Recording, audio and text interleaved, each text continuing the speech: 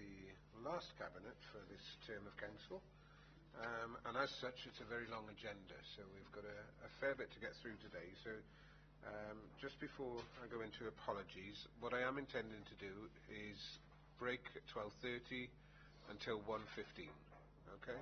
Because I can see that we're not going to get through everything that we need to in that time. If we find at 12 o'clock another hour we'll do it, we may reconsider, but that is what I'm intending to do. So we'll start with apologies. I've had an apology from Councillor Alison Lee, who's unwell. That's the only apology.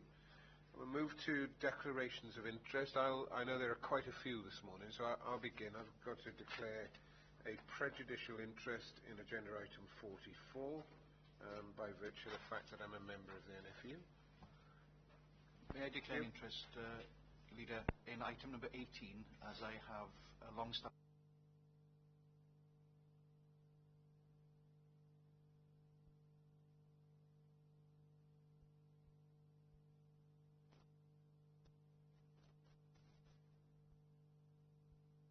into residence parking at Haverfordwest Castle.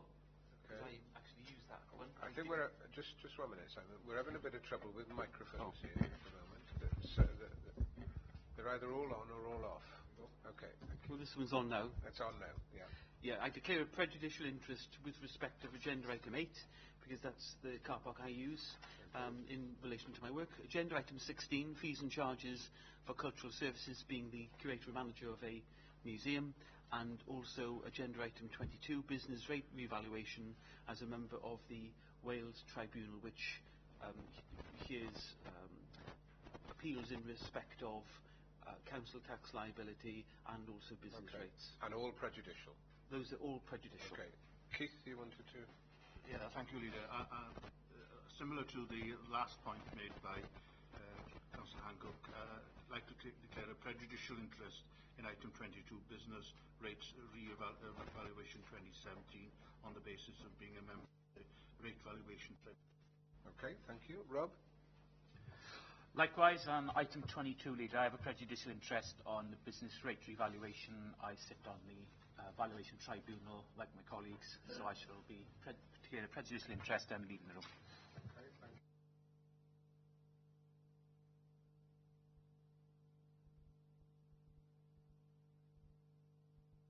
6 or 7 on.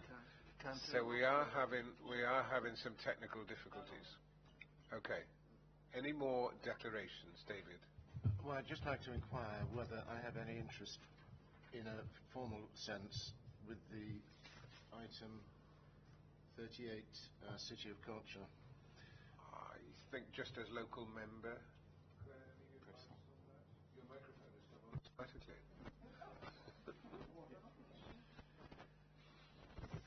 I think you'd have to advise me as to what you think your interests may be, other than just being a local member. I doubt if I shall have any beneficial interest. Yeah. More than a passing interest. Okay. So no interest. Okay. Thank you. Any further declarations, Miles? Thank you, Leader. I think item 16, the cultural service charges, where they're looking to bring their charges in line with industry standards, and of course I'm in the cultural services industry.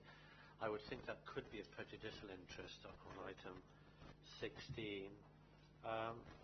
21st century schools, I don't know, just by virtue of that's okay. Item 22, business rates, I think that would be personal and prejudicial.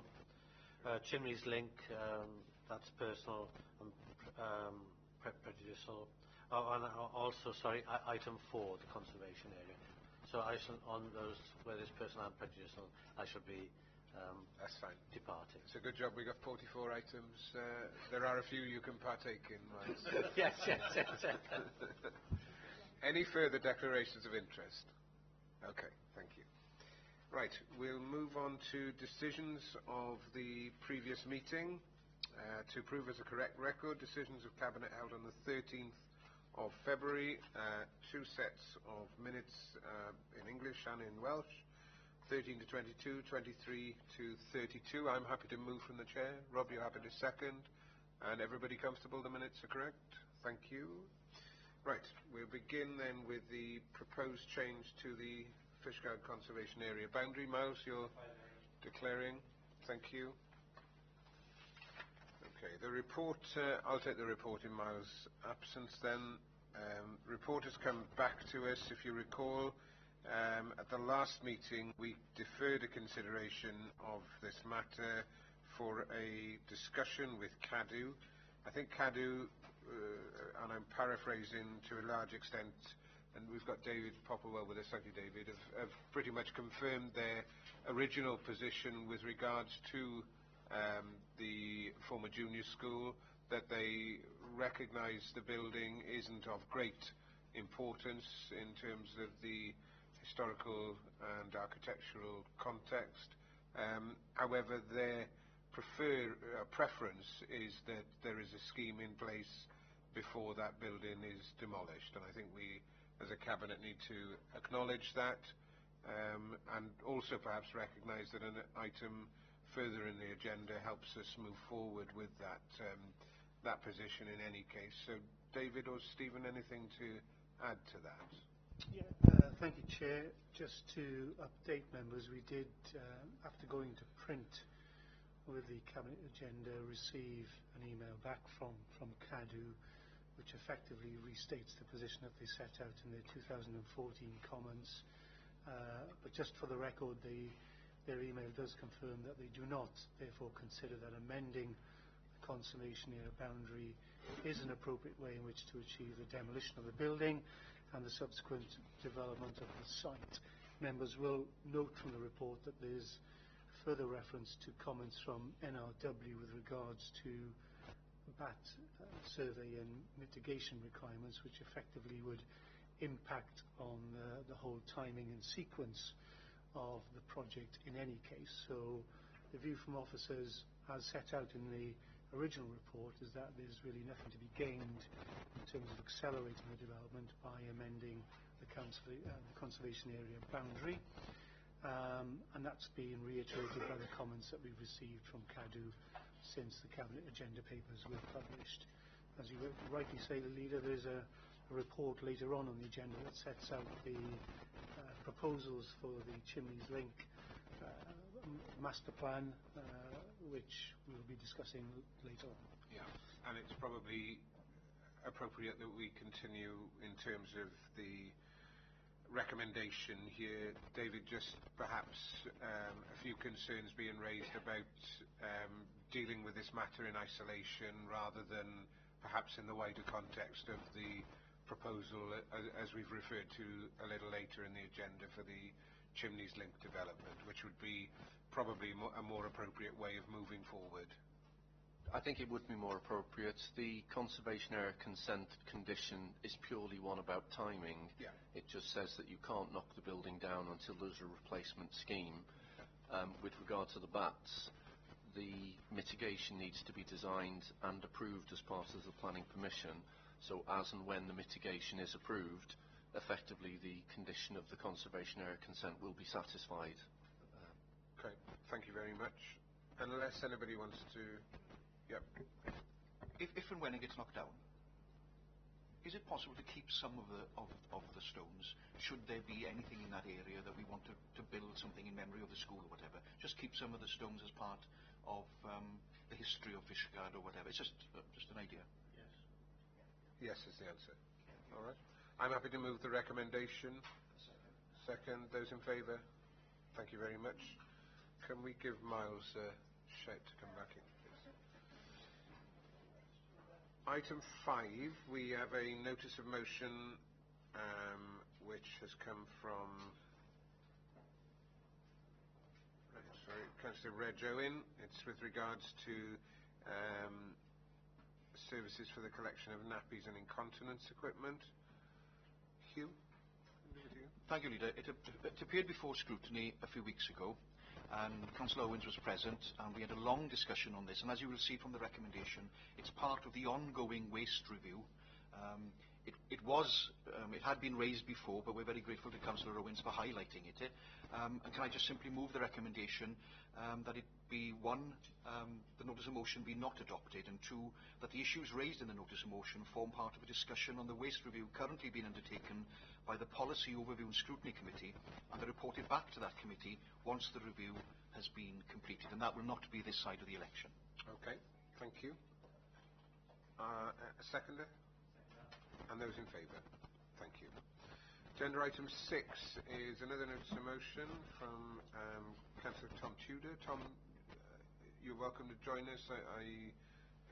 In terms of the notice of motion, Hugh, I'll hand over to you while Tom is getting settled in there.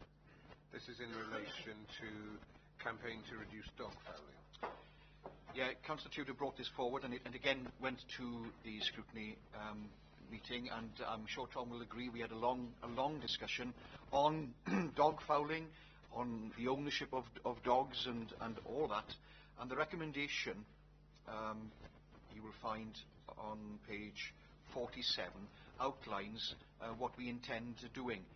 That the Cabinet approves the following: that the notice of motion be not adopted, that a social media campaign be provided to highlight responsible dog ownership and dog fouling issues, to encourage with interested town and community councils to identify, resource and encourage local ownership of dog fouling issues, and D, to continue to work with the RSPCA and the Dogs Trust to improve responsible dog ownership, and that a letter be sent on behalf of the committee to Leslie Griffiths, the National Assembly of Wales Cabinet Member for Environment, Minister for Environment and Rural Affairs, to request her report for the introduction of an annual dog registration fee.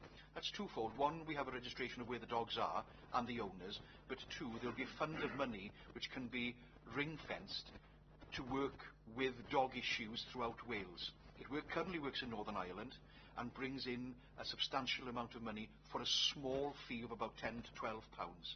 So we're asking the Minister, and we've already had discussions with her, and that is ongoing. So I hope Tom is in agreement with the way the meeting went and how we propose to move forward today. Okay, just before I bring Tom in, Darren, one of the things that I'm keen to explore further, and I know consideration has been given to this previously, our CP officers, I feel, could have a significant role to play in terms of the safe, clean and tidy aspect of the county area. Dog fouling, litter, I strongly would advocate some further consideration of that in terms of expanding the role of CPE officers who do give a county-wide coverage, and recognising part of the difficulty in terms of combating dog fouling is that we don't have a team which can cover the county, and it's not the fault of the team, it's not the fault of the authority, it's just the way it is. Be interested in a couple of comments. I know that consideration has been made before, and I just wonder whether we could have some sort of report back to Cabinet in 6 months, just considering how we could move forward.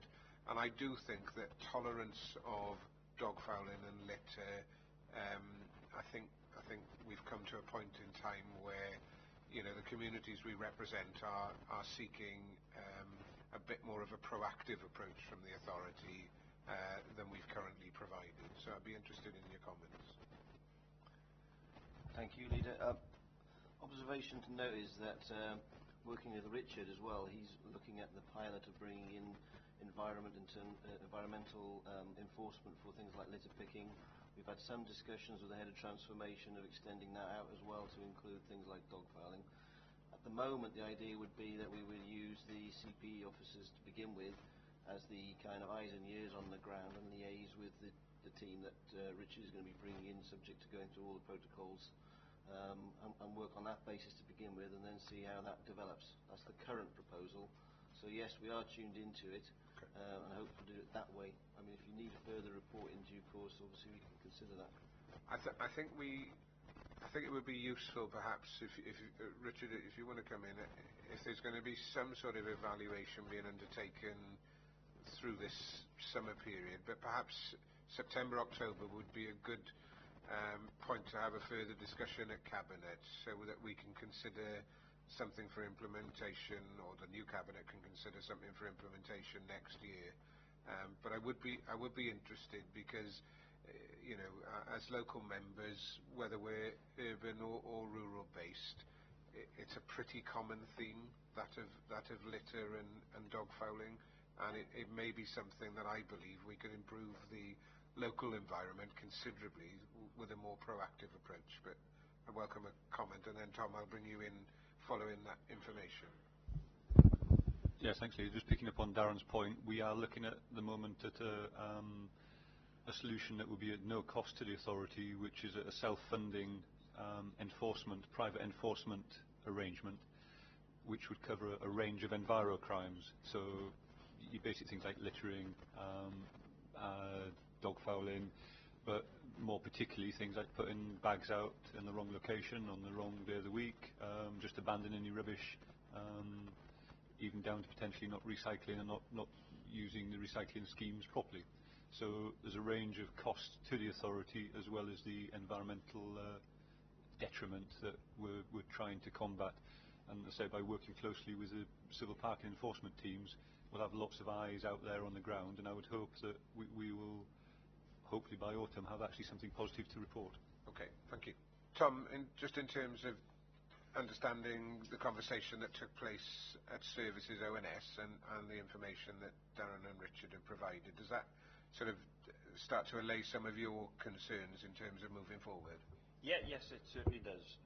I'd firstly like to thank Councillor Hall for arranging the Special Scrutiny Committee to discuss the two issues that I raised, and of course the issue that Councillor Reg Owens raised.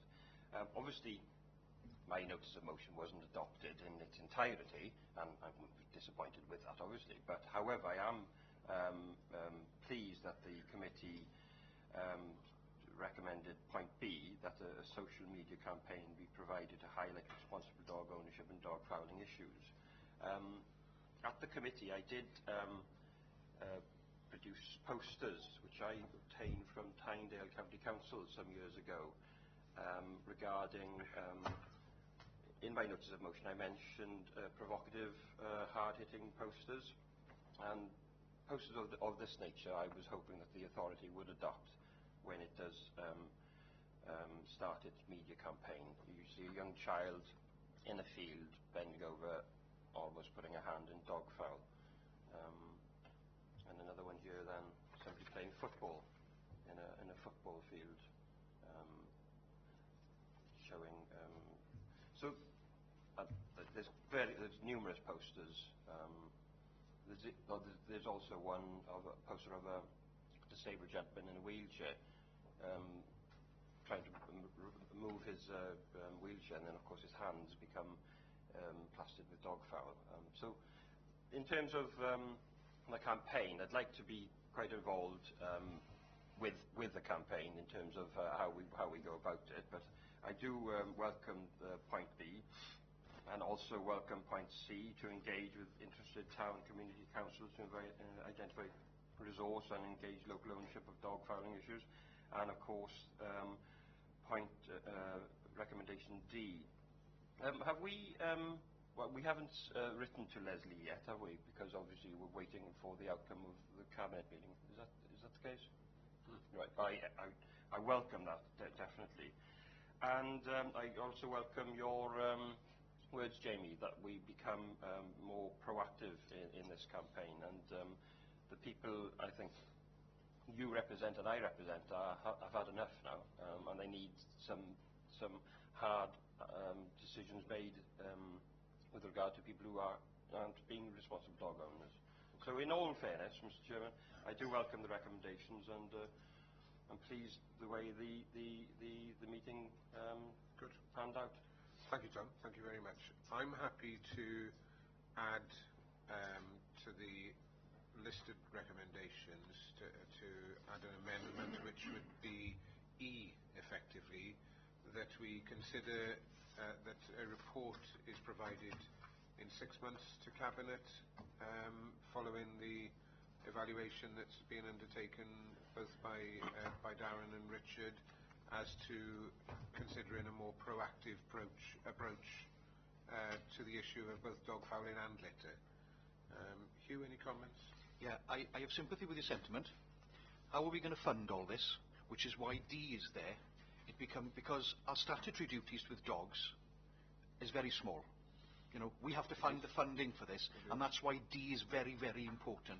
To make it all work so that Tom can have his glossy posters and our streets can be clean, we have to find the funding. I hate to remind you of that, Leader, but that's why D is important. Well, I'm a step ahead of you here.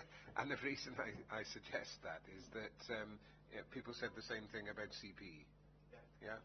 And it has been self-financing, and I'm convinced that a proactive approach which considers the issue can be self-funding, and I think the proof is in the pudding, and that's what I would expect a business model to come forward with some of those costings to evaluate. There are other areas which have undertaken similar work, and there needs to be a learning exercise as well. So if you can find it in your heart to second my amendment, Hugh, I'd be very grateful. Go on then. There was no begrudging in that at all, I'm sure. Unless anybody else wants to comment, you're very welcome to do so. I've moved an amendment to be taken with the A, B, C, D, and now E in terms of the recommendations. Are we all comfortable with that? Thank you very much. Thank you, Tom, for that. We move to agenda item 7, notice of motion relating to fly tipping in Haverfordwest. Hugh, again, discussed at the same meeting? Yes, and I'm sure Tom would agree there was a long discussion about this as well. I moved straight to the recommendation because although Tom will be sad again that it wasn't adopted, I'm sure he will get some comfort in knowing that it is an ongoing subject of discussion within the review that is ongoing, and I would move the recommendation that the notice of motion be not adopted, and that the issues raised in the notice of motion form part of a discussion on the fly tipping element of the waste review currently being undertaken by the Policy Overview and Scrutiny Committee, and are reported back to that committee once the review has been completed. And I again say this won't be this side of the election. Okay, just in terms of timeline, Richard, can I just push you on the conclusion of that process? At the moment, we're well underway with a production of a strategy on litter and fly tipping, and it covers many of the aspects that Tom highlighted there. I think the anticipation was the Cabinet to report back in July on the strategy. We're working jointly with Keep Wales Tidy and some other big landowner organisations, NRW, etc. So we should hopefully have an agreed sign-off to bring to you to hopefully get approval through Cabinet in July. Okay, thank you. Tom, any points you wanted to raise? Yeah, obviously disappointed that my notice of motion wasn't adopted, but I am pleased that in terms of point B, that from my notice of motion, part of the discussion of fly tipping element on the waste review currently being undertaken by reported back in July, you said, was it? I don't know what has happened in Haverfordwest over the last couple of years, but we have a problem in where there is an obvious persistent problem of fly tipping, and certainly education and addressing the issue needs to be taken place with immediate effect, because people are frustrated and they're fed up with the situation. But it also is a problem in Fishguard, Pembroke Dock, and Milford Haven, and St David's. All councillors have come to me and said, yeah, we've got the same problem.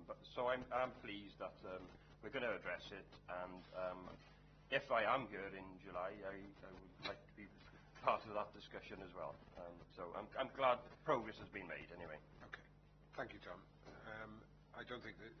Hugh, you want to come back? Sorry. That's all I wanted to say was the review is going to be looking at the waste subject in Pembrokeshire, not only for the next 12 months, it's going to go on to 23, 24, 25. So when Richard says July, perhaps he didn't mean this year. Did you mean this, Richard? It's going to be long term, because we have to get to our targets that Welsh Government have set us. So the review is as a deep and long-standing review, hopefully, which will guide us forward for the years ahead. Just to remind Cabinet of that. Okay, fine. Keith? Just very quickly, Leader, if I can just make a comment in passing.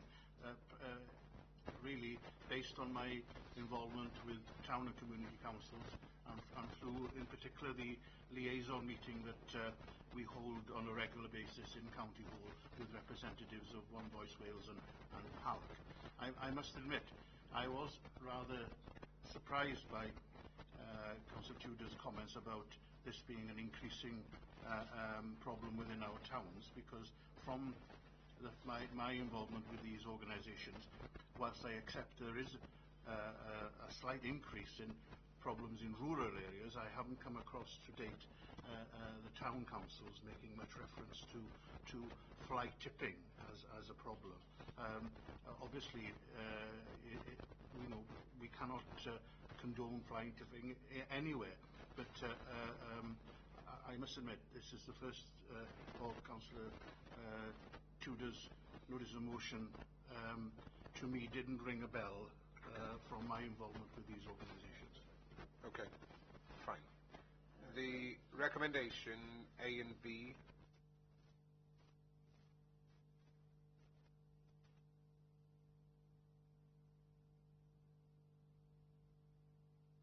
And we move to agenda item 8 now, which is notice to residents. Leader, I prejudicial interest. Apologies, thanks.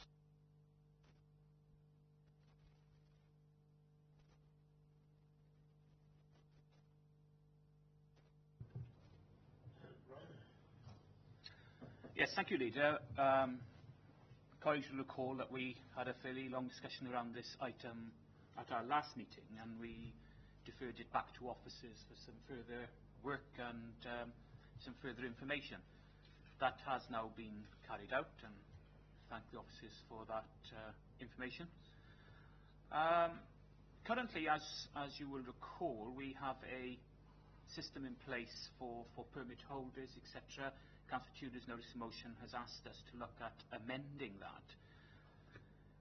Having given this some consideration, we have come forward with some proposals for some interim arrangements, and this would allow a change to the car park order to carry out those changes that would be required legally. Now, this is a process that does take some time. However, there is a possible option to shorten this formal route to change the order for an interim arrangement by the use of our delegated powers to allow Castletown permit holders temporary arrangement to renew when the renewal of their permits are due in September. Now, this fits in with our thoughts about establishing some form of permanent parking system in that area. So I think that addresses our concerns, Leader. I hope you'd agree. The terms of the interim arrangements can be found on page 54.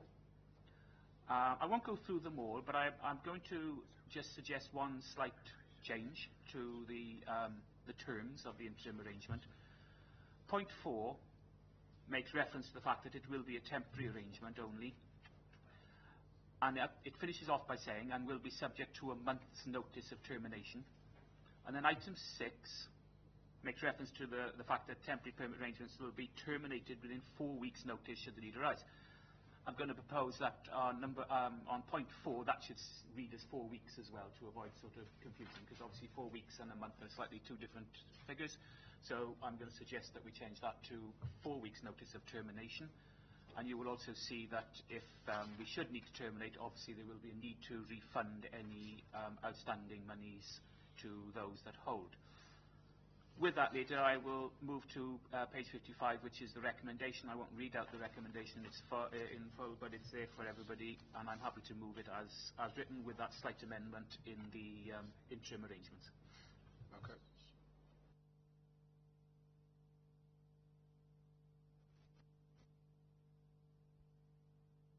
Yeah, thank you very much, Mr. Chairman. This is exactly what I wanted, and this is what exactly the residents wanted. Just to extend the eligibility for Castletown permit holders to park in this specific car park 24/7 every day of the week. Just a quick question. It says Monday to Saturday. It doesn't include Sunday in the recommendation. Was it meant to include the Sunday? That Monday to Saturday was referring to the existing PCC permit holders, and the new arrangements, it would be, outside of those existing permit holders, the Castle area residents already had access to the car park anyway. So it was, the Monday to Saturday 9 till 5:30 that was the extension. You know what I mean? Right. So, but it will be 24/7 I think interim. that's defined somewhere else. All hours of each day of the year. There we are. I just wanted to clarify that. Thank you, Mr. Chairman. The residents are very happy with that recommendation, and I'm pleased that it's been put forward. Thank you very much. Okay. Thank you. It's moved and seconded. Those in favour? Thank you.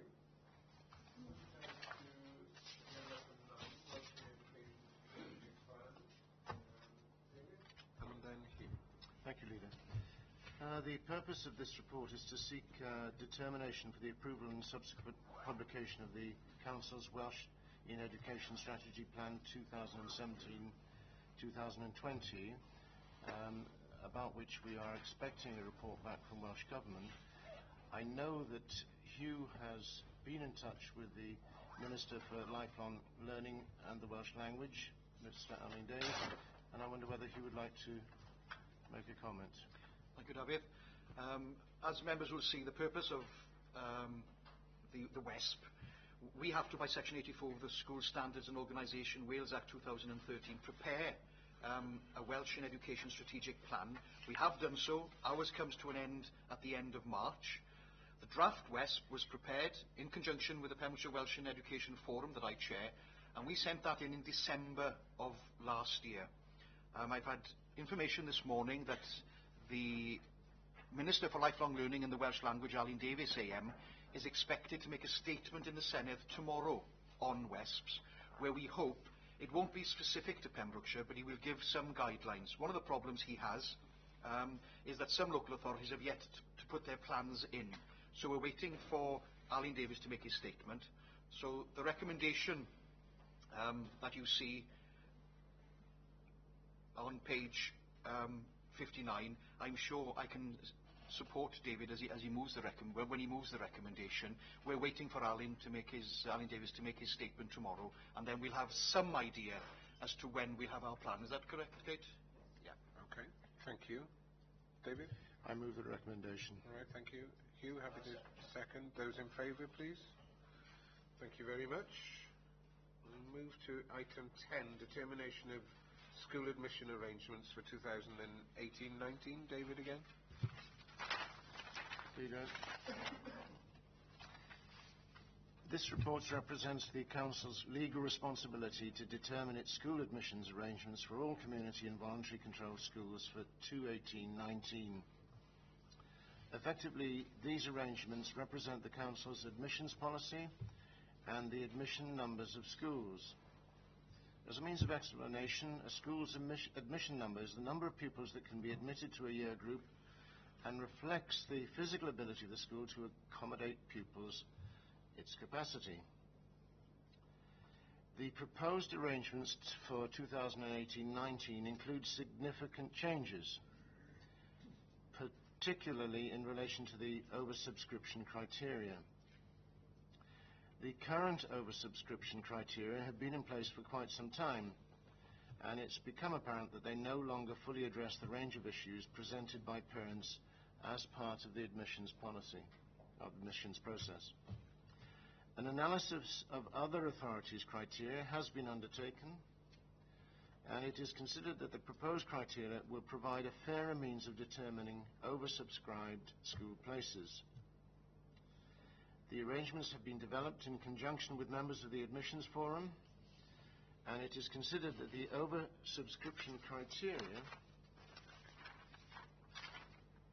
represent a fairer means of allocating places to pupils who express a preference for oversubscribed schools. In line with the statutory requirements, consultation has taken place on these arrangements, and I commend the report to Cabinet. Okay. Seconder? Hugh? Thank you. And those in favour, please. Thank you very much. Item 11 is the determination of relevant area for admission consultation 2019 to 2021. David again. Leader, this report represents the Council's legal responsibility to determine its relevant area for the purpose of admissions consultation for the period 219221. The proposal for Pembrokeshire is that all schools be contained in one relevant area, covering the geographic area of Pembrokeshire County Council. This is the present arrangement. In line with statutory requirements, consultation has taken place in these arrangements, and I commend the report to Cabinet. Thank you. That recommendation's on page 19. Okay, and a seconder again, please. You. And everyone in favour? Thank you very much. Okay, agenda item 12 is the review of school transport provision in respect of access to Welsh medium education. Rob? Thank you. Yes, thank you, Leader. This ties in, obviously, with the decision just reached on item 9 of today's agenda.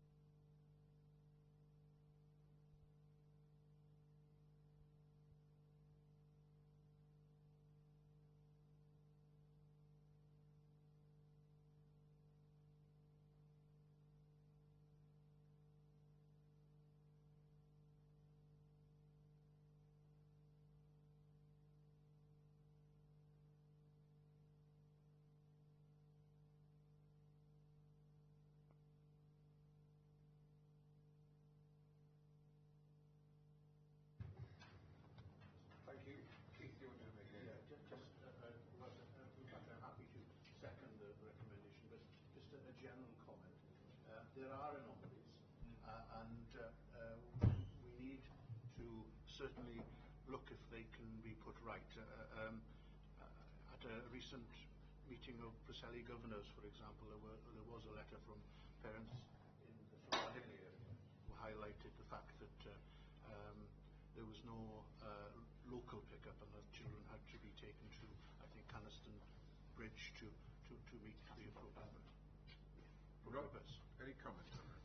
Yeah, there's a couple of pick-up points around, and as you rightly say, some pupils currently have to be driven to collection points, and the whole idea of the review is to look at where those pupils live and is it possible to provide a more convenient pick-up point. That will come out throughout the review.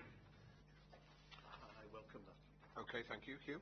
Yeah, and it is important. Point 2 of the recommendation talks about the equality of provision, and that needs to be looked at as well under the review. I welcome that. Okay, thank you very much. Any further comments? If not, Rob, you moved. Keith, second. And those in favour, please. Thank you very much. I'm going to adjourn for 5 minutes. We seem to have some technical difficulties with the microphones. So if we can adjourn for 5 minutes, we'll see if we can get that sorted, and we'll be back with you then. So don't go away. Just.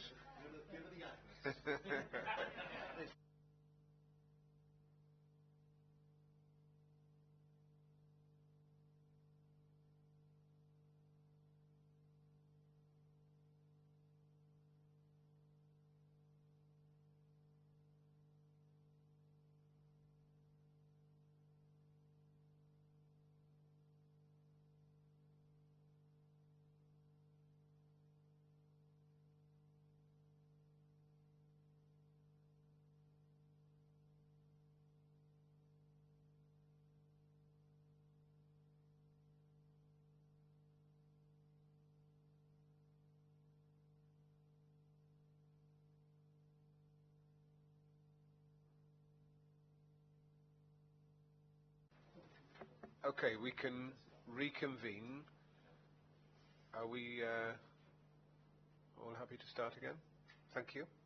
Right, sorry about the break, but hopefully we've resolved the technical difficulties. We move on now with item 13, the instrument of government for the governing body of Gelliswick Church in Wales Voluntary Control Primary School. David. The authority is required to agree this instrument of government, and I move. Thank you. Okay. All comfortable? Thank you very much. Okay. Item 14 is a report on fees and charges. Members will recall that this is part of the work stream that we have considering the authority's way forward, and that there will be areas of charging which are more familiar to those that we serve than others. Interestingly, when we have had consultation on a general theme around the Have Your Say consultation exercise, there's been support for appropriate charging for various services. However, that consultation exercise did make the point that specific areas of fees and charges would need to be consulted on a specific basis. So the report you have before you today, members, is just outlining that approach and recognising that, for example, within cultural services, there has been consultation and there are elements of fees and charges which will now increase, but within the band of inflation. But it also highlights then, and some of these will come forward, for example, leisure and harbour fees later in the agenda, that there are other items of service for which charges have not previously been made or have been made at a certain level or for various parts of the service, and that further consultation will be undertaken in those areas, and the precise position will be ascertained, and the process of full cost recovery, and I may go into that a little later in another item, full cost recovery will be undertaken to ensure that the services that we provide that are non-statutory are not hampering the authority's ability to provide the services that we have to. So those services that we don't have to provide are not detracting from the ability to provide the services that we have to provide. And I think that's a very clear distinction, and we need to make that point quite clearly. So, unless there are any questions, and this is effectively a prelude to some of the discussions further down the agenda, there are recommendations for us on page 103, A and B, and I'm happy to move that. So it acknowledges that the cultural services fees and charges will now come into play, and that there's a further 4-week consultation exercise on interim charging arrangements outlined within the report. I so move. Is there any? Yep, and those in favour, please. Okay, thank you very much. We move now then to item 15, which is leisure services fees and charges. Elwyn, I apologise. Don't worry, leave it. Yes, in response to the ongoing cost reductions programme, it's been necessary for leisure to also review its fees and charges. Despite an increase in receipts from fees and charges, leisure has not achieved its budget target for 16-17. It's proposed that we increase charges by an average of 3%, which will deliver around about £50,000 of additional income. At the same time, we're recognising that a new membership offer needs to be made to those accessing our Passport to Leisure scheme to encourage greater participation by those customers in receipt of benefits. Please note the direct costs of running the leisure centres is a £1.54 million per annum, and this does include free access for school, sports and PE. No more ado, I move the recommendation. Thank you, Elwyn. I think it's important that we do highlight that, because we did consider, obviously, alternative models of provision, and it was right and proper that we did. And that's a big figure. You know, there's no question, there's no getting away from that. And I guess the challenge will be, and Chris, you're aware of this patently, I know, as to how we start to erode that figure to bring balance back to to the service, which is challenging, and we recognise that leisure services are inherently expensive to deliver. But I guess I have to comment that the physical well-being and within cultural services, the mental well-being of the county area is inextricably linked with both those services, and one has to question the resources of the health board in terms of the preventative agenda must surely examine the role that we play as a local authority in providing services for the well-being of the county. And I think perhaps at the start of the new term of council there may be a further opportunity to discuss at the highest level, Chief Executive, with the Health Board, some further consideration of that fact, because we're certainly preventing, through those services, many people accessing the services of the Health Board, and we need to perhaps expand on the referrals as an opportunity for treatment, but also perhaps highlight some of the preventative work that we're undertaking, which, to my mind, probably largely goes unnoticed by the Health Board, but is a contributory factor to their situation. Keith, did you want to say a couple of things? Very quickly on this subject. I think that we need also to stress that whilst we're looking for a 3% increase in charges, that actually what we are offering the people of Pembrokeshire is a very, very, very high quality service, which has come out of a very significant 20 million plus investment by this authority over the recent years. So it's and when you look at the cost within the leisure industry that private providers charge, we are still providing something which is really value for money. I fully accept the comment you make in terms of that this particular provision needs to be taken in the wider context of the health agenda, but whilst I would always hate to think that we're putting barriers in the way of people taking up the facilities, we need also to stress that the customer is having a very, very good service. Okay, thank you. Hugh. I agree totally what you say, Leader, about working with the Health Board. If the Health Board, social care, leisure, we can all look together and put the individual in the middle, there are savings to be made financially, but health-wise, they must be remarkable. If we can prevent people having to go into hospital or go to see the doctor in the first place, it is an investment, and I fully support your idea of speaking at a high level with the Health Board following the election, whoever's here. And second, just as a point of interest, I was talking to somebody from London a few weeks ago, and she was paying £25 per class for everything she went to. And I'm looking here at our platinum is only £38 a month. She was paying £25 per class. So the provision here in Pembrokeshire is not only, as the current Deputy Leader said, high quality, it's also affordable in the grand scheme of things, and we need to appreciate that as we move forward.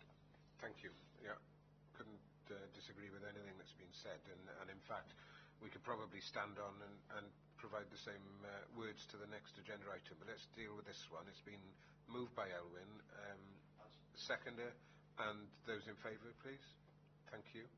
And we go to 16 now, Elwyn. And if I may, Leader, two members, my personal and prejudicial interest, okay. being your another. So both Miles and Simon. Thank you. Just give them a minute to vacate. Thank you. Okay. Thank you, Leader. Thanks, Al.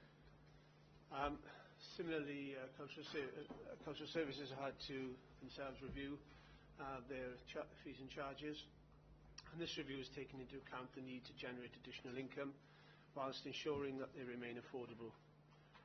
Particular consideration has been given to the organisations which support our strategic aims around health and well-being. Hence, no charges now for our Life Hub consultation room that is being hired by the those not-for-profit organisations. The main changes, there's some slight tweakings to things like DVD membership scheme, but the main change being also Skolton charges have been raised in line with the commercial sector for the use of for weddings and other events within the grounds. So with that, Leader, I'll indeed further that recommendation. Thank you. I'm happy to second. I think we made all the comments with regards to the leisure service, and they probably apply equally to to cultural services. So those in favour? Thank you. Thank you. Agenda item 18. Thank you, Mike. Agenda item 18 is the Welsh Church Act. I'm sorry, I've missed 17, haven't I? I knew there was something. Apologies. So agenda item 17 is the County Council's Workforce Development Strategy. I guess in a sense it's a useful reminder of the questions we're asking of our workforce, some of the developmental issues that are coming to the fore in terms of those that we employ who are taking on additional responsibilities in most cases, or different responsibilities in others, but recognising that the organisation is having to change. There are a number of stimuli for that, not just the financial context, but also the changing face of public services. So we recognise that we need to change as an organisation in how we provide services or what we provide, and the question is having a workforce that's that's suitably trained and qualified to do that. So Kerry, I guess this is all part of the lead-in to that process, ensuring that we have a workforce that is flexible but also well trained and well qualified. Happy to hand over to you for a few comments. Thank you, Chair. Yes, the report is in front of members this morning for the very reason that the Leader outlined. Now, it's primarily in relation to our service transformation plans and the medium-term financial plan.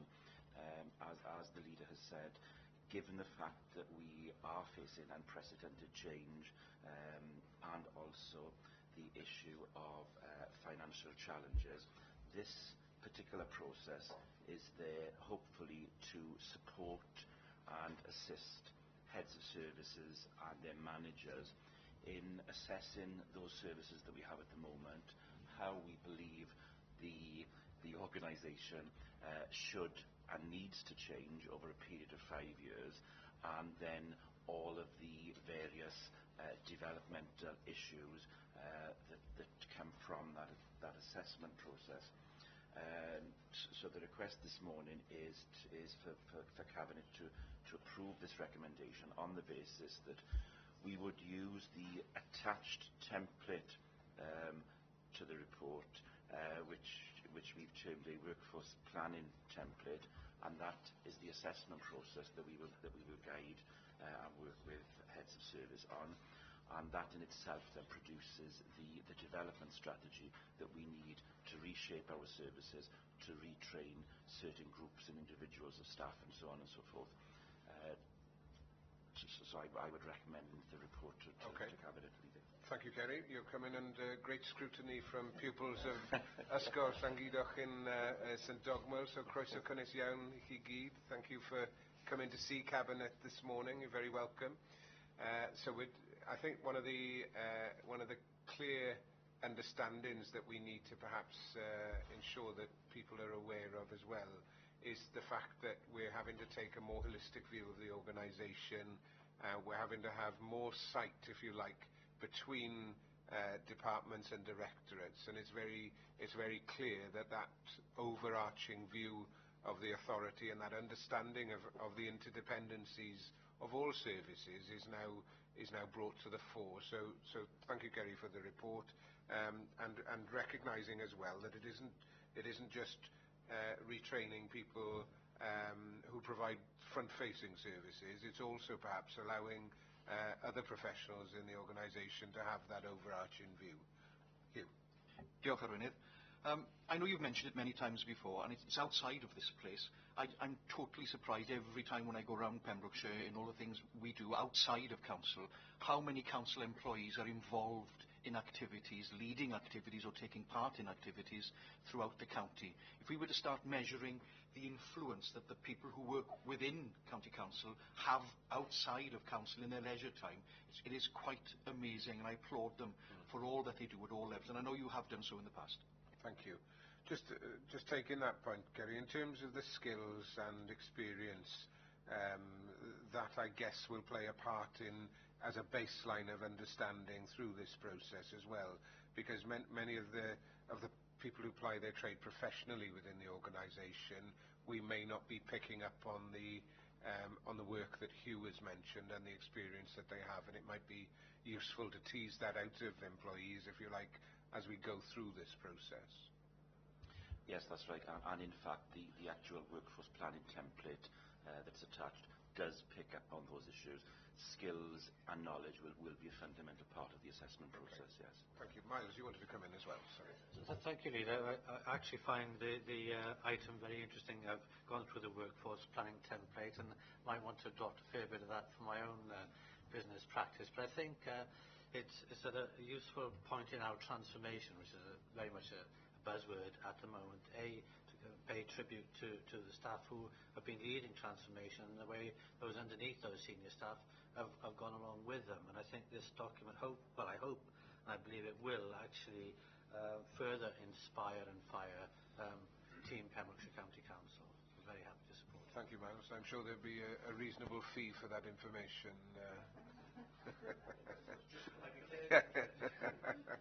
Okay. It's been. I'm happy to move. Is there a seconder, Hugh? And those in favour, please. Thank you very much. Okay. We'll move to the next agenda item, which is the Welsh Church Act Fund. Declare prejudicial interest. You're declaring a prejudicial interest, Hugh. Thank you. In terms of the 6 matters that are before for funding, there is one unusual application in terms of the ones that we've previously had, because it comes from a community council. So I have tested this a little bit with the Director of Finance, because we have to recognise that the community council is obviously a precepting authority in its own entity. So it put a question in my head as to whether it was appropriate to fund through the Welsh Church Act Fund this part replacement of a village hall roof. But I do recognise, and I've had a look through the figures with John, that St Florence Community Council have increased the precept this year to contribute to this work, and it is a relatively modest figure.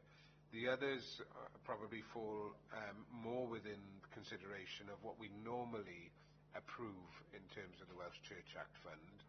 I'm comfortable to move these en bloc, but I recognise that other members may want to ask a question or two. So are there any questions that you wanted to ask? Rob. I'm just seeking some clarification really. Page 140.7a makes reference to obviously a number of increasing applications, etc. It's been decided not to assist the following types of organisations, and it states councils are able to precept in their own right. And then we have St Florence Community Council. Now I'd be delighted with St Florence Community Council to receive support, because they have a very active village hall. It's just an anomaly there, which that you picked up on, Leader. Yeah. I wasn't quite sure how those two work together. Okay, John. Thank you for the question. I think that was put into the guidance so we wouldn't just help a precepting body in their own right. This is actually a village hall which is used by the community rather than just the community council as their base. So actually that's why I was deemed it actually should come before yourselves today, because actually I think the village hall, it's got wider uses than just for the community council. Keith. Yes, thank you for that Sorry, clarification, John, Rob. Yeah. because that is true. I know the village hall, and it is extremely well used by many, many people, so I'm quite happy to support it. I was just slightly concerned about how you weigh one against the other. Okay, thank you. Keith? Yeah, my question to John would be the amount that we're asked for and the figures that are in the report, how does that look against the total money available within this fund for distribution? The total before you today is a request for £15,132 of grant funding. Presently in the fund we have 396,000 for funding grants. 110 of that has already been allocated, which leaves 286 for allocation. So the 15,000 before you today would come out of the remaining 286. And is that an annual?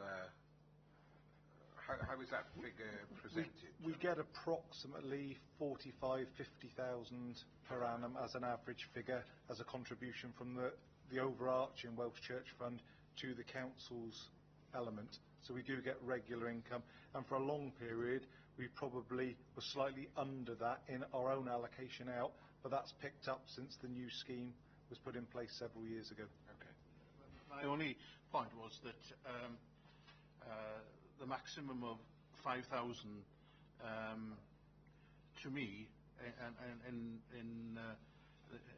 the times that we live in is relatively small, and you just asked the question, would it be something that perhaps could be reviewed, say even to a maximum of 7,500?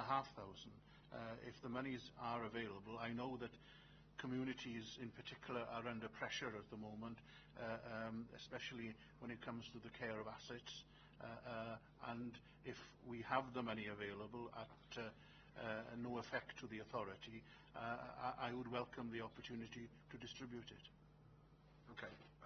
It's fairly recent that we've gone from 3 or 3.5 to 5 2 years ago. Yeah, I but appreciate that. what Keith is suggesting perhaps is that we need to keep that under review. A fair suggestion. Yeah. Okay. I'm happy to move. Is there a seconder, Rob? Comfortable? And those in favour, please. Thank you. Can we call Hugh back in, please? Next agenda item is 19. Discretionary housing payments, 2017-18. I guess this is particularly applicable in this context because of the Council's decision last year, now implementation pending, of the second home council tax addition of 50%, but recognising as well that there are other elements which are important in terms of welfare payments, etc. Kerry, can I defer to you on this matter? Thank you. Annually, members have always adopted the multiple choice microphone. Sorry. Cabinet have annually adopted the discretionary housing payments policy for each financial year on the basis that it's structured to respond to any changes in welfare reform. The scheme we propose for 2017-18 is no different in that it has been restructured to compensate for some of the customers that will lose as a result of the welfare reform. The report just gives members a flavour of the reforms that are being brought in from next month. The most significant is probably the personal allowance for families with 2 children. That will now be substantially restricted, and again, depending on the family composition, will have a profound effect on their financial circumstances. I've attempted to share with members in each of the proposed categories the reason for changes, and on this basis I would request that Cabinet endorse the revised policy and allow officers to implement it from next month, Leader. Okay, thank you very much. Any questions? You've all had an opportunity to read Appendix 1. I'm happy to move. Is there a seconder, please? Sue, thank you. And those in favour? Thank you very much. Thank you, Kerry. Next agenda item is 21st Century Schools Strategic Programme Management Board. No, what have I missed now? Oh, I do apologise. I'm getting ahead of myself again. Council tax discretionary discount.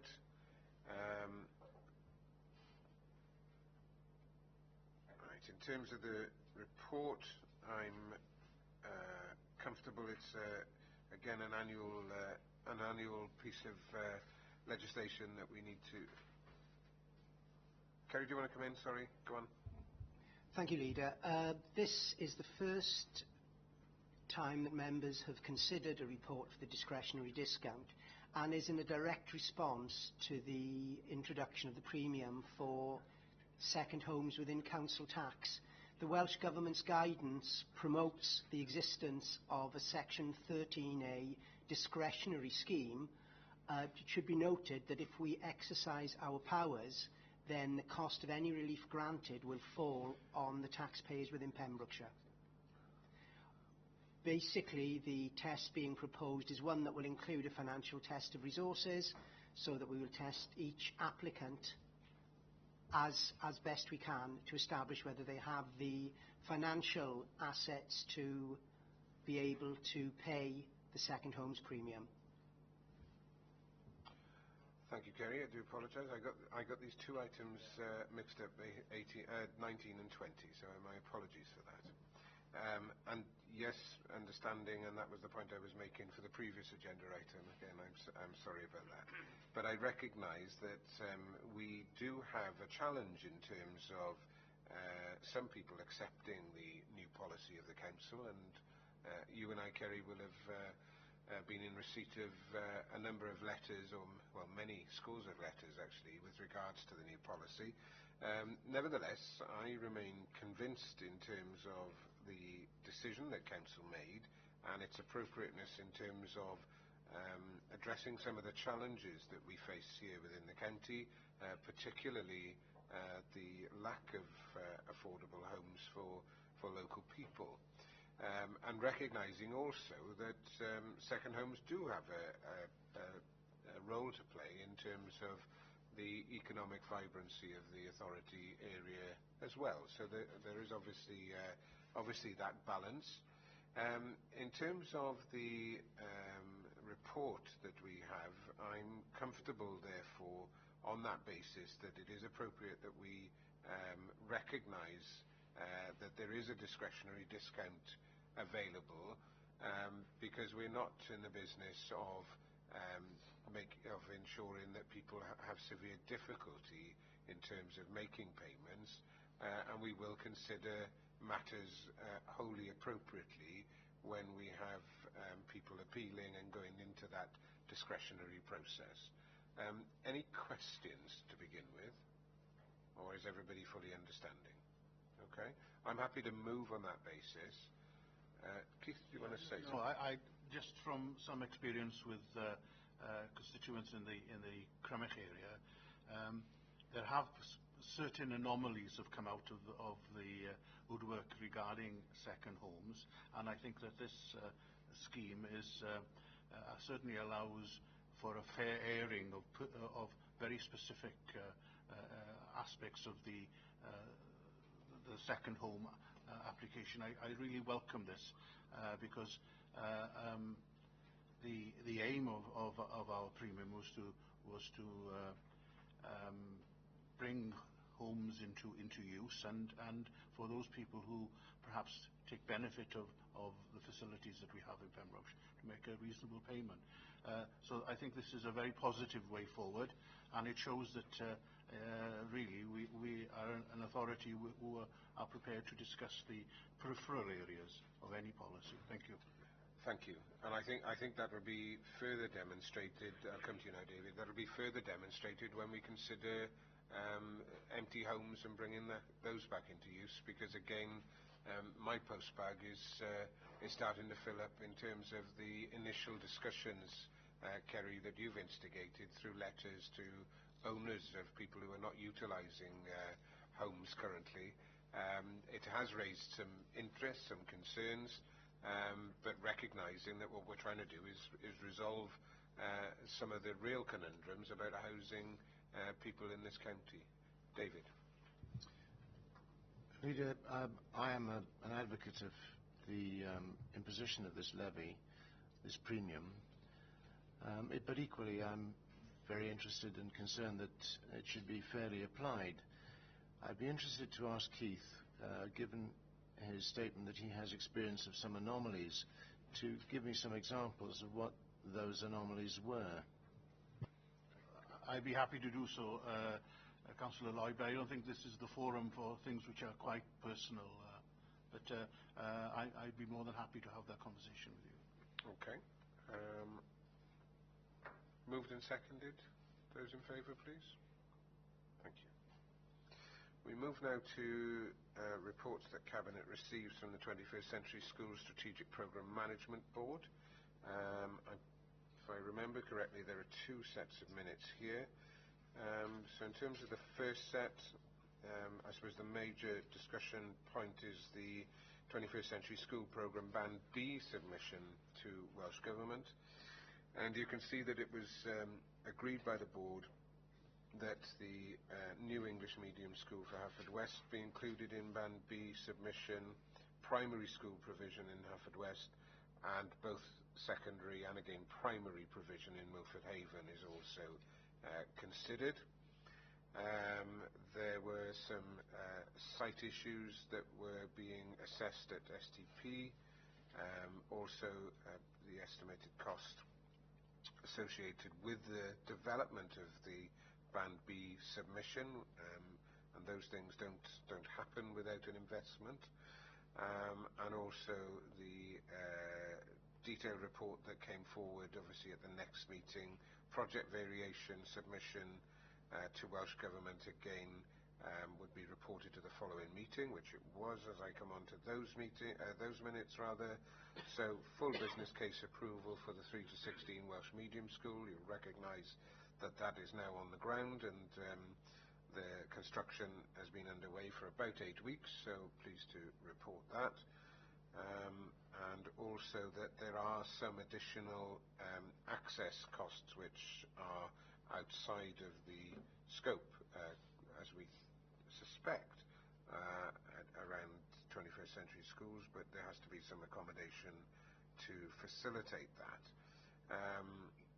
Moving on, project variation summary, as I referred to earlier, recognising that some of the projects, as I've referred to in council, have been difficult to bring in terms of the pricing, and that's recognising that we're in a pretty hot market in terms of school spend certainly, but major capital projects, and also the fact that many of the businesses that provide construction in the region are engaged on private work elsewhere, particularly Bristol and the southwest currently. So just recognising that. And then there was a submission made to Welsh Government, which is unfortunate in terms perhaps of not utilising the funding for Band A here in Haverfordwest, but we recognise the delays that we experienced in terms of that process. So that pretty much gives you an update of 21st Century Schools. Hugh? Diolch. Can I thank you, Leader, for attending the groundbreaking on the 1st of March for the 3 to 16 Welsh School in Haverfordwest. It was a historic day for the pupils of Ysgol Glancleddau, from Ysgol Gelli Aur, from Ysgol Arberth, and Ysgol Hafan y Môr from Tenby were unable to be with us. They will be pupils who will be populating that school when it is built. And to have your presence there sort of gave the youngsters, the belief that if this is going to happen, the next step is to see the building, and then I'm sure the director will agree with me, the next step will see that shadow body, and to get a name for a school, whatever it's going to be, in Haverfordwest. So that they're exciting days, and to have the children there with us was really special. Thank you. Thank you, Hugh. It's you make a very good point, and it's probably remiss of me in my report not to perhaps reflect on as it's the last cabinet meeting, all the projects which are ongoing or completed. I'll attempt to list them by name, and hopefully I don't miss anyone out. Obviously, first was Broadhaven, which was completed probably 3 years ago now. An excellent little project to expand the school at Broadhaven. Then move into Tenby, both English medium primary and a Welsh medium primary at Havant and Moor. Again, finished, opened officially, up and running and doing very well. We had a new school at Johnston, again open and running running very well.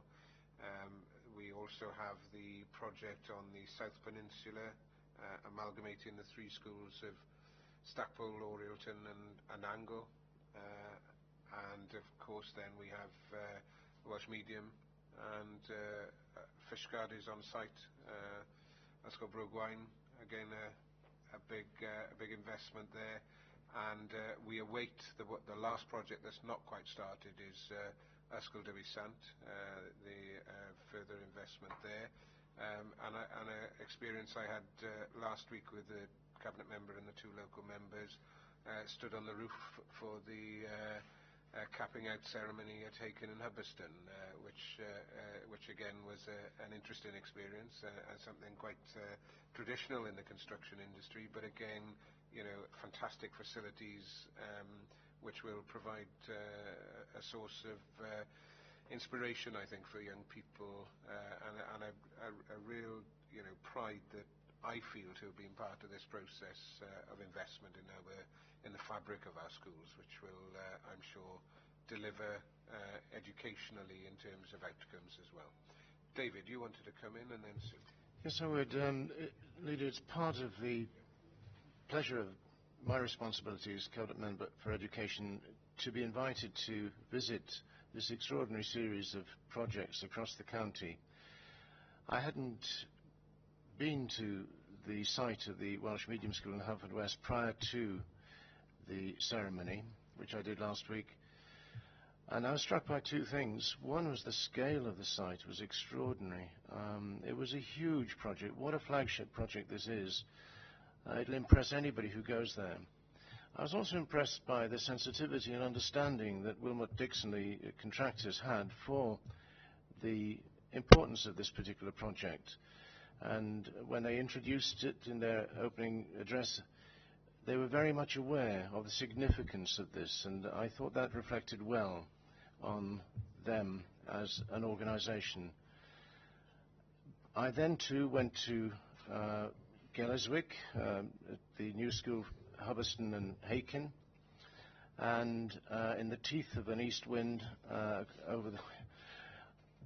again, I was hugely impressed by this particular project. And if I conclude, again, the contractors addressed the audience, which included a selection of pupils from Hubberston and Haken, and to try and make it easy, he was suggesting that, children, do you know how much steel went in this project? It was equivalent to 50 elephants, and the cladding would be about the size of a blue whale. Well, as he looked at these children for a reaction, there was none, and one said, well, why don't you say tons? And he had to concede it was the toughest audience he'd come across. Welcome to Haken and Hubberston. Anyway, it was a great pleasure, and things are going really well. Thank you. I'll bring Sue in. What was interesting in terms of the figures that he gave is that the cost of the new school at Haken and Hubberston is equivalent to 1 year's wages for Gareth Bale, and that perhaps puts into context how society works these days. But and there was one project, the biggest project, which I fail to recall, which was the investment at Bush School in Pembroke. So, Sue, you were probably going to pick me up on that, so I thought I'd better get it in before you speak. Leader, I just want to congratulate the work having been done by this board. I have no problem with it being called a board or whatever else they call it in the future. I see absolutely no problem with that whatsoever.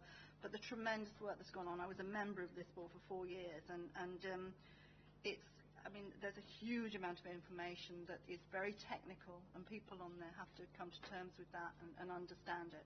So I just want to pay tribute to all the work that's been done to get to this point where we're now seeing the amazing investment in our county for our young people. I just wanted to bring your attention to page 159. This is purely for accuracy, and I could be completely off the wall here. But where it says the cabinet portfolio, it still says education and safeguarding. Okay, fine. Okay, and I think the safeguarding still sits in my It does, portfolio. quite rightly. So I just wanted to do that for accuracy, but Okay. just to highlight the amazing amount of work that's been done. Thank you. Thank you very much.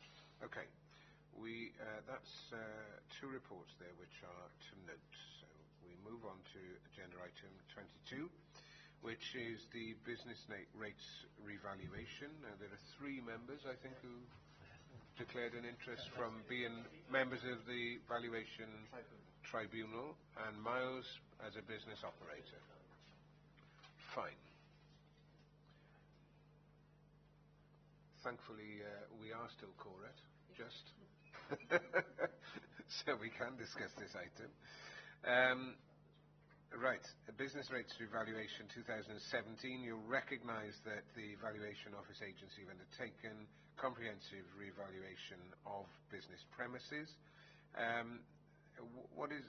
was quite surprised when I read the report that the difference, the first analysis that's provided is a majority, is a downward trend, and we'll have read a lot in the press about people who've been uplifted to quite a great extent, and why shouldn't they shout about that? Quite rightly so. And recognising then perhaps the story that's behind that, which is that, you know, we have around 7,000 or just under 7,000 commercial and business properties within the authority's area.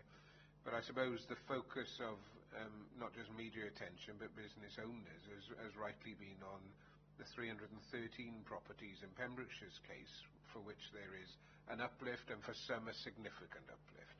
So recognising that there has been some real winners and losers in this process, but also recognising perhaps that some of the winners, if you like, or some of the losers now might have been the winners previously. By that I mean that, you know, there may have been a slight undervaluation in some cases that perhaps now is being balanced, but also perhaps reflects the changing nature of strengths and weaknesses within areas and geography, within certain town centres, for example.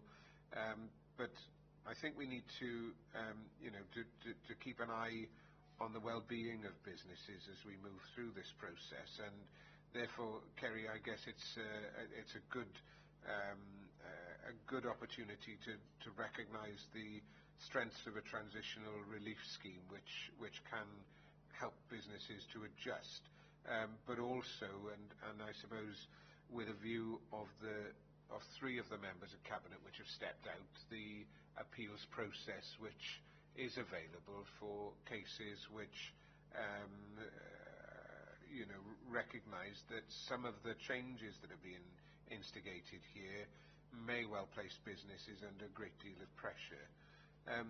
In terms of the initiative to support business, I think perhaps there's a role for us in terms of ensuring that businesses are aware of the process that's available to them, and I'd be keen that we engage proactively in that. But also I think perhaps that we're able to assist that process rather than push businesses to a point where they can't see any light at the end of the tunnel and they simply make a decision in isolation to withdraw their interest in those businesses. I welcome any comments, Kerry. Thank you.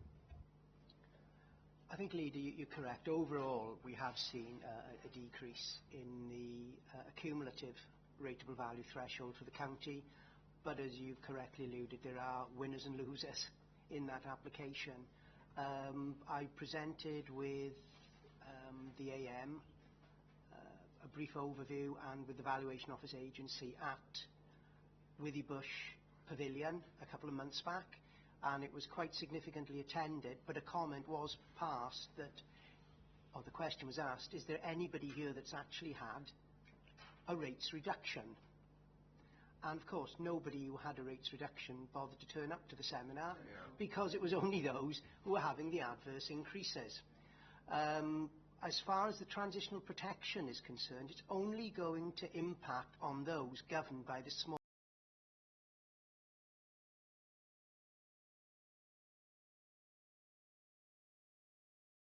end of the March next year. For those who are outside of that 12,000 threshold, they will bear the cost of the increase, subject to the High Street Rate Relief Scheme, which, if members may recall, we had a Wales retail rate relief scheme a number of years ago, which had a far broader impact than that definition of High Street rate relief may give to members. I've seen the proposed details of the scheme, and it's reproducing effectively what was the retail rate relief scheme. So I don't think we should focus adversely on the term High Street rate relief, which does conjure up an extremely restricted image. That won't be the case. As yet, we've not seen the final shape of the scheme. I will have to bring it to Cabinet for endorsement if the Welsh Government suggests it's going to be applied under the Local Government Finance Act 1988, which suggests we will have to adopt a discretion. I did make the offer at the seminar that instead of the 10 monthly payments, that we would be willing to accept their liability over the 12 months of the financial year to at least spread that liability a little wider. We are still waiting. There was a budget announcement that there will be further funds put in to reduce the burden of the increases at last week's budget seminar or budget presentation. We haven't any further details on what that's likely to be at the moment. What I will do, as soon as we've got a shape, if it's an issue that I can grant immediately to customers, we will do that, as we always have done as an authority. If it's an area where we seek it's an application based, again, being proactive, we always identify those businesses with a likely entitlement, and we write out to them and invite an application from them. Okay. Well, thank you for that information, Kerry, which gives an assurance, really, of the approach that we're taking. And I'm sure Stephen Martin is in a position, perhaps, to encourage people to go through that process, should anything come to light through your directorate. Yes, Leader. At our monthly meetings with the business panel, it's been a topic of some conversation for the last couple of months, as you'd imagine. So it's very helpful to have clarification from Kerry today. I will just add that there is another rate relief scheme that is specific to the enterprise zones as well, but that's managed, I think, directly by Welsh Government. Is that the case, Kerry? It is. It's outside of my area, but it is funded by the Welsh Government, and it is data-based. I think effectively you have to show the element of rates. Why they've introduced such a convoluted process when with previous enterprise zones, they identified the areas, we identified the properties, and we rebated the rates in totality. Okay. I won't draw any conclusions as to why that is. Can I ask a question then about the rural rates relief, which had previously been available to most rural businesses, but also some towns were able to benefit from that process. I believe Narberth was a beneficiary. Is that still in existence, the rural rate relief? And if it is, what is its scope? No, it was replaced by the Small Business Rate Relief Scheme, I think in round about 2007. We as an authority did oppose the introduction of the new scheme because we rebated virtually 50% of our small businesses in totality. As a local authority, our scheme was incredibly supportive for small businesses in rural communities. So is that rate relief scheme still in existence then for small businesses? No, the rural rate relief scheme ceased in 2007. No, the one for small businesses. Yes, it is. The small business rate relief scheme is there. it will roll over into the new revaluation process. And I think I did mention earlier that those who have been adversely affected by the revaluation, who have moved out of small business rate relief, will form the cohort for transitional protection. Okay, thanks, Gary. David. Thank you, Leader. I attended the meeting that Kerry referred to at the pavilion at Withybush, and whilst it's true that those gainers didn't attend, obviously, there were, in my estimation, over 120 people there. It was a considerable number of people. Kerry was there, and so too was an officer from the valuation office. Without being gratuitously rude, it was the worst presentation I have heard. It was completely unhelpful. The big question that was being asked was, all right, there may be relief from various quarters, but what was the basis upon which this calculation was made? Because nobody could understand it. I mean, for example, from St David's, there are shopkeepers there who, from nowhere, have now been hit with potential bills which will close them. And there's no question or doubt about that. They are absolutely helpless.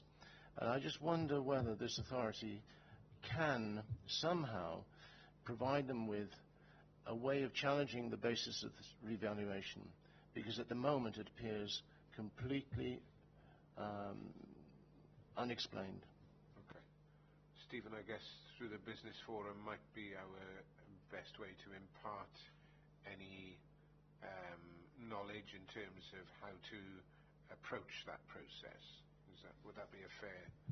I think so, Leader. Yeah, we would be on difficult ground, I think, directly supporting or helping any particular business with an appeal. But there's obviously a process which we can point to, which, and I'm sure there'll be bodies like the Federation of Small Businesses and chambers of commerce, etc., who will have an interest in that matter. So, David, it might be better to point those businesses in the direction of those organisations. Yeah. Okay. Thank you. Two things. One, does Kerry know when the Welsh Government will have their legal advice, whether it's demand or application? Yeah. When is that legal advice coming through? And then the word reimbursement, and I don't mean to be critical of Welsh Government at all. I just want to ask the question, if it's reimbursed, do we pay it out and wait for them to pay us? And if so, how long do we have to wait for that? Is there a gap between, or is it just a paper exercise?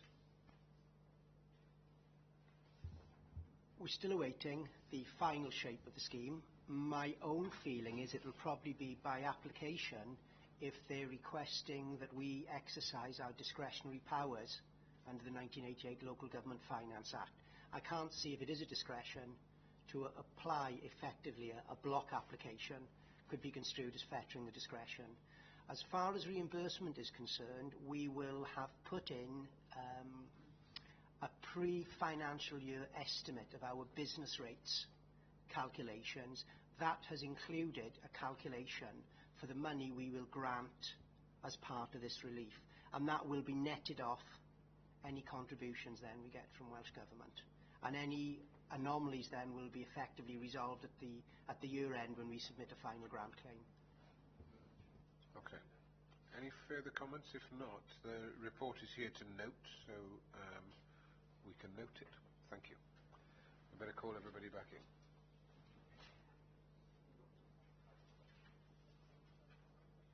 Thanks, Gary.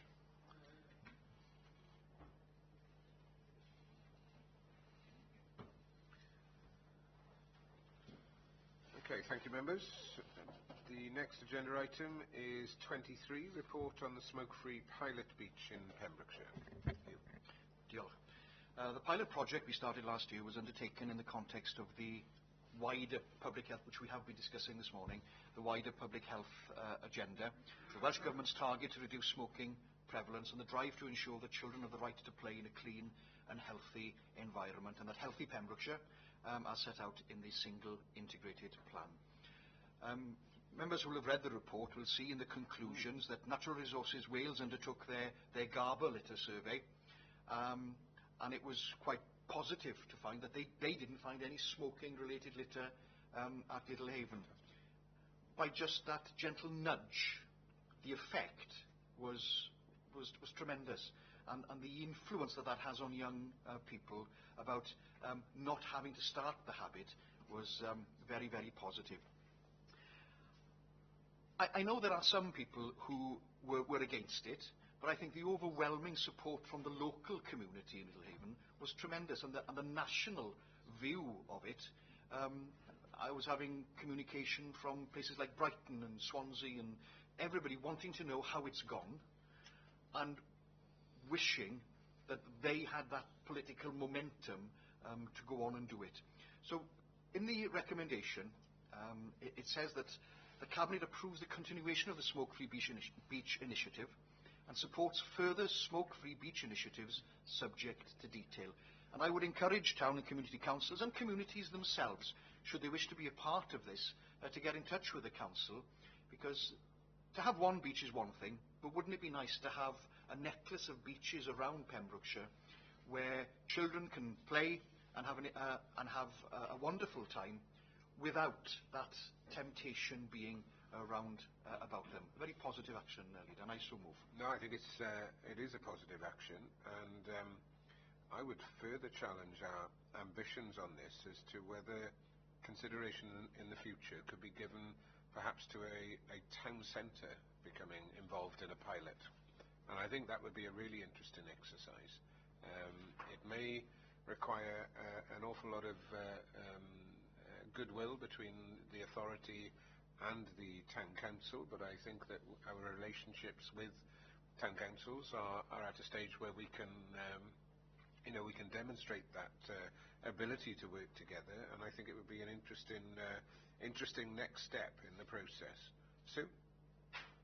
Yes, I think this is an amazing scheme. I think the pleasure of sitting on a beach and not having quite literally smoke blown in your face, which isn't the problem of smokers, it's the problem of the wind, but you can't stop the wind, but we can stop the smokers, is tremendous, and I'd love it to be rolled out. And I was going to pick up on the town centre scheme, and I actually think Pembroke Dock will be the first with their hands up. When you've got some town centres that are very small, and there's a lot of areas like pubs and betting shops where people smoke outside and for some reason have the inability to take the cigarette butts home with them or actually put them in the boxes provided, it astounds me, but Pembroke Dock is sort of every single town council meeting we complain about people smoking on our streets and the littering, as we talked about earlier, that takes part from that. So I would completely support this. I would support the Cabinet member in trying to roll this out to all of our beaches, and I would support it being taken to town centres. Okay. You? Thank you, Leader. Can I tie it back to what we discussed earlier about the health board and everything else? If we're going to designate a town centre as no smoking, I know Cardiff are looking at being child-friendly. Would it not be for us to look at town centres and think of them as being child-friendly, elderly-friendly, dementia-friendly, smoke-free, so when people come here, not only is this something you can't do, this is something you can do, and we will support people within our communities, so that it's not just one thing, but that Pembrokeshire gets known for being hubs where people of all ages and whatever, everybody's welcome, but we do support people also. Make it a project that encompasses everything, and working with partners to make that message out there that health of body and mind is very, very important. Okay.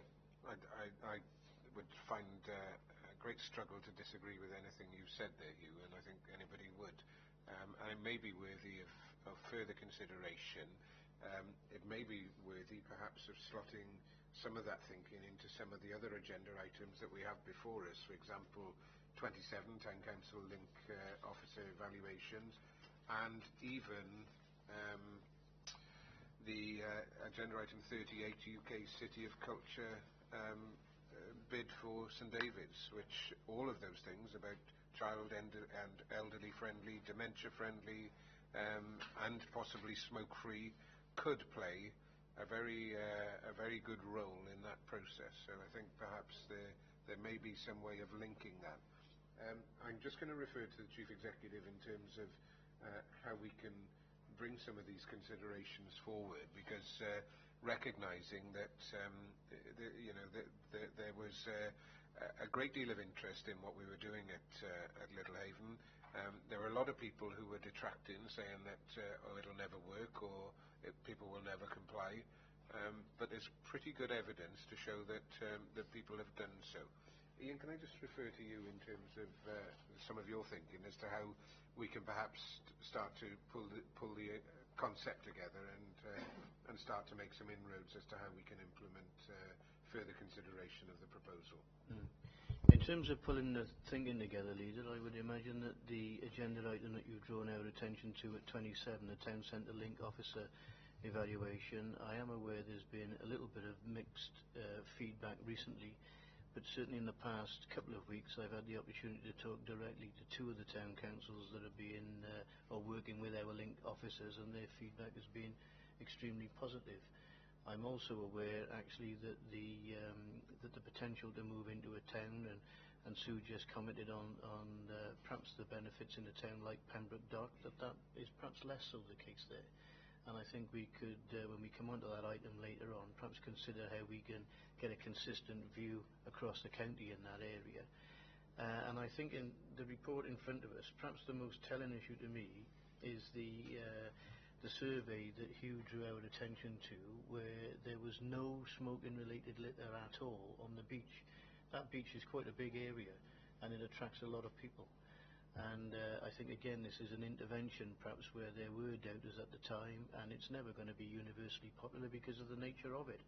But I think to find that degree of compliance, that there was no smoking-related litter found at all during an impartial survey, is probably support enough for us to carry on with this initiative. I think the other agenda item, which is not specifically listed on today's Cabinet agenda, but is the ongoing links with health and the developing relationships that we're having with colleagues through much of the work that John and colleagues in social care are doing. So I'm sure there's probably the potential to widen the debate even further there, possibly through the PSB with partner agencies as well. Okay, thank you. Hugh? Very rarely, Leader, do I get an opportunity to correct you, so I'm going to take this opportunity. Yeah, you used the word many people who are objecting. They are in a minority of one or two. I had one from Cornwall or south of England somewhere who objected.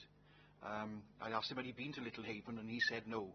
And I invited him to come. I don't think he's been, but they weren't the many. The vast majority of people were from the area and from outside the area supported this project, and I hope they will not only support this project, but as we move forward, the other projects with elderly children and dementia throughout Pembrokeshire. Okay, fine. Can I put forward an amendment to the recommendation, which is to remove the word beach? So the recommendation will read that Cabinet approves the continuation of the Smoke-Free Beach Initiative and further supports smoke-free initiatives subject to detail. Well, we can do so on that then. All right. So seconder? And those in favour? Thank you very much. Agenda item 24 is the Chimneys Link Master Plan for Fishguard. Leader, if I may. Oh, thank you. Prejudicial interest. Thank you, Miles. Keith. Thank you, Leader, for the opportunity to bring this master plan to Cabinet this morning.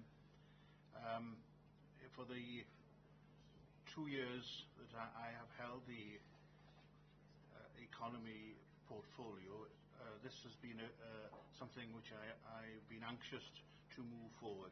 I believe that the scheme and the plans have been talked about for the last 9 years, and it's now well overdue that we see some positive action. And I really think that we should all embrace the opportunities that this scheme presents to us. I'm sure it's not as you see in the appendix, the actual end result, but it's certainly a way forward, and I would really hope that we embrace the joint venture with a cooperative society who own a significant area of land, and in referring back to an earlier item on the agenda to do with the conservation area. Personally, I was always in favour that the school should be taken out of the conservation area in order to allow immediate progress, but I accept the conversations and I expect the conclusions of CADU in this. That is simply a way forward, and we should look at it as a way forward, not as a barrier. The recommendations on page 180 and 181 actually make the situation very clear, and in moving those recommendations I would draw attention to first to one, the former junior school, former library, family centre and former public house known as the Ship and Anchor in Fishguard are declared surplus to council requirements, and that in two we enter into a joint venture agreement with the cooperative society.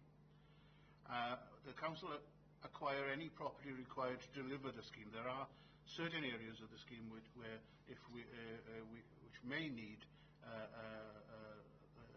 some movement by the authority. And finally, with the joint venture acquisitions and disposals on terms to be determined by the Director of Development. I would really hope that we will move this forward quickly now. We are aware of the work that's been done with the Trunk Road Agency in terms of the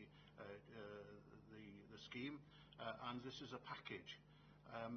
And if nothing else as an incentive, there is a revenue saving of 21,000 by simply demolishing the properties that we own, properties which are of no use to us, and really I see no purpose in even supporting them being maintained going forward. I would also mention the local member, Councillor Pat Davis, who has been very vocal and supportive in this scheme, and I'm sure that she has the voice of her constituents and knows where the true feelings regarding this area lies. Yeah, we have to be careful in what's put there in its place, but let's move it forward. Let's test the ideas through the planning system and move this project forward quickly.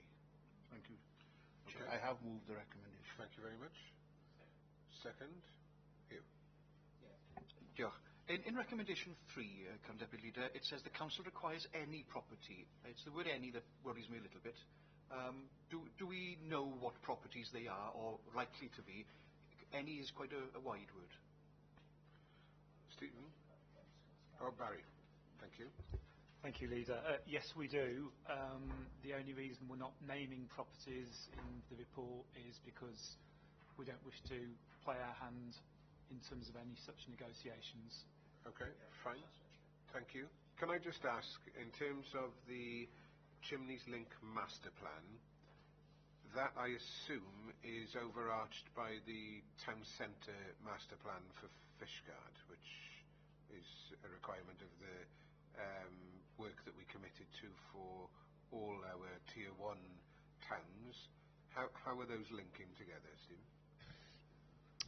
Yeah, it's they're slightly out of sync, if we're honest. The work on the Chimneys Link, as alluded to in the introduction of the report, goes back some time now, perhaps a decade or so since that work commenced. The decision to roll out the master plans for the town centres clearly has come along since that, and that work will start in earnest in the next few months. That said, I think the options around Fishguard are fairly well known in advance of that master planning process, so I think it would be very unusual if there was any change at this late stage. So the master plan will effectively provide the wider context for the Chimneys Link scheme. Fine, thank you. Any further questions? No? And it's been moved by Keith, seconded by Hugh. Those in favour, please. Thank you. Can we ask Miles to come back in? Just Miles this time. Thank you. Oh.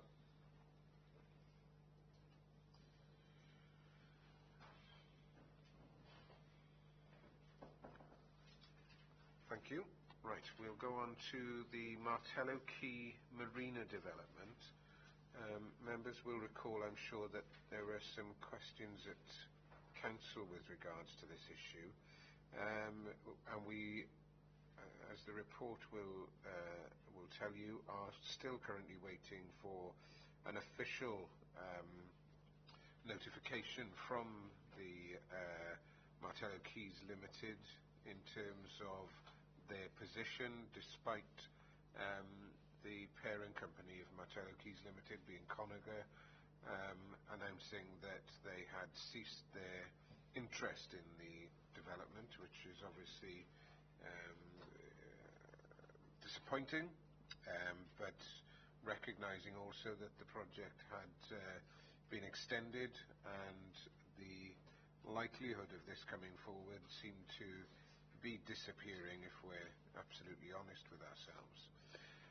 In terms of where we go from here, the first thing is to get official confirmation of the fact that Martello Keys Limited is withdrawing, and that will allow us then to move forward. I mentioned, Stephen, just now that the master plan initiative for all our Tier 1 towns, and Pembroke Dock obviously falls into that. So recognising that there was an appetite expressed by the member who asked the question at Council for something to happen with this land, but also recognising that it needs to be tied in with the well-being of the town centre itself. So in terms of the timescale, it suggested that we will shortly be providing this master plan. When does it begin in terms of the local consultation level, and what sort of process do we go through in order to deliver a plan that everybody can effectively sign up to? Thanks. Thank you. There's a couple of things there. First point to note, I guess, is that this development would sit outside of the retail boundary, the current retail boundary of Pembroke Dock, and as members will also see, the sort of second point later on the agenda at item 29, there is an update on the retail capacity study, which provides us with a refreshed understanding of the capacity and the demand for additional retail space across all our towns within a regional context. So that study brings us up to date in terms of our understanding of the retail hierarchy in the county and in our adjacent local planning areas. So we've got a lot better understanding of the retail demand over the next few years. The master planning process, as I've just alluded to in terms of Fishguard, we've gone out to procure on the basis of the 5 towns. That procurement process, or the tenders, are back very shortly, so we should be able to appoint a consultant to deliver that work.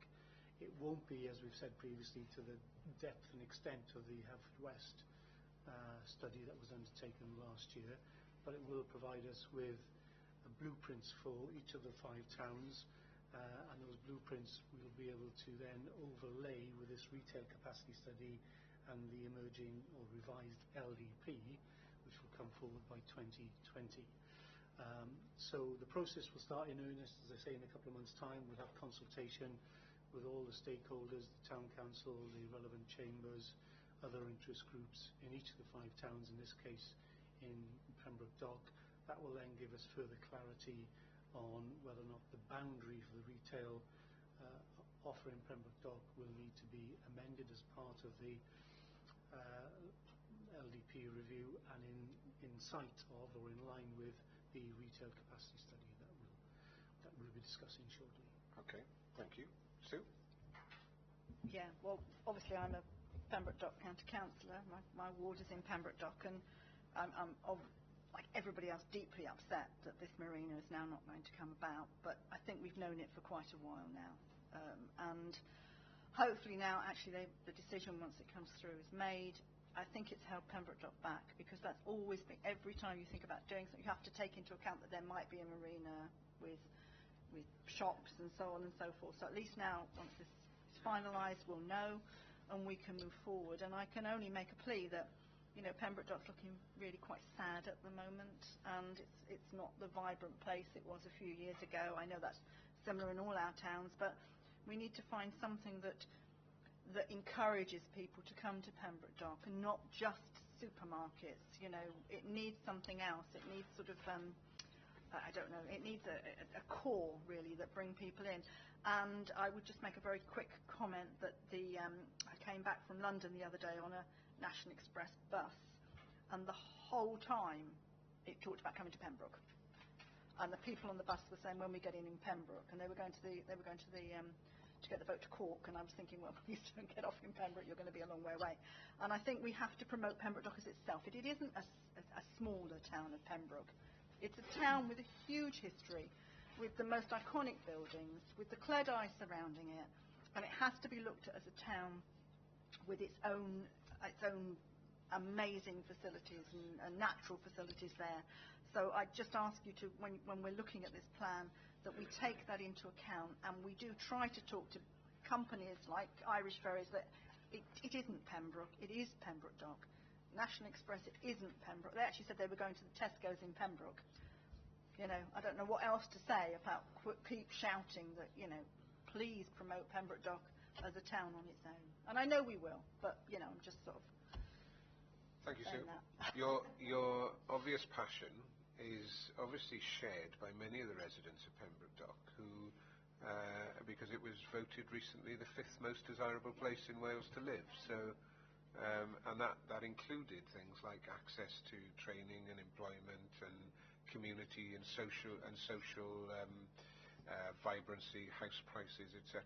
So recognising your words, and I'm sure that the commitment in terms of ascertaining, if you like, a baseline, which the master planning process firstly does, and then overlaying that with some ambition and inspiration, which starts to perhaps push at the boundaries in terms of what can and can't be achieved in the town, is a good way forward. But recognising that the agenda item that we have delivers specifically with Martello Keys, and the recommendation here is part of that process, and it steps us into that holistic master plan. The recommendation is Cabinet approves that the client group, of which we are one of 3 partners, just for clarity, including Welsh Government and Port Authority, formalises its position by serving a notice of termination of development agreement on Martello Keys Limited, terminating the agreement between the parties in respect of the proposed marina-led development at Pembroke Dock. I'm happy to move on the basis of our discussion. You're happy to second, Sue? Unless there are any other questions, those in favour, please. Thank you. We move to agenda item 26, financial assistance for the coming year for PAVS. Keith. Thank you. Although I'm not any longer on the PAVS board, I would note for the record that Councillor Alison Lee is an advisor to the PAVS board on our behalf. Much has been made, certainly in recent months, of the added responsibility that falls on the third sector to help in the delivery of many of our more traditional roles.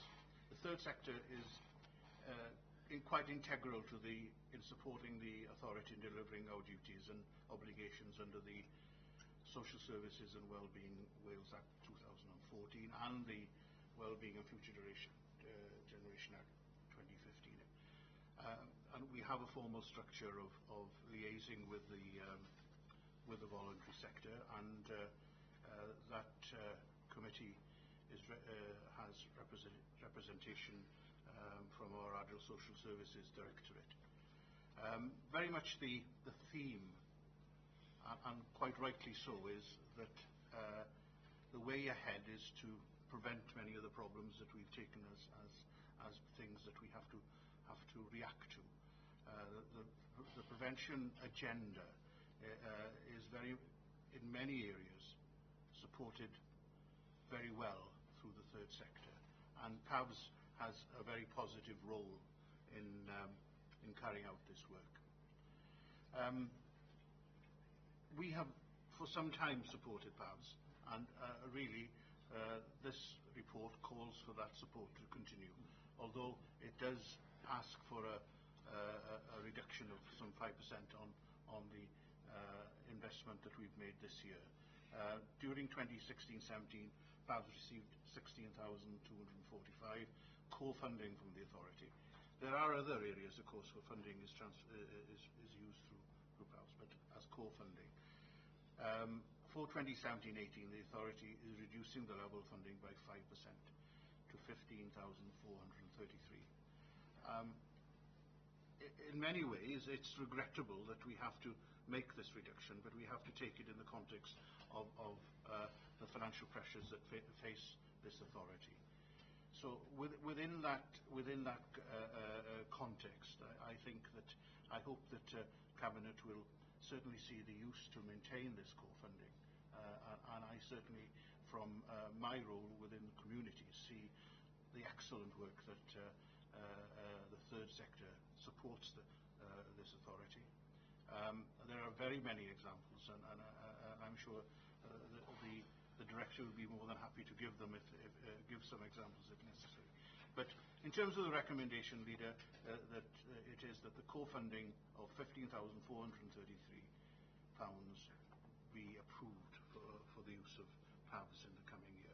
Okay, thank you. I've got Simon who wants to come in. Simon, just might be useful, excuse me, to just reflect on one of the sentences in terms of the conclusions around social care's aim to build community resilience and develop preventative services to reduce the need for statutory interventions. I know that you'll recognise within that sentence that there are communities that are more able to be developed for that purpose than others, but you wanted to make a few comments, and I thought it might be useful to perhaps reflect on that as well. Thank you. Thank you, Leader. Bearing in mind the trajectory in which public services are going to be delivered, not just now but in the future, whereby the statutory sector shrinks, and there are new models of care and support for people, the demand will increase. Those models will change over time. In fact, there may in future be unrecognisable models that we have currently. It's absolutely indispensable we have the strongest, best supported third sector that we can possibly have. And I will call out that PAVS do remarkable work. They help us in our delivery plans of care and support at home.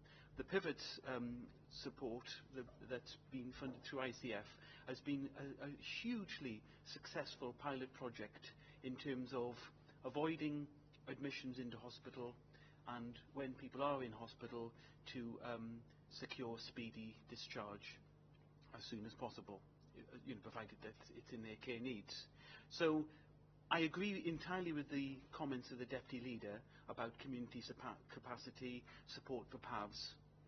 I just think it would be perhaps better, what sort of message would it send to PAVS and also to the third sector in general, that we value and esteem them more than saving £812. So I'm not going to vote for the recommendation of reducing their core funding by 5%, because I think saying how much we esteem and value them, that they're partners now and in the future, is probably more than saving £812. I'm acutely aware of our financial, the necessity to make efficiencies and reductions and so forth.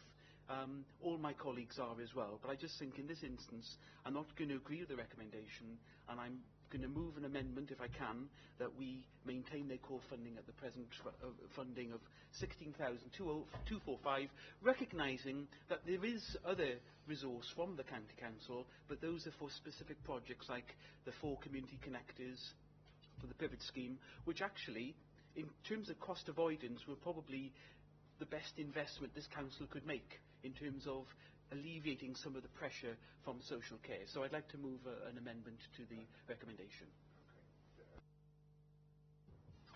Sorry, I guess the issue is identifying where that relatively small few £100 is going to come from. So we'll give that some thought. David. Leader, I was going to make exactly the same point, though I doubt I'd have made it as eloquently as Simon.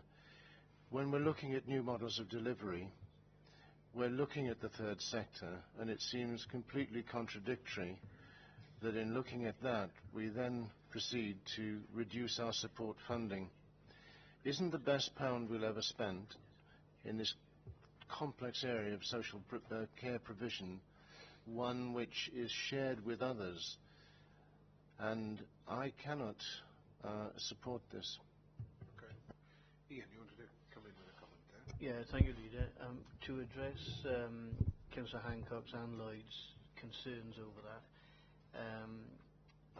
it's a concern that I share, and in reading this report when I first saw it in draft, I questioned myself, what message does it send? Well, in my mind, the message it sends is not to do with the £800 odd at all. It's a consistent message that every line in our budget needs to be scrutinised and needs to be analysed. I haven't spoken directly to PAVs about this particular recommendation, but I can imagine that £800 actually won't make much of a difference to them, in the same way that it won't make much of a difference to us. What will make a difference to PAVs and to this county council is the developing and very positive working relationship that is now evident practically on a daily basis. And I have shared that, had that discussion with Sue Leonard at PAVs particularly, and several of her staff, as they regularly engage with us on a completely different basis to that has previously been the case. And we are increasingly recognising in the County Council that we've perhaps missed an opportunity in the past, and the third sector to me is probably the most underutilised opportunity that we have in the Council. So for me, it's not about the £800 odd. That is about focusing on every line in the budget and adopting a mindset that we have to in terms of scrutiny. And I will place on record here, as I have in direct conversations with the third sector, that I believe that that is probably the most significant opportunity that we have in terms of how we analyse and transform and deliver services in a different way for the future. And I'm delighted that in some recent experiences that I've been personally involved with, that are very tangible outcomes where that approach has delivered and worked, both to the benefit of local communities and indeed to this authority. And it's clearly, I think, the foundation of a better way of working in future. John, did you want to make some comments as well? Just one comment picking up on the point about the contribution for the third sector. As you've commented, an eloquent delivery of information concerning the benefit that PAVs bring to the table. I just wanted to remark really that we had a really positive CSSIW inspection experience last week. Although specific to learning disability services, what was very key and obvious to that process was our linkage across the third sector, the advantage that brings to the community, and particularly vulnerable people who potentially have a learning disability in our community. So it was very, very encouraging to hear that we're making the right connections and we're connecting properly across the community. I take your point about other investment streams that we've identified, such as community connectors. But I think in that context, we've been quite imaginative with our use of our core budgets as well to support some of those partnerships. So although there's a relatively small amount of money we refer to, we have reshaped other areas of our budget, particularly adult social care, in order to continue to support the partnership moving forward. I just wanted to make that. Okay.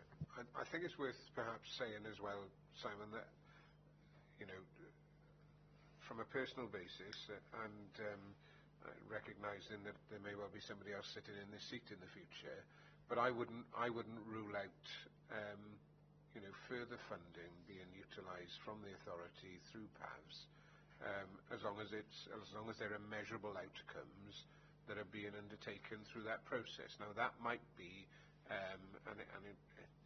there's a danger that this sounds a bit woolly, but it might be capacity building in communities to be more self-reliant and creating greater resilience within our communities. Now there will be far better heads than mine in terms of finding a process of measuring that, and one of them might be the director. We'll give him the benefit of the doubt when he comes in now. But I think we have to recognise that a relatively small amount of funding for as core funding is, as you've alluded to, Simon, followed by a lot of project funding. But I wouldn't be afraid to increase the core funding, to a greater extent than the 5%. But there has to be some clarity about how we measure those outcomes. Jonathan, you look like you're about to say something profound. No, I don't know about profound, Leader, but I just wanted to reference again about your point about how do we move things forward in the future and what opportunities exist. We are working as well with PAVS currently around the whole approach to time banking, as an example, across the community. And they're working that up with us in partnership. So there are some real fundamental things that will reshape the way our relationship works moving forward. So I just want to continue to, what would be helpful is to continue to bring presentations to Cabinet that show the wider spectrum of work that's going on with PAVS in the third sector, not only with social services, but also on a wider public services board basis. So I think probably seeing core funding in isolation without looking at the whole is probably something we need to do moving forward. Well, I don't disagree, but I'm minded in terms of the message that the £800 actually sends. So it has been moved and seconded. I don't know, does anybody want to speak further? Hugh, and then Keith. Yeah, thank you, Leader. The penultimate, it is the last paragraph before the recommendation, and it's just a personal sadness that I have. And this isn't a criticism of PAVS at all, and it isn't a criticism of the Welsh Language Standards or the Welsh Language Commissioner. However, isn't it sad that something that started out in promoting the Welsh language has ended up being, where can we find money? And it's very sad. And I really, at the end, it's going to cost £1,500 additional funding to get the quarterly newsletter translated into Welsh. There has to be a balance somewhere where you think, is this cost effective for the Welsh language, let alone anything else? And it's just a sad paragraph, and it's not a criticism of PAVS, it's because it's a criticism everywhere. Something that started out as a positive venture by the Welsh Language Commissioner has ended up in us discussing pounds, shillings and pence, and turning the Welsh language into something which we have to find money for. I still believe there is a better way, and we have to find that better way. Otherwise, people like PAVS will say, we won't send out this quarterly newsletter then, so people won't know what's going on, what money's available, what support's available. So you end up with a poorer community because of something which wasn't meant to do that, but it has. So I'll just share that thought with you, Leader. Okay, thank you for that. Keith? Yeah, I think most of the points have been made, but within the context of the last liaison meeting, I think it's relevant to state that PAVS are under extreme financial pressures, and they will be in a situation of failing to renew some contracts, and as a consequence will lose some staff. But more relevant, I think, that they made 2 big lottery bids recently which would have been fairly fundamental to the way they operate going forward, and unfortunately both bids were rejected. So, I mean, that context, I think, may well support the amendment. Okay, thank you. So the amendment's been moved and seconded. We'll vote on that now. So that is that there is a stand-on in terms of the level of funding. So those in favour, please. Okay. Seconded. It's the one who seconded. Yeah. And those against. Okay. So that's 8-1. Okay. Thank you. So that's the amendment then goes through. We move now to agenda item 27, which is the Town Council Link Officer evaluation. We've referred to it in terms of an opportunity for a discussion about smoke-free areas. Keith, can you take us into this, please? Thank you. Thank you, Leader. This report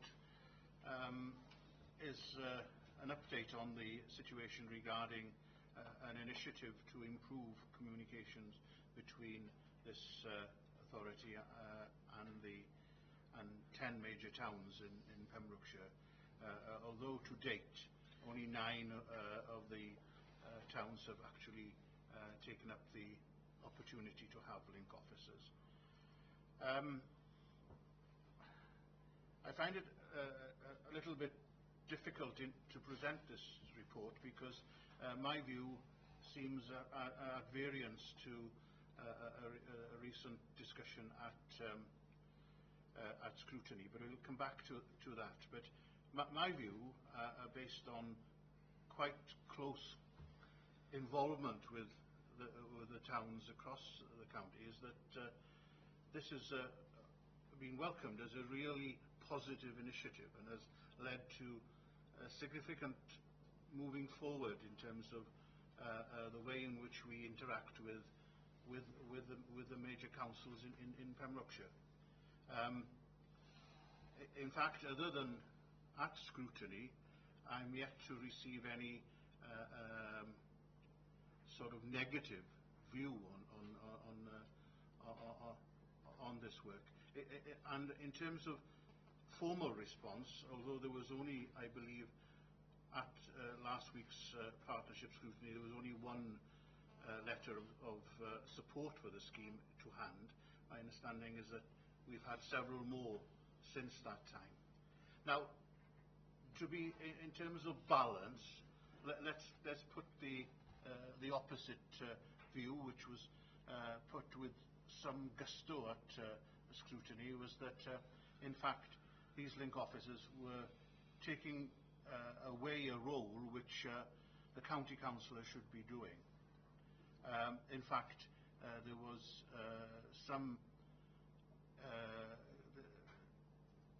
two members in particular made that view and gave what they regarded as examples of where their role had been undermined by the link officers. Now, I can't comment on these particular points. I certainly feel that there is a role for the link officer. It's very difficult when you talk of what a county councillor should or shouldn't do. I mean, I attend as regularly the councils that fall within my area, two community councils. In fact, over the last 5 years, I think I've only missed 6 meetings between the two councils. And I know that many other county councillors carry out the same sort of duty with the same sort of commitment. Please don't take this as being a criticism of other town councillors who do not, in fact, see it as being a part of their role. But I don't see even within that there is a conflict here. I think that the link officers are a positive way forward. And what we've already seen since the revenue reductions of this authority, and all authorities in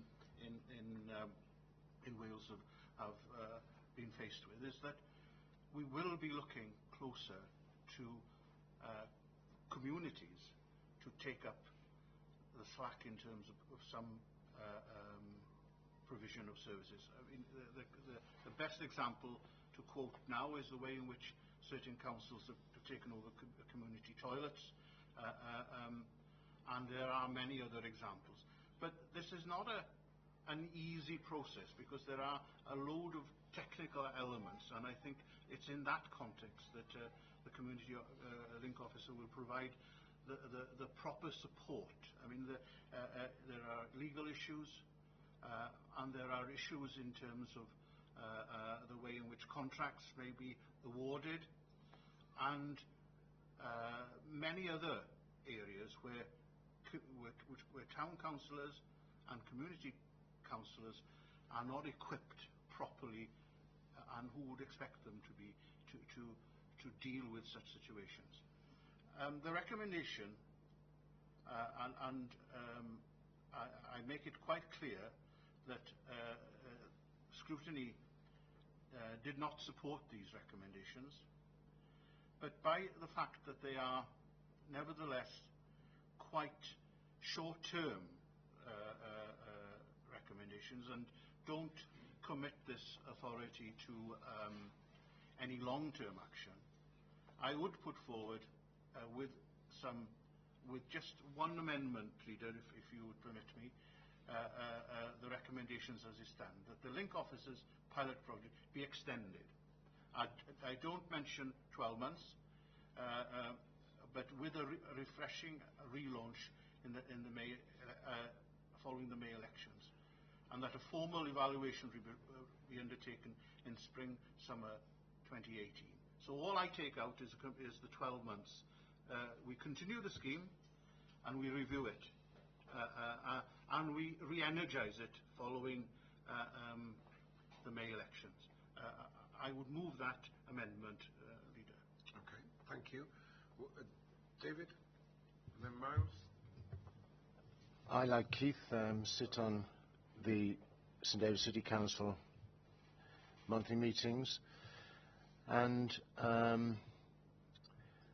I don't participate. It's not my meeting, but I'm there as an observer, and from time to time my opinion is invited.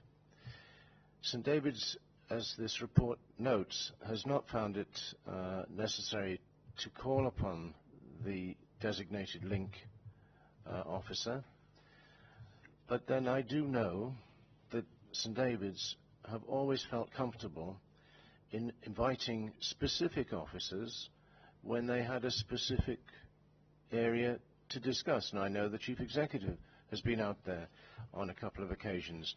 So they have their own way of approaching this. It suits them, and they know that they'd be supported. My own view in that regard is that I think it would be pretty hard to ask an officer to come out on a monthly basis, and I understand it's voluntary, and to sit 2 or 3 hours without having any reason to be there necessarily, I think is quite a lot to ask. But the recommendation that this should be looked at for a further 12 months, I'm completely easy with. What would help me would be to have reports from those officers who had attended for that 12 months to find out what they got out of it and what they felt they were able to contribute. Okay, I think that can be part of the scrutiny process in terms of evaluating, David. Yeah. Miles, you wanted to come in as well. Thank you, Leader. In respect of Fishkill and Goodwick Town Council, I too regularly attend their meetings and contribute when requested, or sometimes feel it wise to bring my views in.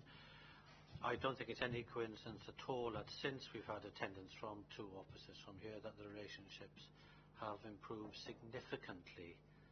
It's added great value to the relationship from our community. I think it would be fair for me to say that it's an oversight from the clerk that they haven't submitted a response. There was trouble with the information technology system within the town hall, but I know I'm not out of order in saying that both she and the town councillors have warmly welcomed the initiative. Okay, yeah. Thank you. Simon?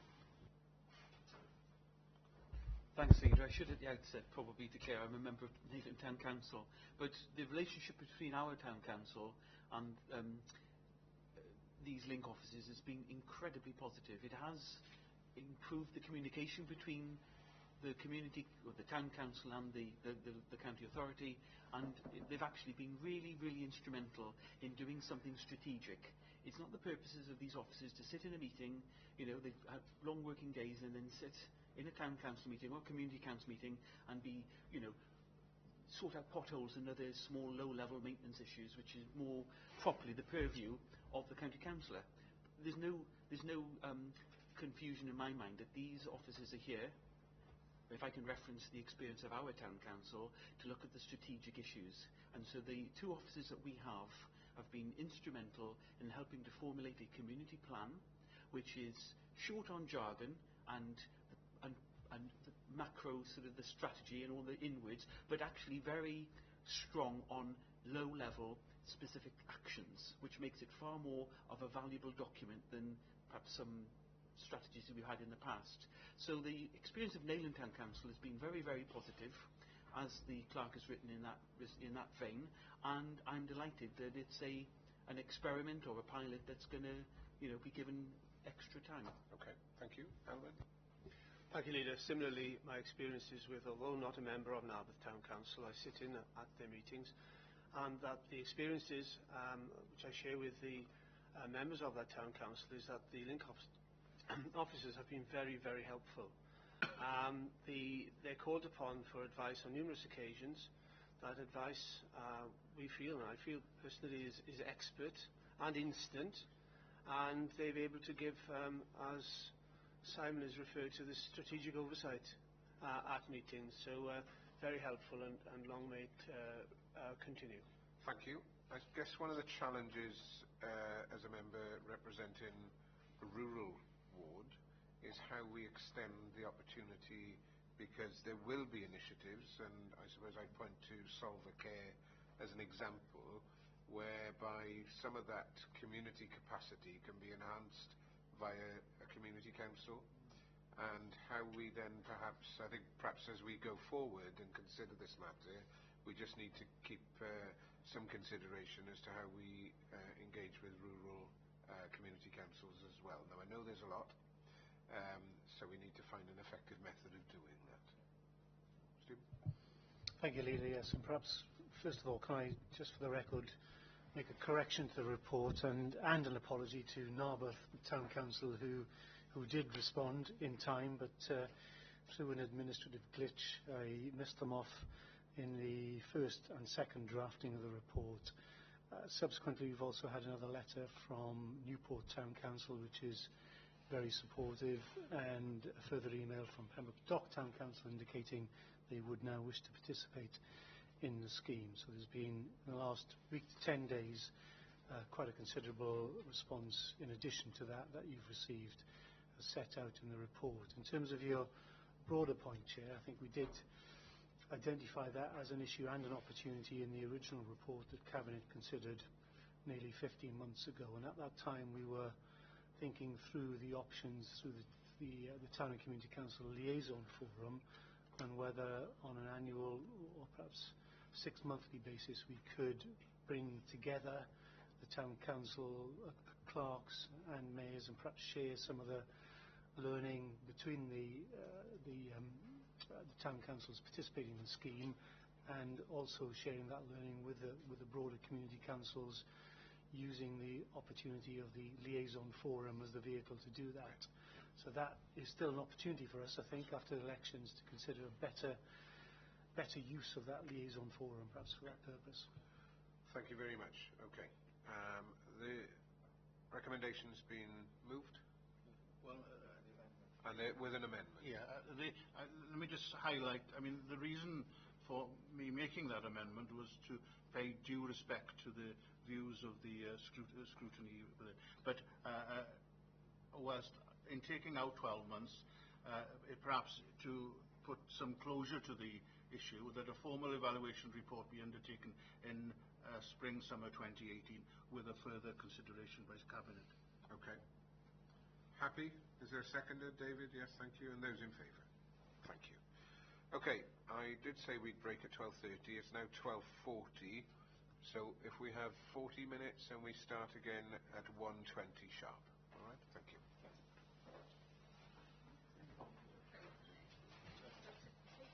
Warm welcome back to Cabinet. Apologies for the break, but hopefully we'll have enough fuel in the tank to make some more good decisions. So we'll move on to agenda item 28, which is the review of fees and charges for Tenby and Lower Town Fishguard harbours. I guess I should refer back to item 14, which is fees and charges, and just recognise that what we talked about there was services that we don't have to provide, which should be undertaken at full cost recovery. In terms of the two harbours, you recognise that there is a considerable deficit in terms of not just the trading account, but also in terms of capital allocation for capital charges, and recognising that for the next financial year there is a modest uplift in terms of the charges which are provided to you on appendices A and B. But alongside that, as part of the recommendation, that a full review of operational and capital expenditure is completed by the end of 2017, with a view to new charging arrangements being prepared for 2018-19. Can I just ask a question about what I'd like to see is that as part of the review up until the end of 2017, all the consultations will be undertaken in that period rather than having to be undertaken in the new year, because what I don't want to do is get to a position sort of this time next year where we're not ready to implement a new regime where we go for full cost recovery. Barry? Yeah, fully agree, Leader. That's exactly what we're aiming for. Okay, thank you. And again, consistency with other services. Yeah, any points to raise, Miles? Thank you, Leader. I would support generally the statement that we need to come into line with costs and so on, but if we're going to put costs up, the service has to be up to the standard required. Okay. And I've had significant representation over the years of dissatisfaction with the management of Lower Town Harbour. I know, for example, in the paper today that increases in the main aren't that high, but I read a 30% increase results from mooring holders whose boats are under 3 meters long. There's a problem when you only have part-time staff, and obviously I'm a realist and you can't have somebody there all the time. But really, if we're going to charge to get full cost recovery, we have to offer a service which is commensurate with that. There has to be consistency. And I've had too much I've had such a large amount of representation from a cross-section from the smallest users to larger users, that clearly we haven't got things right at the moment. I'm not sure how we're going to address that, but I'll give my full support to assisting the council implement this, but we have to come up to speed with the service that we offer. And possibly that, Barry, could be considered as part of the consultation process in terms of what the users see as an acceptable or preferred level of service, and then we need to perhaps consider that as we build a model, a financial model, as well as a delivery model in terms of what we can provide. That would certainly make sense. Obviously what we would have to do is get our colleagues who do the day-to-day management now of the harbours involved in that process, but yes, it makes sense to capture the views of the harbour users and take those into account. Okay, fine. Sue? Yeah, taking on board everything that's been said, I find myself quite sort of flabbergasted at actually how much proposed charges we're making. I don't think I'm wrong in making the assumption that most people that have boats aren't our poorest members of our community. And, visiting crafts, an extra £1 a week, £1 a day, and it's nothing, is it really? And I'm really welcome, the idea that we're going to have a complete look at all the charges, because I think it's a bit embarrassing when we have to make cuts to some of the things that we really find dear to our hearts. And I'm going to talk later on about, I should bring up Duke of Edinburgh and other things that we're doing in education and adult services, and find that visiting registered fishing vessels, an extra £1 a day, and I know that's a business, but whilst trying to help people, I think when it's a leisure industry, we have to charge at least equivalent to what they charge in other areas, and I'm sure other areas charge a lot more than we do. Okay. Taking your point, which I don't have a huge problem with, but you did qualify it slightly in terms of leisure and commercial, and I'd recognise that there may be commercial users who are not trading well, So perhaps does there need to be any distinction, Barry, between the activities of commerce and leisure? And is there any scope to consider that as we move forward? Again, this is not, for decision, but it's just perhaps to throw into the mix in terms of how we consider the future of these harbours.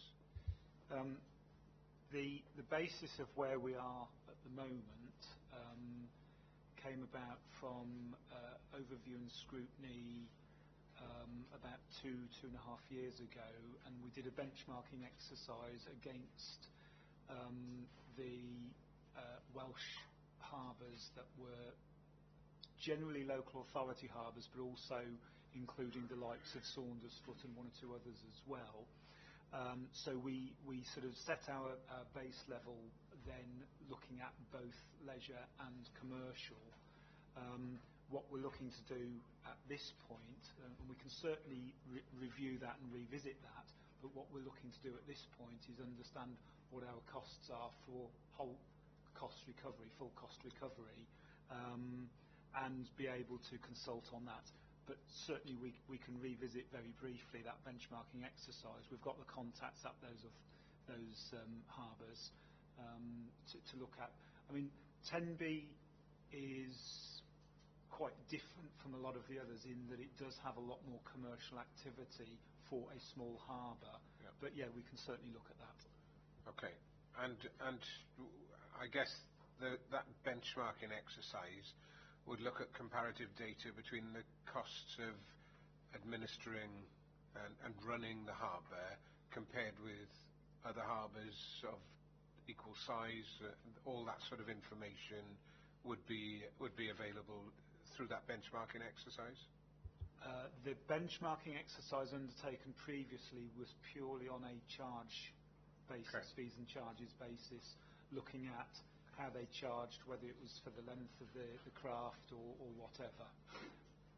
I would be interested in receiving some comparisons in terms of the cost of running it from a, is that a, from the labour force, or are they overly expensive to maintain? All those cost breakdowns that would run into a business model would be helpful in terms of understanding how we move forward.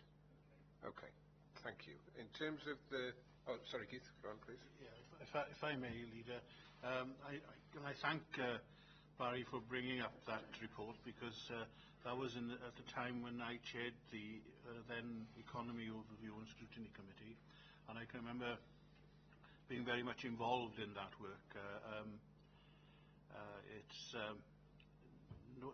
I take note of Councillor McEvans at the back.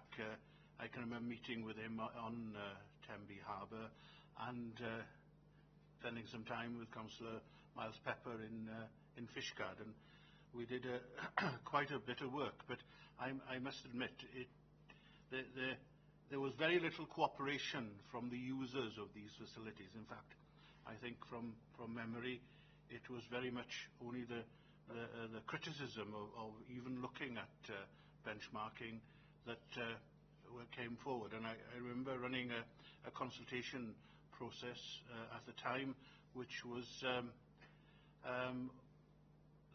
really, rather than approached as a constructive attempt to get a view on a way forward, it was looked at, and the responses were very guarded, and many of the complainants, if that's the appropriate word, were on the system and time that we allowed for such consultation.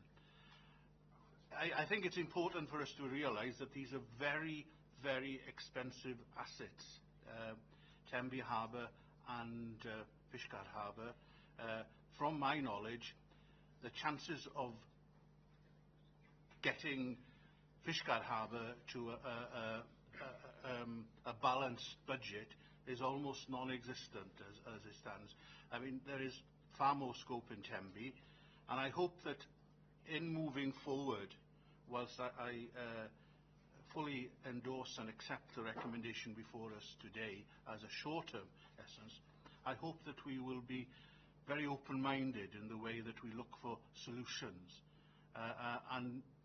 All I will say at this point, from my experience, maybe the solution isn't within our gift and that we may look for external partners. I don't think it's acceptable that we have these assets that clearly cost the authority significantly over and above what we recoup in what are, for whatever reason, quite small charges. I don't think the answer is simply putting charges up, because there is a point where we are only exposed to more criticism and little return. But so I would like to hope that we will be open-minded and will look and test, and that's the important thing, and test alternatives so that we get a meaningful way forward which allows the people of Pembrokeshire to take advantage of these facilities, but not at the present cost level to the authority. Thank you, Chair. Okay. Any further comments? I haven't moved the recommendation. I'm happy to do so. So I'll move that. Seconder, please. Thank you, Rob. And those in favour? Thank you. Okay. Agenda item 29 is the South West Wales Regional Retail Capacity Study. Keith. I thought that Councillor Miles Bepper would take this one. Apologies. Yeah.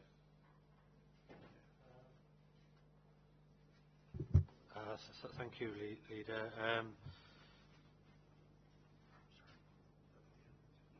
I'm not actually prepared in this capacity, but happy to go over the study.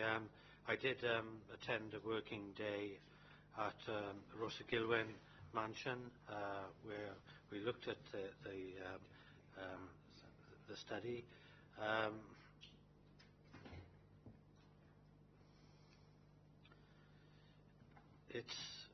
Whenever a study like this is undertaken, it's pretty well out of date before the information even gets to us, which applies, for example, to the town where I know best, of Fishguard, where there was no mention, for example, of the change to the downtown there with two of the high street banks closing, and of course the same applies to Narbs and probably to other towns in Pembrokeshire.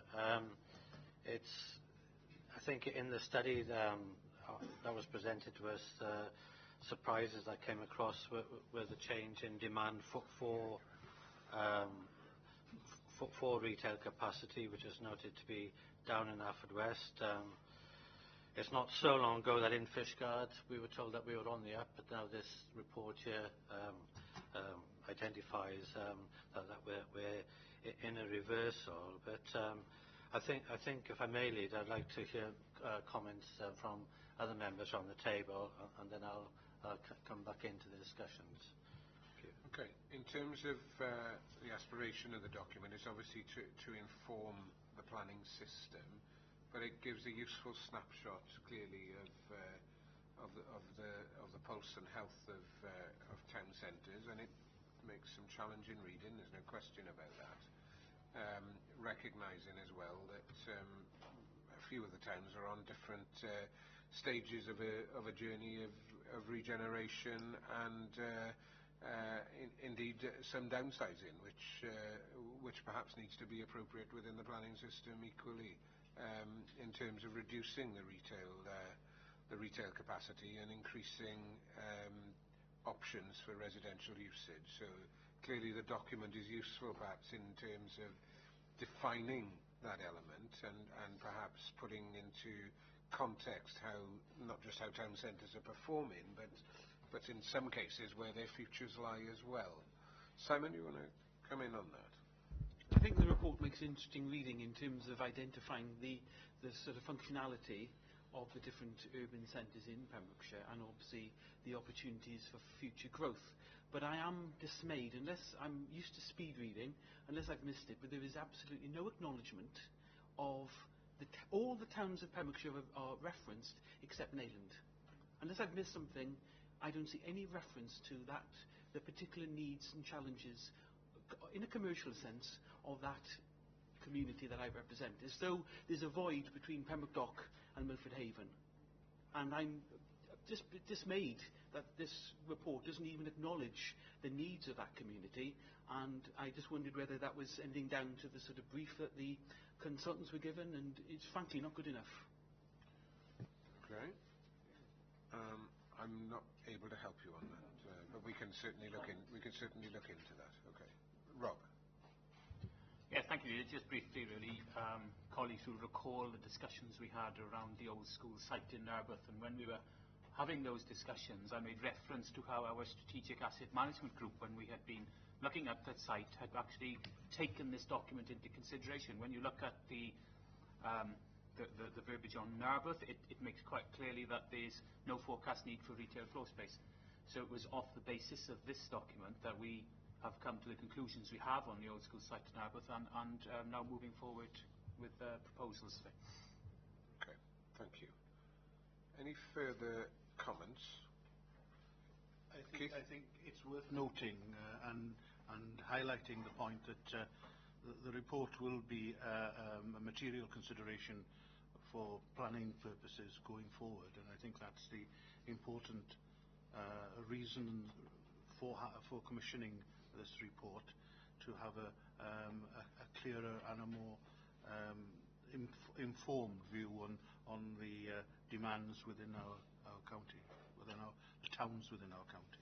Okay, thank you. And I note Councillor Hancock's view about Neyland. I think that is a glaring omission. Yes, thank you. Yeah, thank you, Leader. And following up on Councillor Lewis's point about this report being referenced in planning considerations, it's not so long ago that there was identified quite a lot of capacity in Ufford West, and that's turned on its head. And the situation is so fluid at the moment. Who knows what it's going to be like in a couple of years' time? As I say, the assessment is already out of date in a Fishguard context, largely. And so, whilst of course we will take into consideration reports like this, we have to look at very much how it is, when an application comes before us. The trend is not identifiable at the moment, in my view. It's too much variation. Okay. And in terms of the recommendation, Miles, happy to move? Okay, seconded. Rob? And those in favour, please. Thank you. Item 30 is the Town Centre Loan Fund. Keith? Yeah. Thank you, Leader. This is a follow-up, really, to what we in Cabinet endorsed previously, that we apply for this third phase of Town Centre Loan funding from Welsh Government, and to report that that we have been successful. You will note and remember, I'm sure, that this money was earmarked specifically for some partnership work with Milford Haven Port Authority, centred around the Key Stores building, which is outside the marina area, across the road, very close to Milford Town Centre. I still to see the exact plans for the way in which this building will be developed, but one of the criteria that I've mentioned to representatives of the Port Authority is that consideration should be given to some form of improved connectivity between the marina and the town centre, and I would like to think that something along those lines will be built into the scheme. It is very much adjacent to the Toast Theatre, although there is no pedestrian or other link at the moment. It's one of the areas that has been talked about in Milford for many years, but I think it's important for us to link these developments, and hence our commitment to the theme of town centre regeneration. It's very pleasing that we have again been successful. It shows that in many ways that the schemes that we've already got in place for the existing loan fund money has been endorsed by Welsh Government, and they see this as a positive way that Welsh Government can support regeneration. It's worthy to note that this money to the recipients is without interest, has to be paid back within a set period, and there is an administration charge. But from our point of view, the quicker we turn the money round, the quicker we have it for further investments, and that is has always been an important thing in my mind, that we need to get the money out, turn it round, get it back, and use it for other regeneration purposes. Those of us who attended the launch of the Marina project in a Senedd last Tuesday will see the aspirations of the Port Authority, and I'd like to think that through this particular scheme we can provide an add-on to that development and be seen as partners. There are a number of other ways in which we can work with the Port Authority, and I look forward to that, but this is a specific opportunity where we can provide the money, whether on a loan basis, and I stress that, on a loan basis, for two projects, I suppose, to move forward simultaneously. Thank you, Chair. I move the recommendation. Okay. Yeah, this is a good opportunity, as you said, to link what has historically been very disparate elements of retail operation in Milford Haven. So, and we've been looking for a way to do that for some time. So clearly there's an opportunity here. I'm happy to second on that basis. Those in favour? Thank you. 31, Taxi Knowledge Test Charges 2017-18. Hugh?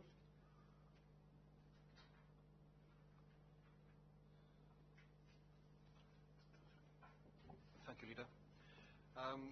What we're doing today is seeking approval to introduce a fee for the knowledge test that forms part of the application process for private hire and Hackney Carriage driver's licence. It's been evident from the enforcement and compliance checks that not all licence holders have a clear grasp of the licensing conditions, and so testing the knowledge and putting a charge on that would prove to be beneficial for them and also beneficial for the users and for us as an authority. In order to achieve full cost recovery, which reflects officer time spent administering the test, the proposed fee for the knowledge test is £49, which will include one resit if necessary. Because if you pass, you don't have to do the resit. This has been calculated on officer time to deliver and assess the test, and is based on the All Wales Licensing Expert Panel Toolkit. It'll need to be reassessed each year in line with the current council procedure. The recommendation is to approve the fee of £49 for Hackney Carriage private hire driver's knowledge test, and to be effective from April the 1st of this year. I so move. Thank you. In terms of John's comments, you suggest, John, that there be approximately 60 new applications a year, but clearly in the initial years we'll have to is there an expectation that a lot of people will apply to get that, so the likelihood is there'll be quite big demand to begin with? Is it something that Hackney Carriage drivers will have to have? It is. So the likelihood is that those numbers could be ballooned slightly in the first year, certainly, and possibly year two, and then will dip to about 60 per year. And I'm assuming also that licences are not transferable from other counties for obvious reasons, because it is about local knowledge. Fine. Okay. It's for new applicants then, Leader? Yeah. Okay. Moved. Oh, sorry, Ian. Yeah, I just wanted to ask a question there. Is there any consistency regarding a regional approach to make sure that other authorities around us are applying similar criteria to assessment for suitability?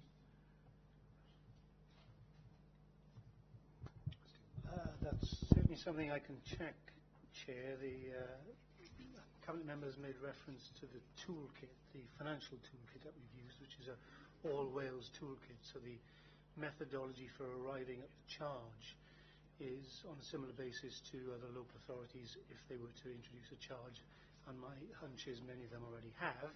In terms of the knowledge test, that is specific to the county, so it's not something that we've considered in discussion with other partners yet, but that's not to say that might change in the context of local government reform, etc., at some stage in the future.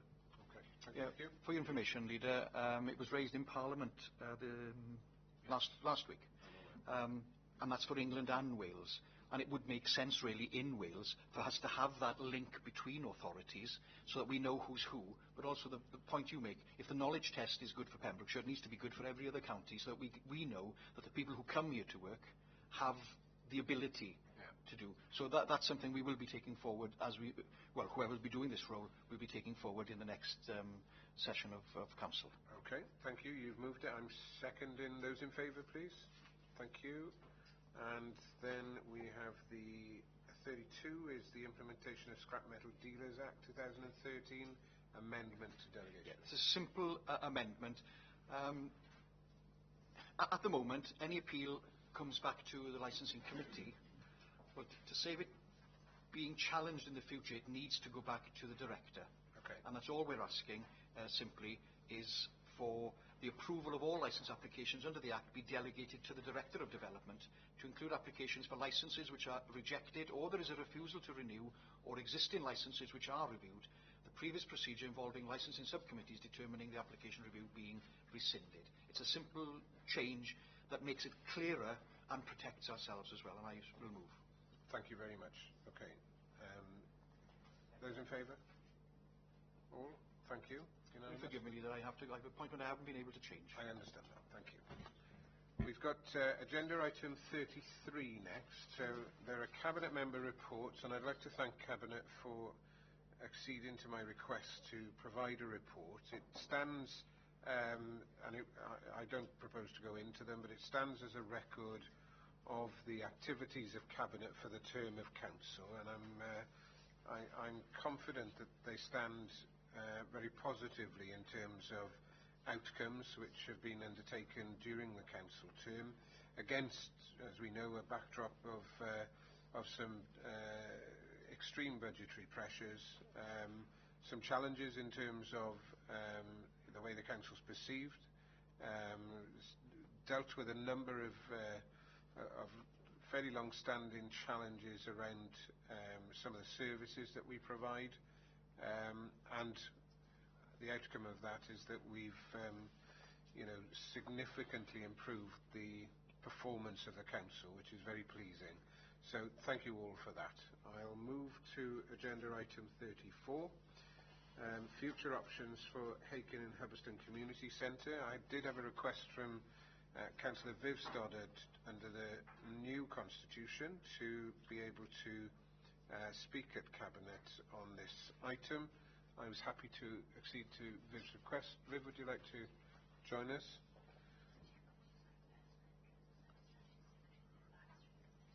Okay. Viv, just in terms of your involvement with the community centre, is there anything that you need to declare as a personal interest or anything like that? I can say, Leader, I am a trustee of the Charitable Incorporated Organisation, which in effect is the charity that is looking to take over the centre. Okay. If as and when, especially if you approve this recommendation today, and I act as its secretary. So we need to perhaps declare a personal interest. Yeah, I think you need to record that as a personal interest. Yes. Therefore. Well, that's fine. Thank you. Okay. Thank you. Okay.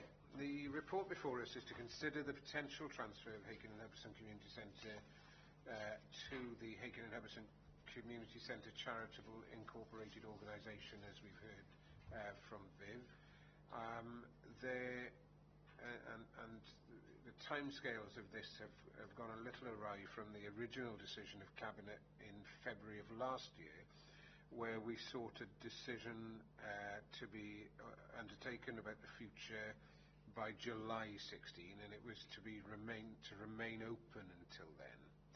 Now, the centre has continued during this time, and there's been a great deal of activity behind the scenes and information gathered.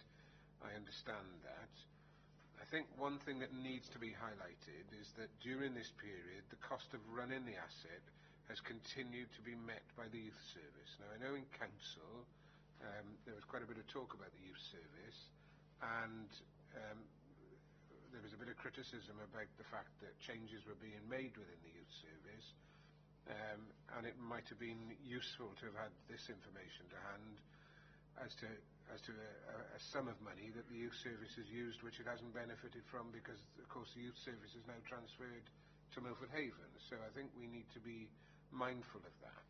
Sue, did you want to come in on that point? Yes, I agree with you. I was very upset when I realised the youth service has still been funding this building. I mean, I take completely on board the comment that was made that we've been penny pinching within the youth service, and I had to stand up and say yes we are, because funding is very, very difficult. To then find out that the youth service has been funding this building, and I assumed that by July last year this wouldn't have happened, to quite a large amount of money. So what I want to know from, I know that Councillor Stoddart hasn't spoken yet, is where we go from here. If we support the community group, do we fund it while they're setting themselves up? If it fails, do we bring it back in and we fund it again? I assume we'd have to. If that is the case, where would that funding come from? Because I do not think it's fair when we're making such difficult decisions. As I said earlier on in the meeting, sort of the Duke of Edinburgh Awards, and quite rightly a lot of councils were very disturbed about that. Should we be putting money into a building from this funding? Okay. So I'd like to come back at the end, if you wouldn't mind, Leader, to have the answers to those questions. Okay. Okay. We've got Rachel Gibby with us as well. Rachel, welcome to Cabinet. In terms of, it might be useful if you could just give us a timeline as to what's happened in the period since the last Cabinet meeting, effectively. Just a very quick run through of the process we've been through, because you've been involved in every step of that process, I understand. So that could be just a factual account of how we got from Cabinet in decision to maintain the facility till July, and how we've got to where we are today. And it will just give Cabinet members an outline as to the process then. Thank you. It does. I have put into the appendix of the report the timeline of what's taken place over the period. The community group have become a constituted charitable organisation. Yeah. They've got a committee of 7, if not 9 now, 7 members. They've been working with the community to engage and find out what the needs are of the community to use the centre and what they can do to develop it. They're also working with the Building Communities Trust, who are the organisation who are bringing in funding to the Haken and Hubberston whole community, not just the community centre. And in that process, the community has also identified that it's quite important to keep the community centre going for the community. So those are the processes we've been through. There's also been a feasibility study done by Development Trust, which was funded through the Building Communities Trust money. And along with that, an independent building survey done. There's also been a building survey by Pembrokeshire County Council undertaken as well on the building to look at the repairs and things that need to be done. And then there's been conversations going on with different officers about different legal aspects. Okay, thank you. Viv, in terms of the usage of the building, obviously the youth service was its anchor tenant in that regard. But how is the building being utilised in the period since? Who are the other big players in terms of usage? Well, just going back to what Councillor Perkins said, it was notionally, well not notionally, but it was run by the youth service. But at the time when the council, it was reported to council that it was actually one of the most expensive youth centres to run, that didn't take account of the fact of all the other users at the time, which was Milford Town Band, there was a luncheon club, there was a nursery, the WI were using the building, Ladies Glades were using the building. So as I say, in terms of accountancy, the running costs were attributed to the youth service, but it didn't take account of the other social effects and the other users of the centre, which were very valued by the community. So in the interval, because the youth club was actually moved to the new centre at the Meads, we still have the nursery, which runs 8 sessions. We have the WI there still. We have adult learning. We have Ladies Glades who provide bingo.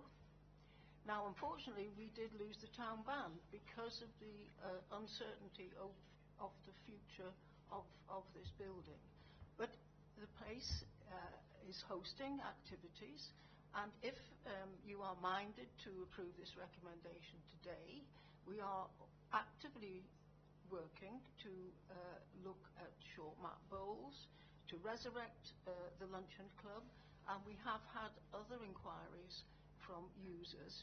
But at the moment, there's an element of uncertainty about the future of the centre. I would argue and urge members to approve this recommendation because it will give us a 6-month transfer period where we will have the overarching expertise of the council, which will enable us to actually progress without a drastic handover, because we are a charity. We're looking to improve the use of the centre. There's a tremendous appetite in the community to keep this centre open. If you know the area, you will know that physically it's located in the centre of the two communities, and emotionally it's a focus for people's activities, for seeing the centre come together, to host a age range of activities from the very young, indeed to a luncheon club for senior citizens. So I would urge you to adopt this recommendation. It was very much welcomed when the trustees met on Tuesday evening of last week. What will happen is that we will have lottery funding. The council will oversee the management, and your expenses will be met by us under terms of service level agreements.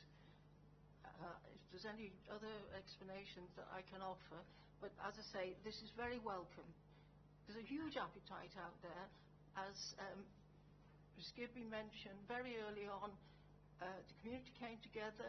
We distributed questionnaires to every household in Haken and community, Haken and Hubberston, and that was all done by community volunteers. And the feedback was how people valued this centre as a focus for their community and the activities that could go on there. We've continued with these activities with this uncertain element, and now I think we can really look forward that there is a future for this centre. Obviously, the details of the arrangement with the council will have to be agreed, and I would hope, again, if you approve this recommendation this afternoon, we can move forward as quickly as possible on that. Okay. I'm aware that there's going to be some community use in the new Haken and Hubberston school, and I'm interested has any work been done to understand the impact that this could have on the centre? Because obviously, if there's an additional community resource, is it going to compete or is it going to be complementary? I'd be interested, Rachel, and well, if you'd both like to offer a comment. Councillor Vizdara and Mike Stoddard have explored that option and spoken to some of the officers in the council about that already, so you're able to answer that one. Yes, my understanding is there will be a room at the new school for community activities, and this will be things like Springboard, but it won't compete with the activities that are ongoing here. The hall at the centre has 2 halls, a coffee bar, an office. It's disabled friendly, toilets, etc. So there will be a lot of activities that one room in the school could not meet. Okay. Well, it wasn't my suggestion that they'd be set up to compete. It was could it conceivably be, if some of the groups that are using the community facility at the centre currently may see the school as a better venue. I'm just wondering. I'm just trying to get under the skin of how it could play out, really. Well, as I say, I would have thought not, because there is one room set aside in the plans for the new school, so it couldn't accommodate, for instance, the nursery Presumably, evening activities would not be appropriate in terms of opening up the school for one room, etc.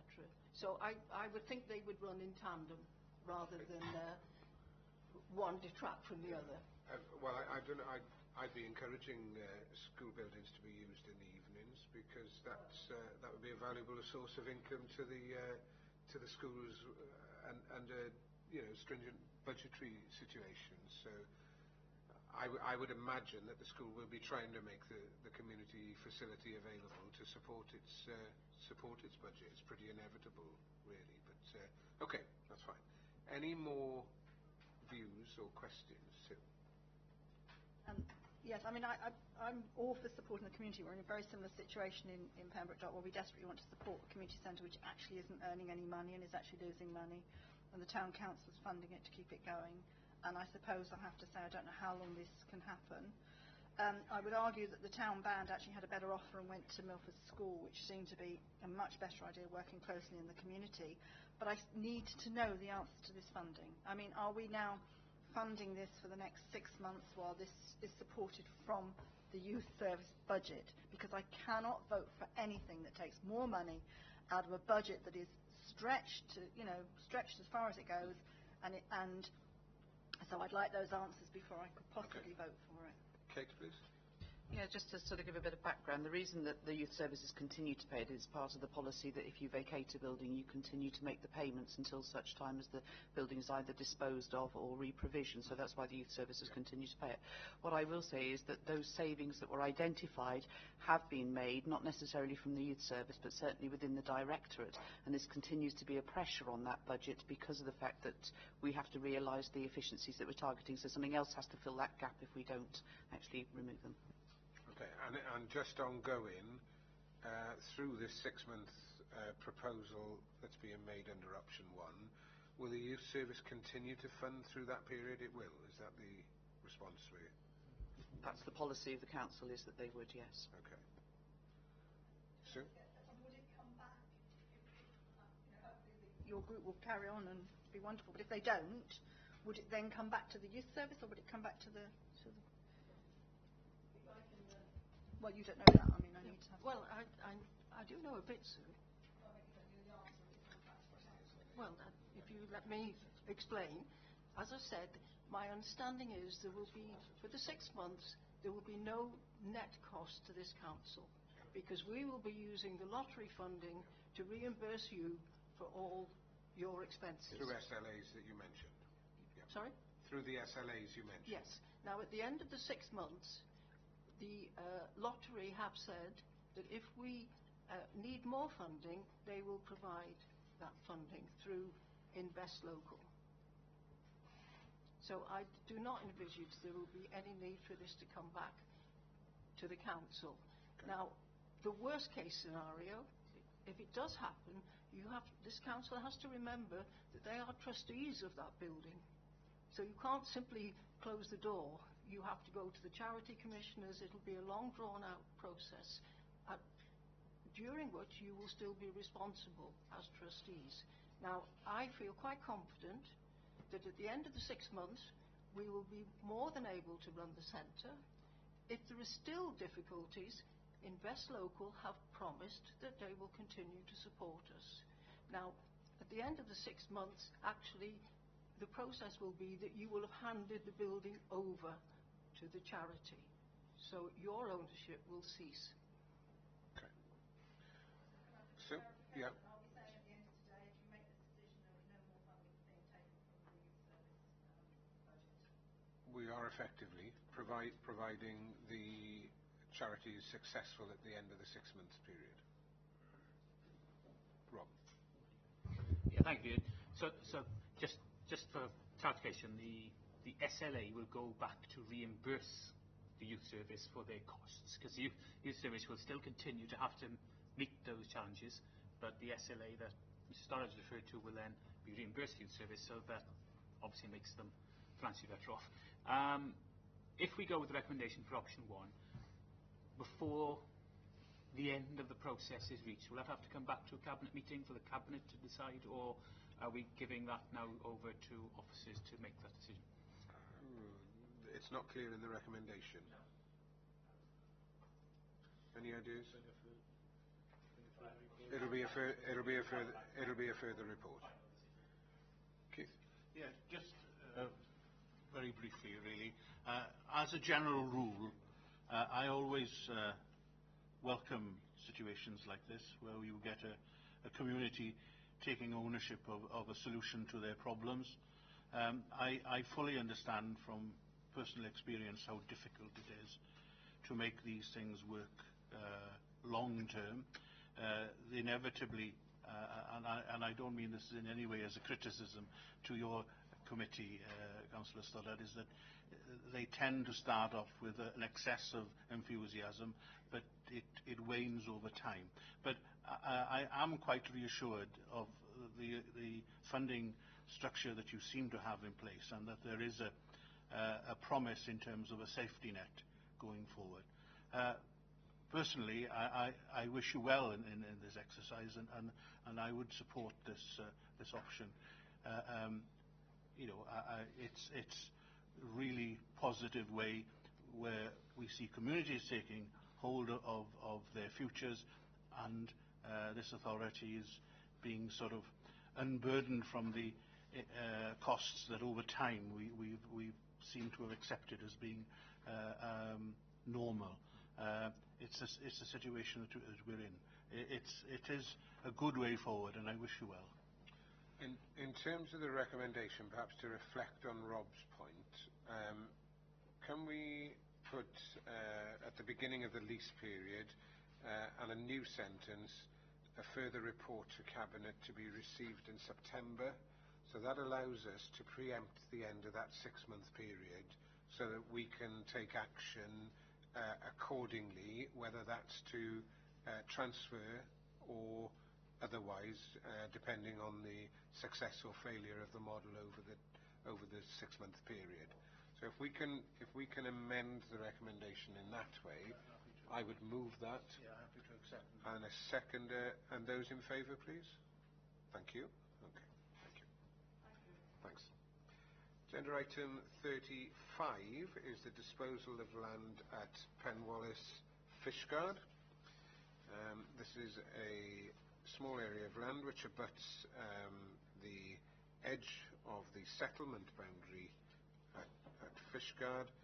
Again, it's perhaps prudent use of the farm estate in regards to how we consider the retention of the land and utilise it accordingly when opportunities present themselves, either within the planning process or just outside in this term, because it's an exception site that we can avail ourselves of, simply because it allows us to consider it as a surplus area to the council's requirements.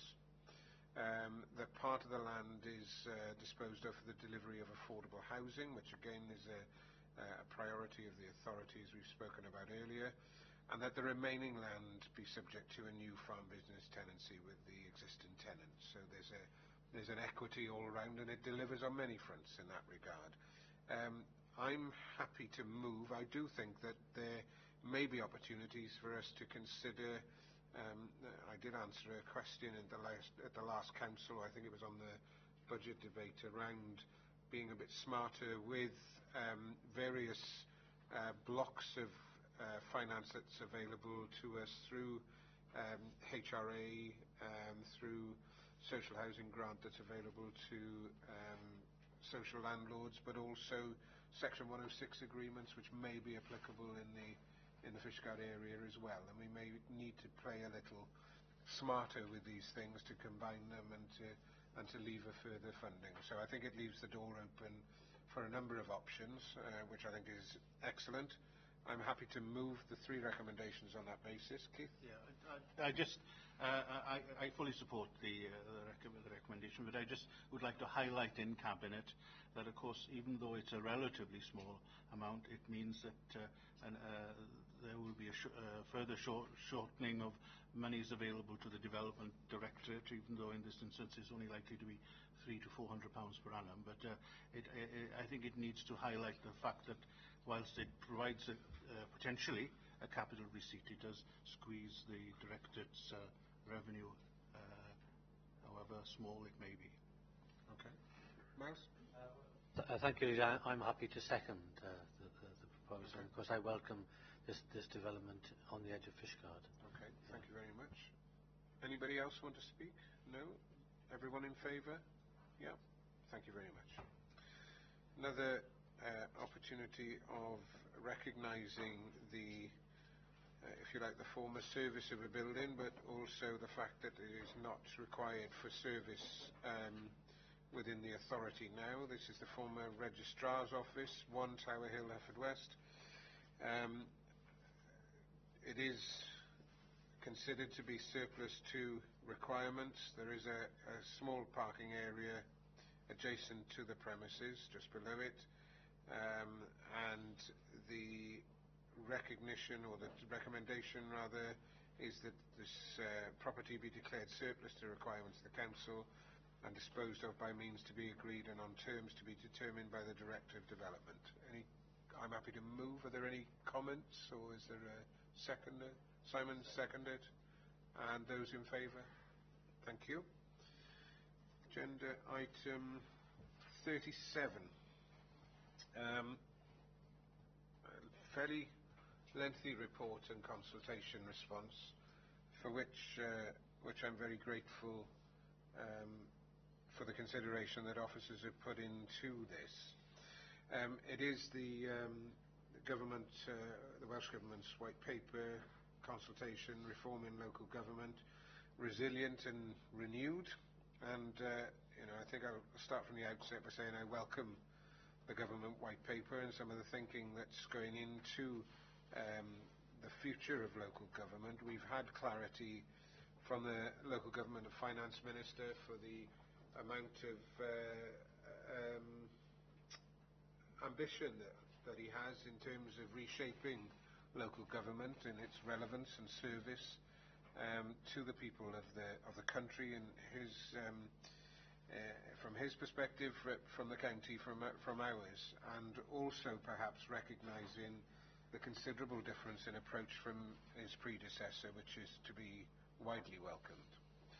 In that regard, there is inevitably going to be some fear and some favour perhaps in terms of where we're heading, recognising that the expectation will increasingly be for consideration of regional thinking in terms of how we provide services.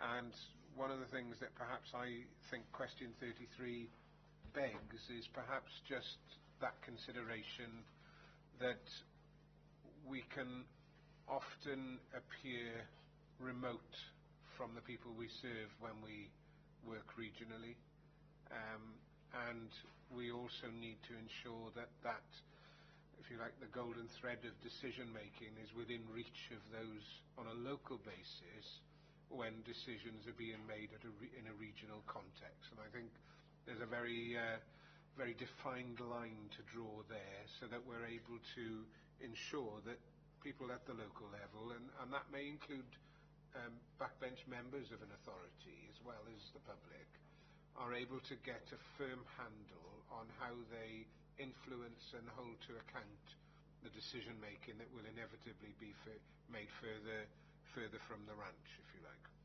So I think question 33 perhaps needs to scope that out a little, or our answer to 33 needs to scope that out, because I can offer very little additionally to the responses that have been made, Stephen particularly, because I believe that there's a good grasp of how this situation will affect Pembrokeshire.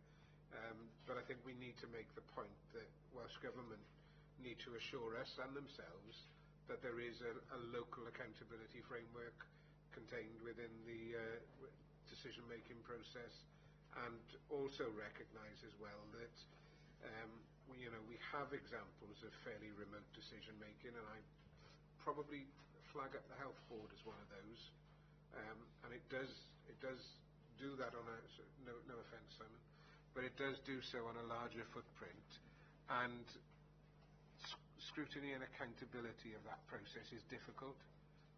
It's always easier to make decisions if you're not being held to account effectively, but it doesn't make for good decision making, and I'd like to see a little stronger influence placed in the white paper around that role for for all members of an authority, some clearer lines of communication to see how those decisions are held to account, but that's almost shutting the door after the horse has bolted. I think we need a method of as we have now with pre-scrutiny, we almost need that opportunity for members to feed into that process before the decisions are reached. And I'm not sure that the joint committees, etc., currently have that feed-in of influence from local members, which I think would be a healthy position to get to in terms of the aspiration of the white paper. There's also, inevitably going to be some concerns in a spatial context around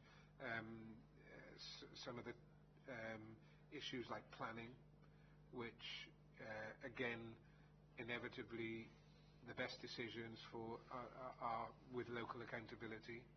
And in a sense, we had that discussion at Council a couple of weeks ago. So understanding that there might be overarching planning frameworks which are important in a regional context, on the ground, local planning decision making still needs to have a foothold in the planning authorities. So they would be my few comments, and it's welcome that there are a few comments, because I think the response that we have drafted probably provides a good understanding of certainly my view of where we're heading with the white paper, and perhaps the majority of members. But I'd open the floor for comments or questions.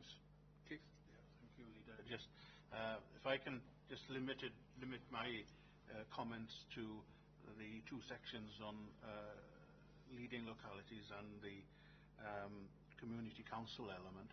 I found the concepts and the ideas interesting, as there is an attempt to I think strengthen the relationship between the county and the communities. However, I don't think that there is in terms of a Pembrokeshire situation, there is a full understanding of the complexity of our setup with 77 town and community councils, two representing groups through One Voice Wales and PALC, and certainly over the last couple of years we've attempted to formalise and bring the councils and the county council and the communities closer together. However, we are inevitably going to be up against many councils who are, in terms of their size and the amount of money they precept, very small, and the opportunity they may have to actually play an active role in service provision, which I think is fairly important if looking forward, is always going to be minimal at best. I note a conversation with the Minister many months ago now, when the idea of clusters was mentioned. I think there's a lot of work that needs to be done before we're in that situation, because inevitably these community councils are highly defensive of their individual roles, and also on the note point of local democracy. Some 87%, I think, of the seats in Pembrokeshire at community and town councils are uncontested. Whilst that remains a situation, I cannot see that the existing setup is a truly representative democratic setup. There needs to be an encouragement from some source to get more people to become part of the election process and be true representatives. There are also some connotations of something we talked about earlier through link officers, which I think also has a role to play. It's a really interesting document, and I note very much the answers that we've given from question 24 through to 27, and I think that there's nothing I disagree with, but I don't think that the writer, the original report, fully understands how, this is a very perhaps a stupid thing for me to say, but I don't think they fully understand how the system works in Pembrokeshire. And I don't think really that we are necessarily unique in that particular respect. I think that once you get out of the urban conurbations, we are into a more rural and diverse county, then the situation does alter dramatically. It's just a view. I really would like to see many of the points in the come to fruition, but I think it's an awfully long battle and an awfully long journey. And as we learnt as being recipients of instructions from the previous minister that there will be reorganisation, I don't think that a change in system can be imposed. It has to be brought forward organically, and we have to work collectively towards a better system for in our case, for Pembrokeshire. Thank you. Thank you, Keith. Rob. Yeah, thank you. Regional working, it's it's a concept that's not new. It's something that, from a transport perspective, has happened for many years, and we had the switch, as it was known in them days, which was working extremely well, bringing together a number of authorities, putting together joint funding bids, etc., taking advantage of expertise within each authority. With like with us here, we had Mr. Hewitt Matthias, who is well known throughout when it comes to transport and buses and things. Now, the regional concept was chucked out, shall we say, by a minister, but we did, because as authorities we recognised the benefits of it, we've actually kept it going as a forum. And now I see we might even be bringing it back again. So it does seem to me rather frustrating that some of the concepts that were in place years ago are looking now at being brought back again, and all the costs that will entail. You made reference to planning frameworks and regional working in that respect. Well, a bit of a bugbear of mine, and I'll mention it again, is here in Pembrokeshire we have 2 local plans, which seems silly. We're looking at what we can do regionally further afield, and we haven't even got, shall I say, our own house in order currently. So I look forward to further developments on what we can do locally within with ourselves and the national parks in the way of bringing together the work we do to help alleviate some of the pressures on both authorities financially. Thank you. David, did you indicate? No. Any other comments? I will refer back to the author, just place on record my thanks to Stephen for authoring this report. I know that you've had input from CMT, but I know as well, perhaps referring back to the workforce development item earlier, that this again is outside your portfolio, but grateful for the input that you've made for this. The comments we've made, are you happy to incorporate them? Perhaps they can fit into a couple of sections, but primarily I think that issue of local democracy and accountability influencing the process on a regional footing just needs to come through a little. I think there's some strong points there which I hope won't be lost on the Minister, on the Cabinet Secretary. Thank you, Leader. Yes, very happy to do that. Much of what you said, I think, chimes with the view of the WLGA. It is embedded in the report, and I appreciate it's quite a dense report in parts. There's a reference to some core principles that the WLGA have set out in terms of their position, and one of those is about local accountability through local councillors, oversight and scrutiny. They see that as being absolutely essential, as they also see it as being essential that the statutory duties should remain with the 22 local authorities, and that funding should also continue to be distributed through the 22 local authorities. So recognising the opportunity for pooled funding, but that's on the basis of it coming through the 22 local authorities. And that might sound like a very minor point, but I think conceptually that's so important in terms of, you know, function and form coming in the right order, and that accountability following the money. So I think that's hugely important. Any further comments? There's a recommendation on page 311, recommendation 1, 2 and 3. I'm happy to move those. Happen a second. Second. Those in favour, please. Thank you very much. Item 38 is quite an exceptional item that has previously had an airing at Cabinet in terms of the process that we're going to go into, throw our hat in the ring, which I think is very exciting, and I'm sure that excitement is felt by those on the peninsula. David, it is the UK City of Culture bid for 2021 for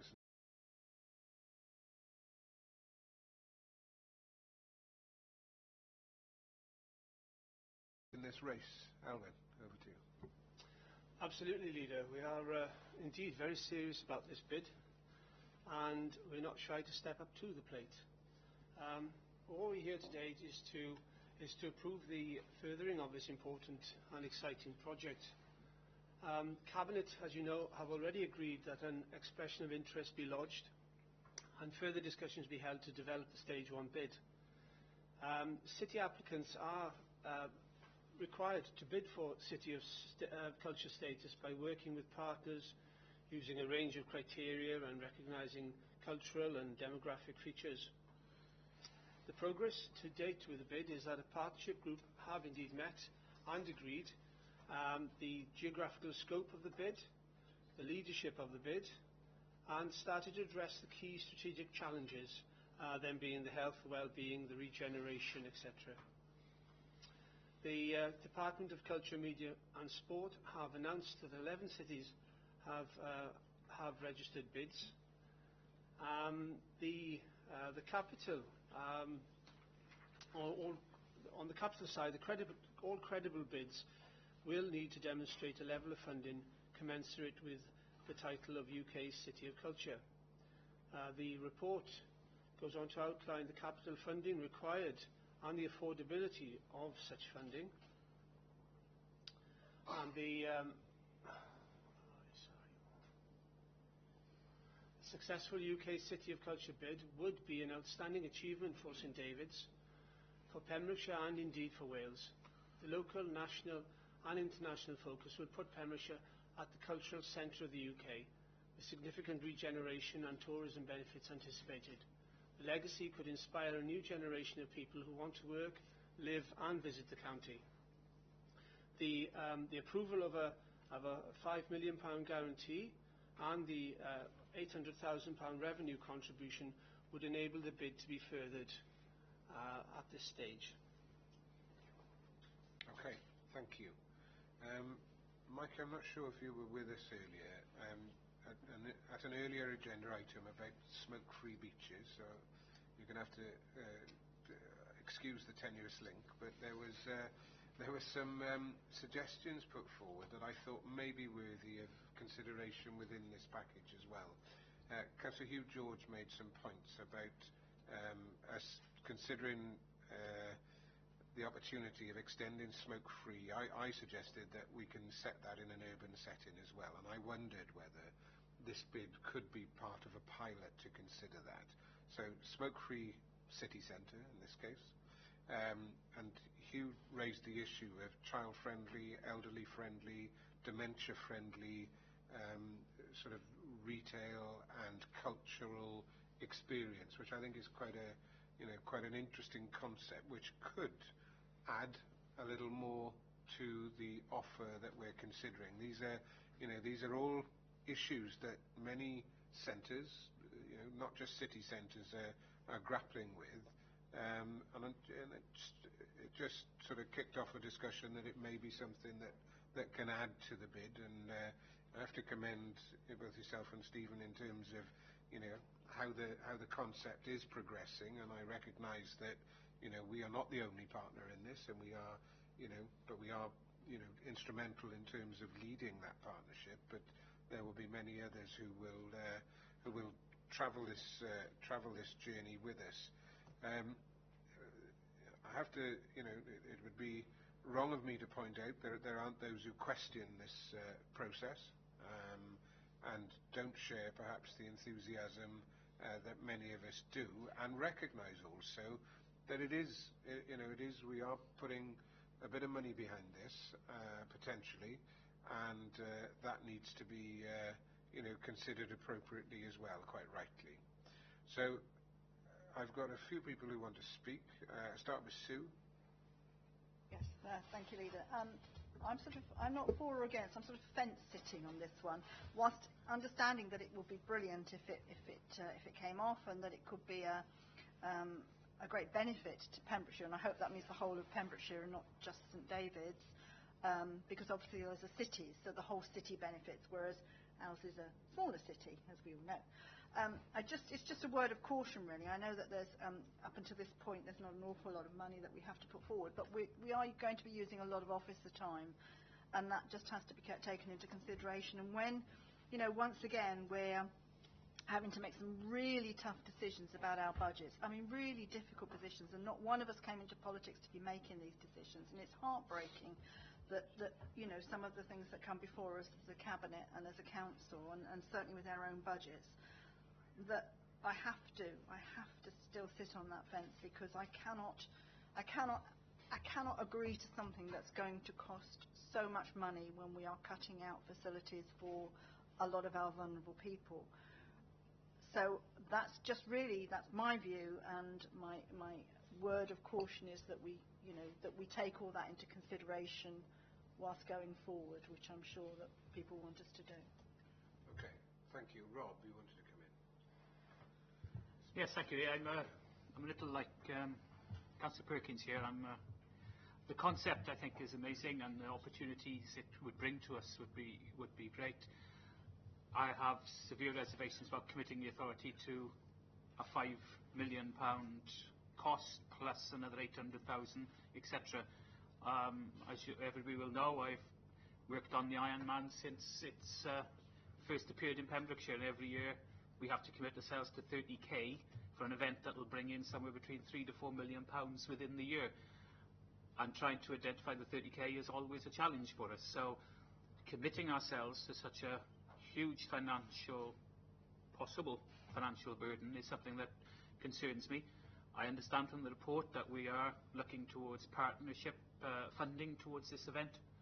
And I appreciate that, at the moment we don't know what level of funding support we may receive from others. I would also just make reference as well to the fact that at the National Park Authority we did discuss this with a small number of members at one of our sub-meetings there, and it was very 50-50 on whether that support from National Park. So that will be a decision for National Park Authority to take in a future meeting, I'm sure.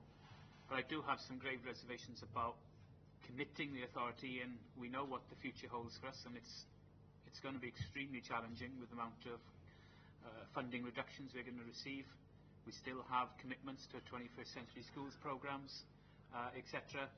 And here we are, we're going to be signing up to the one. So I'm not 100% convinced on the commitment financially, but I'm still 100% committed to the concept of what we're trying to do. It is totally about the financial implications. Miles? Thank you, Leader. So building on from colleague Councillor Sue Perkins' comments, yes, of course it will take officer time, but I think that this will give us invaluable assessment of how great our cultural offer is, and I don't think we need to be shy of that. I think it does bring significant opportunities not just to north of Pembrokeshire, to the whole of Pembrokeshire, but indeed to the whole of Wales. We need to make known how special the city of St David's is in the sort of national and international context. And I think, whilst I do obviously express a nervousness from a financial point of view, I think at this stage I'm 100% behind seeking to go forward. Okay, thank you. John, you wanted to come in. Thank you, Leader. I just wanted to talk about the finances. Do we have to? We're talking about an unallocated 5 million capital at the same time as we've already talked about today. Potential Band B C21 at that same time period, and the Swansea City region, as well as local government reorganisation. We don't know what that might entail as well. From a revenue perspective, the 0.8 million funded from earmarked reserves, as everybody's aware, the earmarked reserves are limited. The only reserves with that sort of money in them are the Investor Save Reserve and Service Transformation Reserve.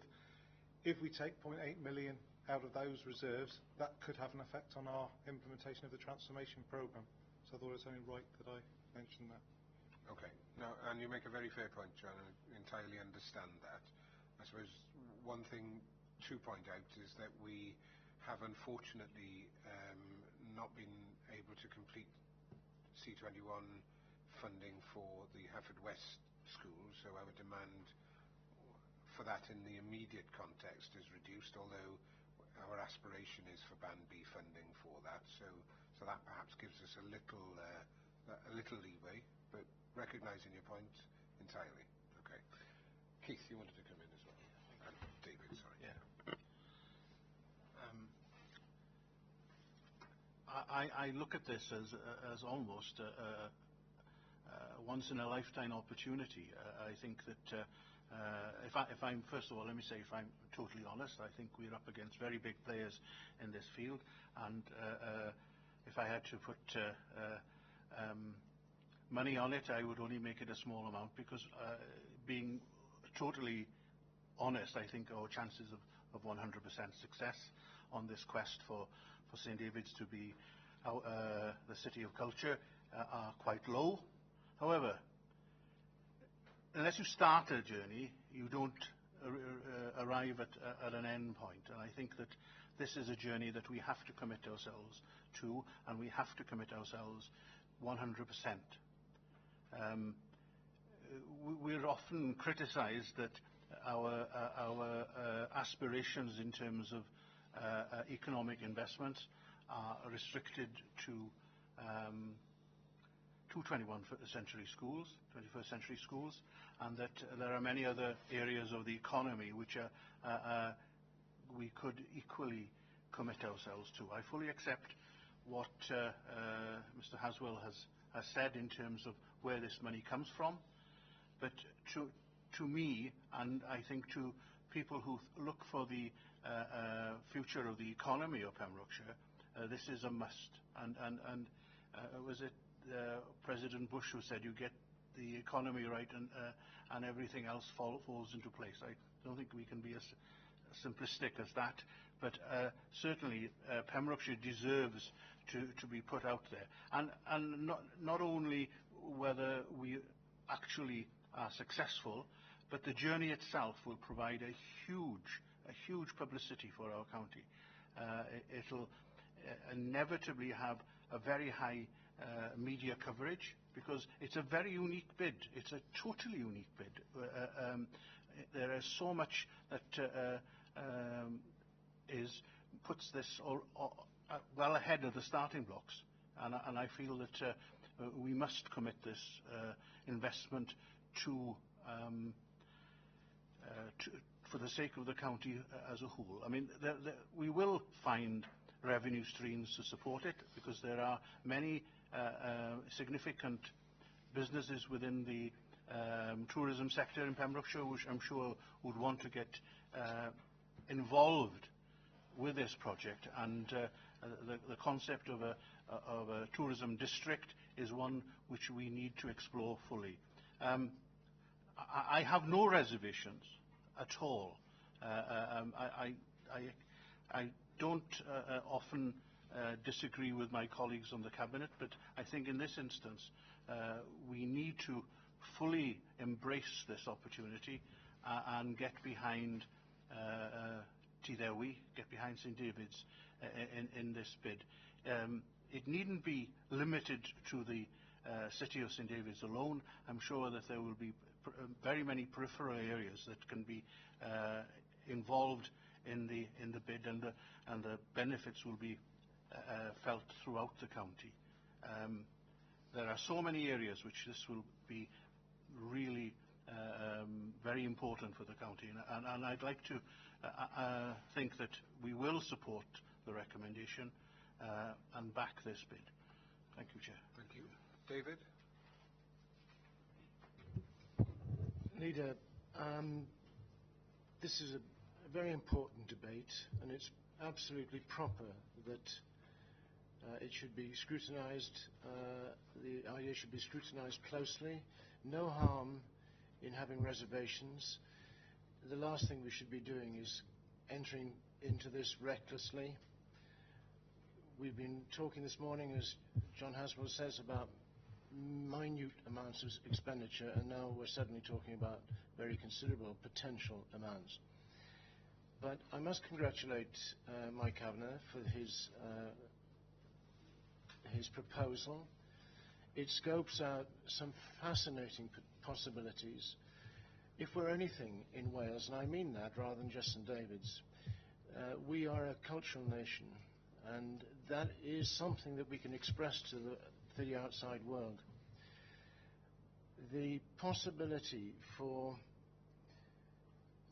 an inclusive idea, looking outwards in a world that is turbulent, nationalist passions, inward-looking people, and this would be outward-looking with a story of hope based upon a real living person, which of course is our patron saint. And I think this is going to resonate with children, and it is something that is very, very relevant. I think particularly, let's talk of North America. The amount of churches carrying the name St. David are considerable. I have looked at this over the years, and it is a message that we can certainly bring to them. I think that what Mike Kavanagh has also done, in conversation with me and with Miles and the director the other day, was that those bids that failed obtain measurable benefit. And the likelihood is that we will fail, because, let's be candid, the opposition includes far better funded projects than ours will ever be able to be. However, if the idea took off and it flew, I think there are many allies that we will gather around us, and that with none immediately in place, but I can see that those people are coalescing with us. So I don't want to be absurdly reckless and be dreamlike in this, but I am, like Keith, this is a once-in-a-lifetime opportunity. And it is not St David's, it's much bigger than St David's. It is our patron saint, it is our Welsh culture. And I think it's relevant and it's timely, and in the little world that David lived, it was the Dark Ages, and I suspect that there's not a great deal of dissimilarity between the world that we're living in now, with the Middle East in flames, millions in East Africa starving. Let us be outward-looking and hopeful, and well done, this authority, for taking up this challenge. Okay, just perhaps point out that whilst we don't compete on money, I do think that we compete personally on a pretty equal footing. We have some unique selling points which other cities cannot possibly even dream of, and I'd like to think that we approach this positively, that we look at those selling points. We can celebrate culture, we can create history here, and there are opportunities within the bid, that of the public holiday, which I think very few cities will be able to replicate. So, whilst taking your points on board, David, I honestly think that we go in on an equal footing. We're not a big player financially, but culturally, we could blow a few out of the water in the process. Could I just add one thing I forgot to mention? On Radio Cymru this morning at 10 o'clock, the Canon Residentiary at St David's Cathedral, Canon Dorian Davis, was invited to speak. Now, he had been briefed by Mike Kavanagh. He asked for that information. He himself will have his own extraordinary story to tell. So, if you like, outside world are taking interest already. Yep. Simon. I'm not going to repeat the comments of all my colleagues. I'm just going to say that I'm 100% behind this submission. It's a lot of money, but then the benefits are immense, and they were worth, they're worth that sort of calculated risk. And even if it's not successful, which I earnestly hope it is, I think there's still enormous amounts of benefits to Pembrokeshire, economically, culturally, reputationally, whether the project succeeds or indeed we're pipped up the post. But I hope the project is a success, and I'm more than happy to support the recommendation. Okay. Mike, I haven't brought you in deliberately because I thought it would be useful for you to get a flavour of Cabinet's thinking before I did so. There's obvious support within Cabinet for the process that we're going into, tempered, I think, quite correctly with some consideration of the budget, and inevitably that has to play a part. But as I said, I remain convinced that the budget isn't the be-all and end-all of this process. I know that you've, as David has alluded to, you've done some unpicking, and I think it's probably more appropriate. You've probably learned more from the unsuccessful bids than you do sometimes from the successful bids in previous UK City of Culture processes. And it might be useful perhaps to just highlight a couple of learning points for you in terms of that process, some of the things that you think that's brought out that is a little nugget, if you like, in terms of informing our way forward as well. And I'd be interested in the point about money, because I'm not convinced it is all about money, but I'd be interested in your view on that as well. Thanks. Thank you. I think if we were seeking to put on a show or a number of shows across the whole year, then we shouldn't do it. This isn't about doing razzmatazz and fantastic events for the sake of it. What this is actually about doing is saying that we're going to use culture as a tool, a very, very powerful tool to deliver what are the priorities for this council: regeneration, well-being, community cohesion. And we know that the City of Culture status will deliver that, because it already has in Londonderry. It has in terms of European City of Culture, Liverpool having won it around a decade ago, and the evaluation reports that have been done in those cities and shown the immense amount of regeneration that has occurred, the amount of money that has generated, the improvements in the way people think about other people and their quality of life and their experience. So we know it has those benefits, and those are the sorts of things that we want to achieve as this council. There are 10 other cities that see that and see that potential. That's why it's so competitive. There are 11 cities in this game. In terms of the actual geographical scope, we talk about St David's, but we should be mindful that it is St David's and the 100 of Dewis land. What that actually means is everything from Solva through to Fishguard, including the coast and the hinterland in between. But Pembrokeshire is a small place, and if we were to win this, this would have a massive impact, positive impact on the whole of Pembrokeshire and indeed beyond. We will be expecting funding from other partners. I'm meeting St David's City Council tonight, and I'll be meeting with the National Parks Authority later on this month, so we wouldn't be the only funder. There's a partnership of around 12 organisations. We're about to sign a memorandum of understanding, which includes funding commitment as well as in kind. I think if we've learned anything from the successful and the unsuccessful bids, it's that we need to be absolutely 100% behind this if we're going to do it. It will be scrutinised. They will look at our credibility. They will unpick everything that can be unpicked. So we definitely need to build a body of support, not just around this table, but in the whole of Pembrokeshire, and we will be working on that over the next 6 weeks to 7 weeks as we put in the stage 1 funding bid and then beyond. We are actually 6-1, fourth favourite, so if anyone is a betting man, it might be worth a flutter.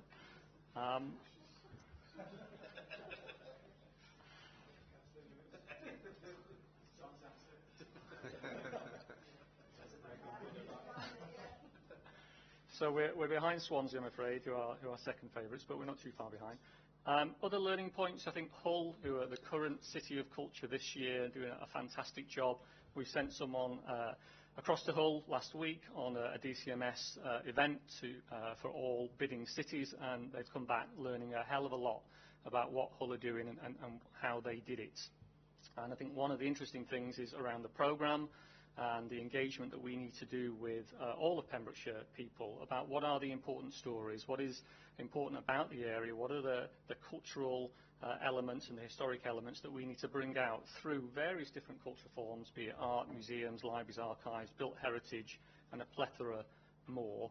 And so that's a challenge for us over the next 6 to 7 weeks to do a quality bid, and we'll do everything we can to make sure we submit that. Okay, good. Elwyn, do you want to sum up, or is there no need? I will just very briefly thank you, Leader, for allowing the debate to flow and for everybody who's contributed, because it's given us a better understanding of where we are. I think that I recognise why we need to be cautious, and everyone's some are so inclined. But this is, as Councillor Lewis said, this is a once-in-a-lifetime opportunity. And we have no better place in Wales than St David's to celebrate that, or the very core of our culture surrounding the Welsh culture, Welsh language, and the other cultures of Wales. And therefore, in moving this motion, I'd all like you to recognise that a nation's greatest strength does lie in this culture. Thank you for all supporting, and I trust that you will continue to support as I recommend the recommendation. Thanks, Al. I'm happy to. Oh, unless David, you're seconding, fine. And okay, those in favour, please. Thank you. Those against, and abstentions. 2 abstentions. Okay, thank you. Okay, we move forward to agenda item 39. Which is notice of motion relating to the sale of council-owned frontages to owner-occupiers. Notice of motion from Councillor Viv Stoddard. Viv, would you like to join us again? Okay, so notice of motion relates to council-owned communal land to the front of privately owned houses purchased under right-to-buy legislation situated on council housing estates, specifically referring to those owner-occupiers who are seeking to create car parking on the land in front of their property or create an access across this to their property for the purpose of accessing car parking on the latter. Viv, do you want to speak to it? Thank you.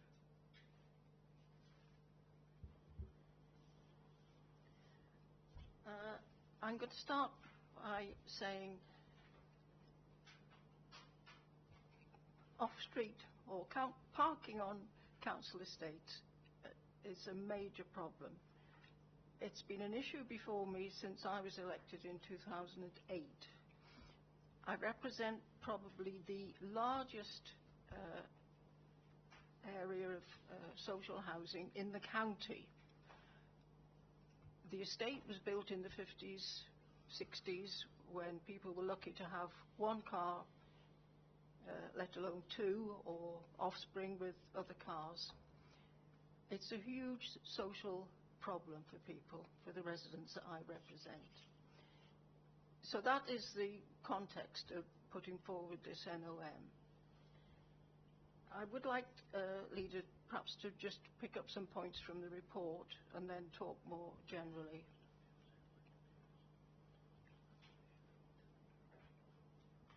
Okay? Yes, please. Yeah. Right. If you look at under the main issues, first of all, it says that when tenants use the right-to-buy legislation, it says what they purchase does not include the communal land in front of their property. I'm not sure that that's correct, because certainly have had issues in the past where residents have approached me about getting some sort of car parking scheme, and part of the problem has been that the residents have been a mix of tenants and owner-occupiers. Some of the owner-occupiers own their frontage and some don't. So when you look under main issues, I'd like to know, is it always the case that they only buy, if you like, the footprint of their house and not their frontage? Is that correct? Can I ask for a view? I'm understanding it's a fenced front garden. Is that the case? What they purchase under the right to buy is what they rent from us. Where I'm assuming where there's reference to owner-occupiers who own the frontage, they will be ones who have subsequently purchased that frontage from us, because they only purchase what they rent and they don't rent the communal frontages.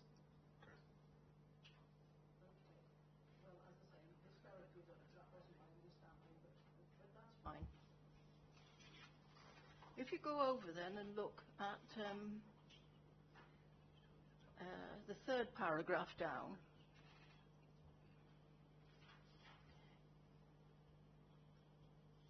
it says that whilst it's understandable that residents may wish to create their own off-street parking, there's no corporate requirement for this. And yet, and again, if you look at the paragraph at the top there, it says it's up to the housing service to ascertain whether the land can be deemed to be surplus to council requirements. Obviously, if it's deemed not to be surplus, then I accept there should be no need to consider the proposal. It's important, it says, to notice that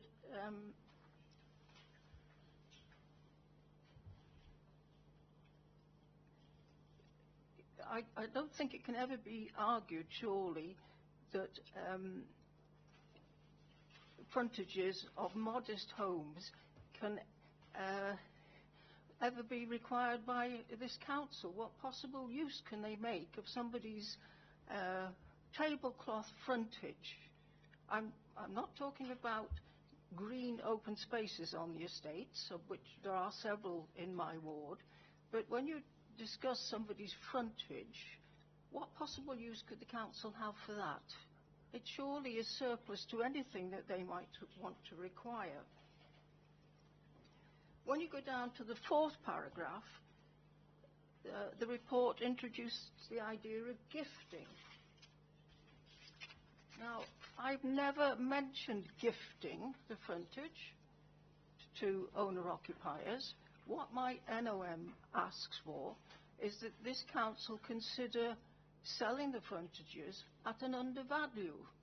No, I've never asked and wouldn't ask for gifting, so to me that's irrelevant. It also mentions that getting a receipt for the purchase of this land. Well, yes, okay, but surely we wouldn't necessarily be in the business of asking for a maximum receipt. Surely the point is to consider an undervalue to encourage owner-occupiers to buy their frontage, in which case they are actually creating a social good. That's what I would argue there. Viv, can I ask you for a bit of clarity? Yes. Just so I'm understanding. By frontages, you're not talking about the front garden. You're talking about land effectively sometimes between the front garden and the roadside, so that's the communal strip. Well, I'm just trying to think on the estate. I don't think there's any gardens that are, if you like, with a boundary. You have the house, and then you have the open frontage right up to the pavement. Okay. Okay. I can't think of any with a front garden as such. Okay. So, okay. Ian, did you want to? I was just listening, Viv, to your explanation there, and I was becoming confused because, as in response to your question that Barry answered and experience that I've had in the past in Pembrokeshire, if we're talking about a fenced front garden that sits as part and parcel of the council house tenancy, then that is always, in my experience, disposed of as part of the right to buy application, because the fenced front garden is part of the tenancy anyway. It sounds to me what you're talking about in this notice of motion is actually common land, which, whether there is a fenced garden or not with the property, is not part of the existing tenancy agreement. So it's not available to purchase through right to buy in any event. It's communal land. And there have been some occasions where we've been approached by ward councillors in the past to ask whether or not some of that communal land can be converted for car parking purposes. And I think what raised my alarm bells are when you were saying about the difficulties of owner-occupiers. Some of those schemes have been scotched, actually, because some properties have been sold, some are still rented to council tenants, and there's always been a squabble, or we've always been unable to find a solution to a squabble between who should pay and who shouldn't in the event that some houses have already been disposed of under the right to buy legislation. So it sounds to me as though the NOM is actually addressing communal land rather than front gardens.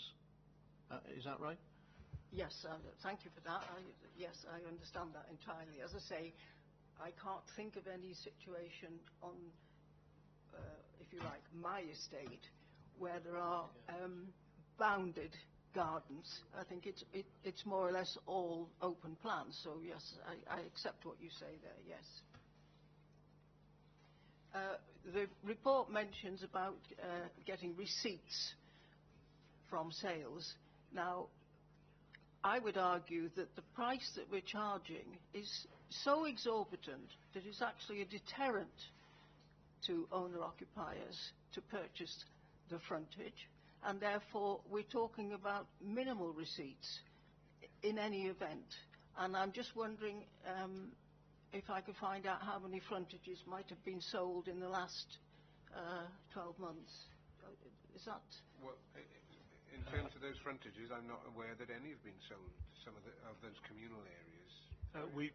We have sold plenty of frontage areas directly in front of people's, the communal areas sections of, but we always take guidance from housing before we consider any such disposal. I couldn't say how many have been done in the last 12 months. We'd have to check. Okay.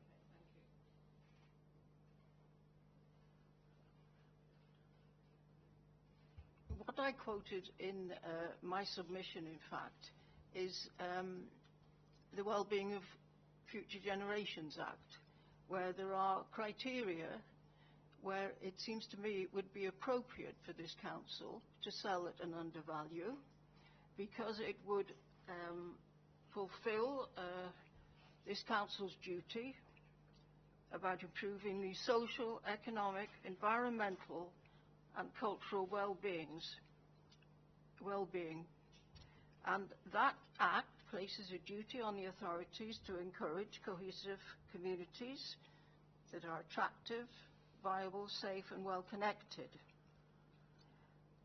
The estate design in my ward is not conducive at the moment to social cohesion. It's a huge problem for residents, and I have every sympathy for them. They are forced to park on the verge or make their own, if you like, informal off-street parking areas. It causes damage to the curbs. It causes a visual impact that is in fact most depressing. Now, as I said earlier, I'm not looking for this council to gift communal land, but what I am looking for and asking members to consider is not to emphasise, if you like, the market value, but to consider selling at an undervalue, because the consequence of that would actually be to improve the environment of all residents, not just owner-occupiers on the estate. One of the factors that is mentioned in the report from the director is this idea of prevention. And now I think a sympathetic and reasonable negotiation by this council with owner-occupiers would prevent the overall deterioration of council estates. As I said earlier, under this present regime, this council is not likely to achieve many capital receipts, because I'm arguing that the present charging is too prohibitive. It's too expensive for people. We, if you like, are a monopoly provider because we own that communal land. We're in a position to dictate any fee we want. And as I say, my experience is that people find this too prohibitive. We don't always insist on market value. Pembroke Dock, if you remember, the building opposite Tesco, we reduced that price by a quarter. We marked it down from 200,000 to 160,000. So there are times when we do discard the need to get market value. Narberth School, we continue to support that developer up to a point. We were willing to drop the price, and we offered that developer a £2 million loan, which was said in the report that this was in keeping with an independent advice from the Valuation Office. And that loan was considered possible under the Local Government Act and the Wellbeing heading. I understand that we sell plots, complete plots, to Pembrokeshire Housing for £10,000, and yet my owner-occupier was being asked to pay £5,000 for a small frontage.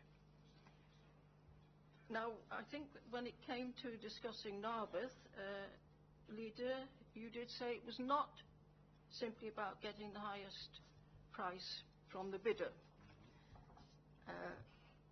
Our Deputy Leader, Councillor Lewis, said we should always be driven by doing what is right, in thinking for the community, and not simply by the desire to, say, obtain some sort of financial contribution from the sale of the site.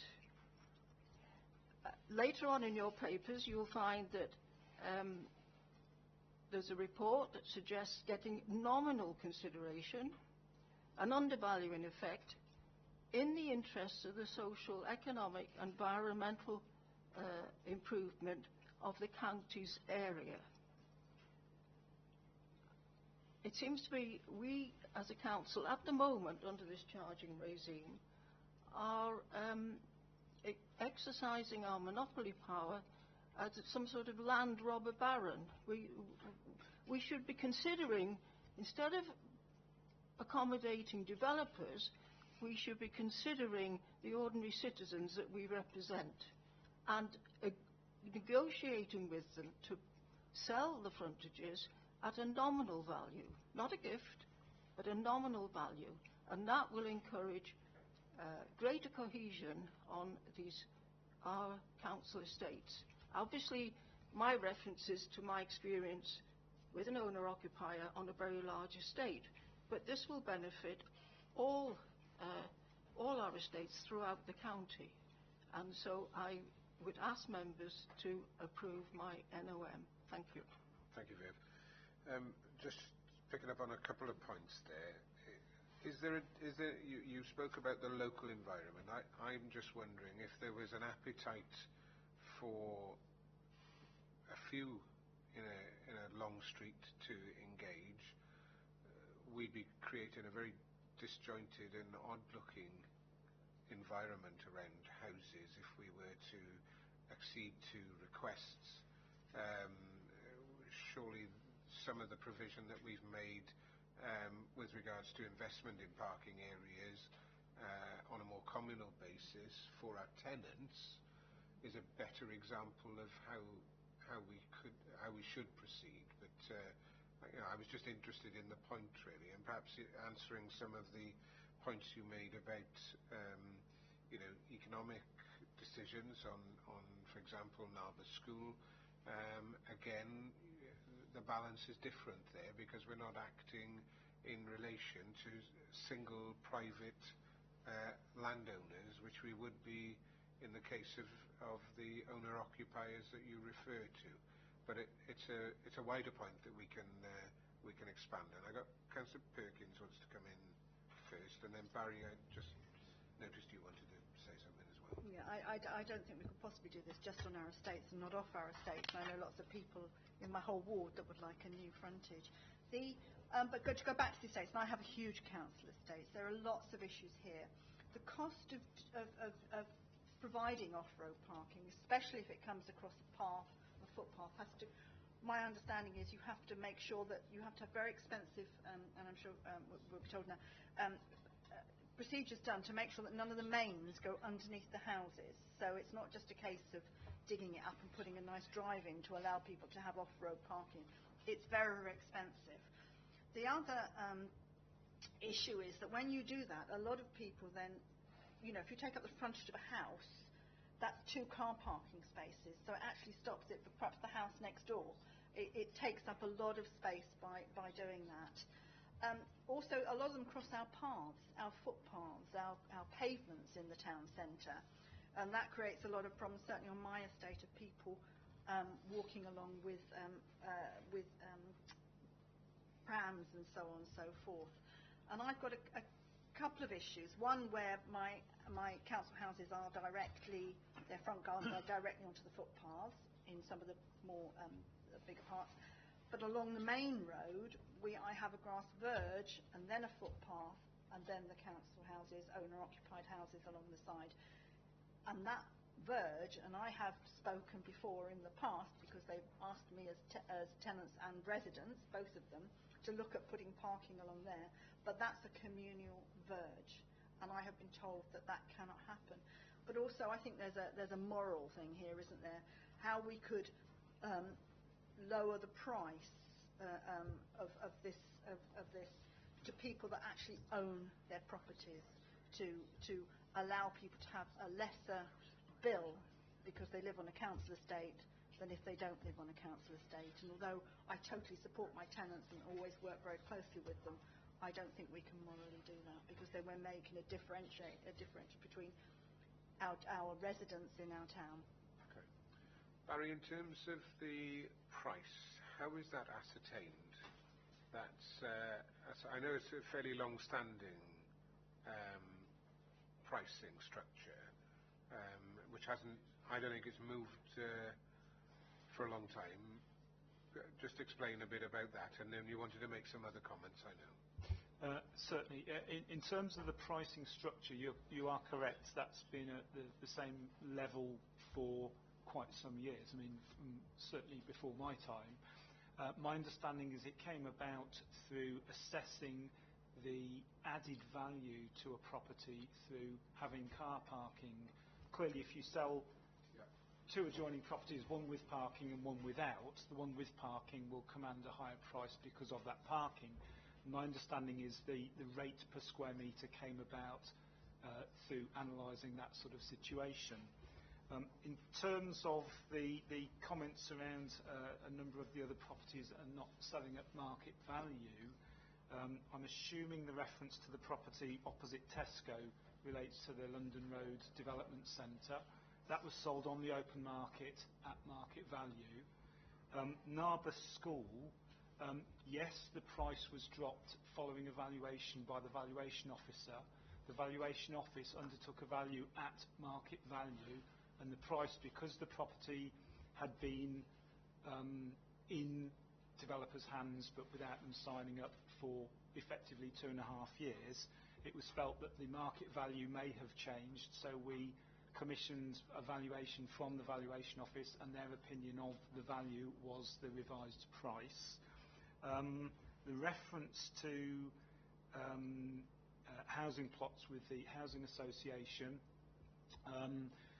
affordable housing commands a much lower price per plot, and obviously depending upon whether they're exception plots or not. So, for example, the Penwallace site that we referred to earlier, the price will be reflected within that.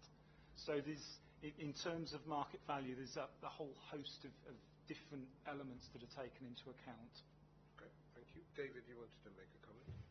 Thank you very much. Councillor Stoddart raises a problem that exists in every part of Pembrokeshire, indeed way, way beyond Pembrokeshire. The housing stock, probably a great extent, dates from the 50s. There were no cars to speak of in those days, and there are now. And it is a problem that every householder in a state of that kind faces, whether they own it or whether they are tenants. Now, I do think that there are problems which we can't address today because the configuration of these estates is so different, and it must be possible in some areas and more difficult in others. The other issue is, why should there be any difference between a householder and a tenant? Let's suppose we were to accept £5,000 as a fair price to acquire the frontage. Why should not the adjacent tenant who rents his property or her property isn't allowed to raise the rent by an equivalent amount to obtain the same advantage? But the point is, I don't think that there's enough information before us today. I think we need to look at particularly the estate that you're looking at, if it is a specific estate, to see what the configuration is and whether the engineering-wise or highway-wise, whatever the term is, it can be done fairly straightforwardly. It would be important to consider it being done not hodgepodge and piecemeal, but in some sort of coherent way. And so that people then had a choice. They could buy it at a given price, and I do agree a discount is wholly appropriate, because this is to do with exactly the point of the Wellbeing of Future Generations Act. It is to be an authority that doesn't say, we don't like your idea, and if we're going to accept it, you're going to have to pay up. Why don't we say, we'll see if we can help you if we can. And I'd like Viv to come back with us with more information. I suppose the challenge with that is if we provide a sale of a piece of land at £1,000 and it puts £5,000 worth of value on a house to a private individual, can you argue that that's a good use of public money? That's what I've got in my head, because that's conceivably what we could be doing, and there will be scenarios in the county where we cannot do that for spatial reasons. So we have to examine how we expend public money in that regard, and that's the difficulty. Leader, to come back on your point particularly, you're spiting your nose because there's no... The argument of saying the public purse is missing out long term, that's not the point here. There is a social problem that deserves addressing, and if we were down the line to lose some money, hey-ho. I really do believe this is a very important social problem. Well, I'm sorry, David, but I'm not comfortable with expending public money to which benefits private individuals. We have to be very careful about that. We have a duty of care for our tenants, and there's a very plain line of sight for me on that, and it is a very different scenario. Kerry. If I may, Leader, you've virtually alluded to what I was going to mention. I'm assuming that the land is housing revenue account land. It is, yes. And if it is, then under the HRA ring fencing, we would probably have an obligation to sell the land at the most appropriate value. And I suspect that would be by an independent valuation, either by the Valuation Office agency or from an internal market valuation. So it's probably along the lines of what you're suggesting, and if Cabinet and Councillor Stoddart want me to look into that in a bit more detail and provide chapter and verse as to where that's held, I'd be more than willing to do that. I don't know, is this process the best process for that? It might be through the HRA working group. It might be an item that they could consider in their work programme, and that may be a more appropriate way forward. But I'm conscious that time is moving on, but are there any other comments? Rob? Yeah, just a couple of points really. I was taking a little drive around Hubbardston on the magic of Google Earth as you were talking, and We can see the problem. There's vehicles parked nose to tail on one side of the road, which restricts traffic movement throughout the estate. However, we do have some fairly substantial green spaces there, but then I can see there's some properties here that have taken out all of their green space and put in very attractive brick paving, driveways, etc., etc. Now, to me, the value of that property is increased by more than 5,000 or 6,000 by doing so, because it has very good, high-quality car parking available privately to that property. The issue over gifting, well, if something's worth 5,000 and we sell it to you for 2.5, we've given you a gift of 2.5. So gifting applies. It's just a matter of the value of the gift, isn't it? It is gifting. I appreciate it's probably the right word.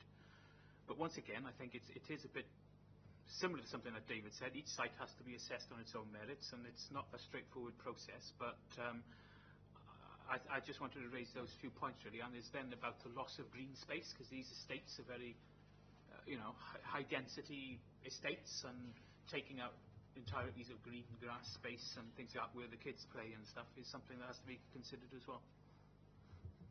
Okay, thank you. Keith, did you want to make a point?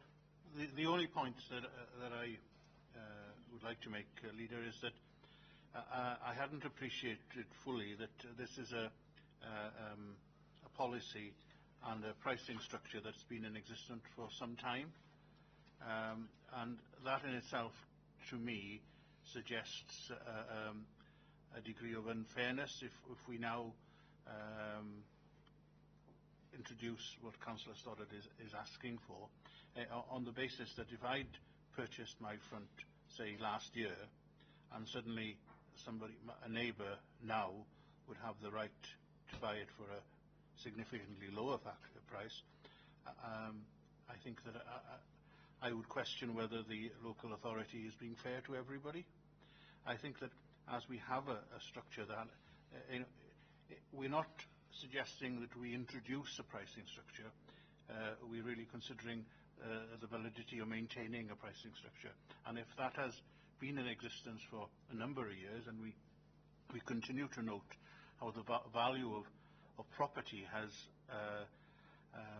continued to increase over and above what is inflation significantly over recent years, I think that an investment today could be seen as being less than it was some years ago in real terms, and the potential benefit would be significantly more in terms of the overall price of the property.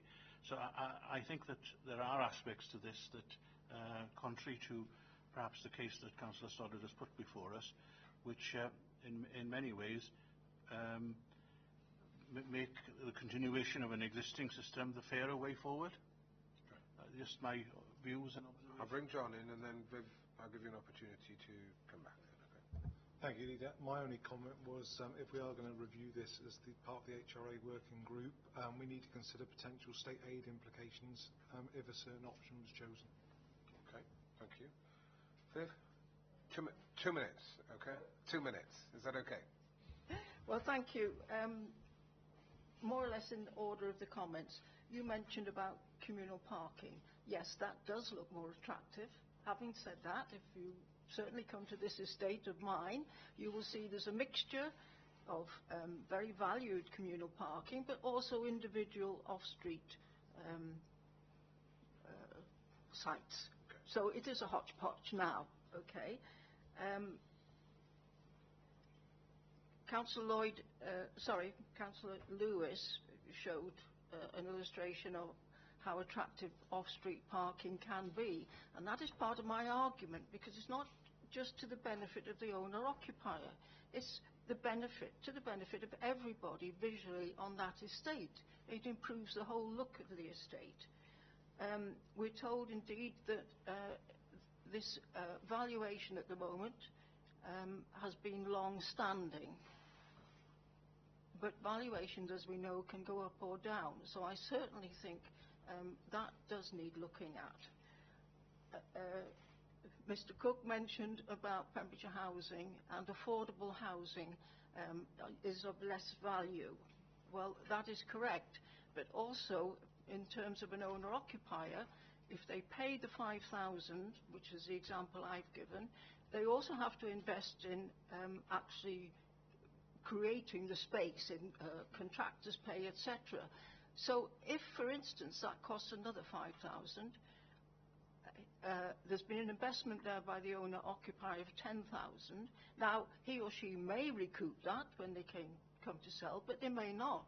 There's no guarantee. And affordable housing, because this is what we're talking about, as Mr. Cook says, has a limited value. So the marketability of that property is limited. In terms of the examples I gave, and Mr. Cook again mentioned about it being open market process, the council in this instance are in a monopoly situation. It's not an open market bidding process. Owner-occupiers have nowhere else to go if they want to buy that piece of land. So it's not truly an open market. Sue mentioned some of the problems, which I agree might occur, but surely then each individual application should be looked at on its merits. And we have a process already when people want to create off-street parking. There's a one-stop shop that they can go to. If there's problems with the utilities or footpaths, obviously that's a consideration. Listening to members' comments, obviously I would like you to approve my NOM here today, but if you don't go down that path, I do think there is a strong case to be made for looking at the whole situation. How is it that we come to this pricing structure, and should it indeed be looked at again, and should we not be looking at the wider picture, not just of the owner-occupier, but for all residents on these estates? Thank you. I doubt if anybody could disagree with what you said latterly there, Viv, in terms of a bit more of an holistic look at, whether, and it doesn't perhaps, that look doesn't need to differentiate between housing tenants and those who are owner-occupiers. And I would find a great deal of sympathy with that view in terms of a rather more holistic approach to move forward. And I do think that the HRA working group would be an appropriate base for that discussion, more appropriate in my view than the notice of motion, which is seeking to solve one of the issues, of which I think there are a number on our estate, as you've probably alluded to. I'm going to move that the notice of motion is not adopted,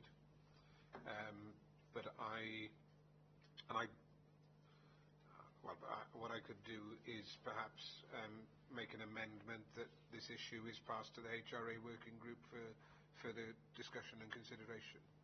I'm happy to make that amendment. Okay, those in favour? Thank you. Thank you, Viv. Thanks. Agenda item 40 then is, in fact, the HRA business plan. So this is for 30 years, so it should see most of us out. And Keith, I'm handing over to you on that. Thank you. In many ways, Leader, this is a fairly routine part in that the Council is required to submit annually a 30-year business plan. So this and this needs to get to Welsh Government by the end of March. And this report outlines the 15 elements that the business plan is expected to achieve. And I ask that Cabinet note this report and authorises its submission to the appropriate department. Okay, Kerry? Sorry, Deputy Leader, could I, with your consent, make a slight amendment, only purely to the recommendation? In 1.5, it asks for the Director of Finance to be given delegated power to make any final minor adjustments.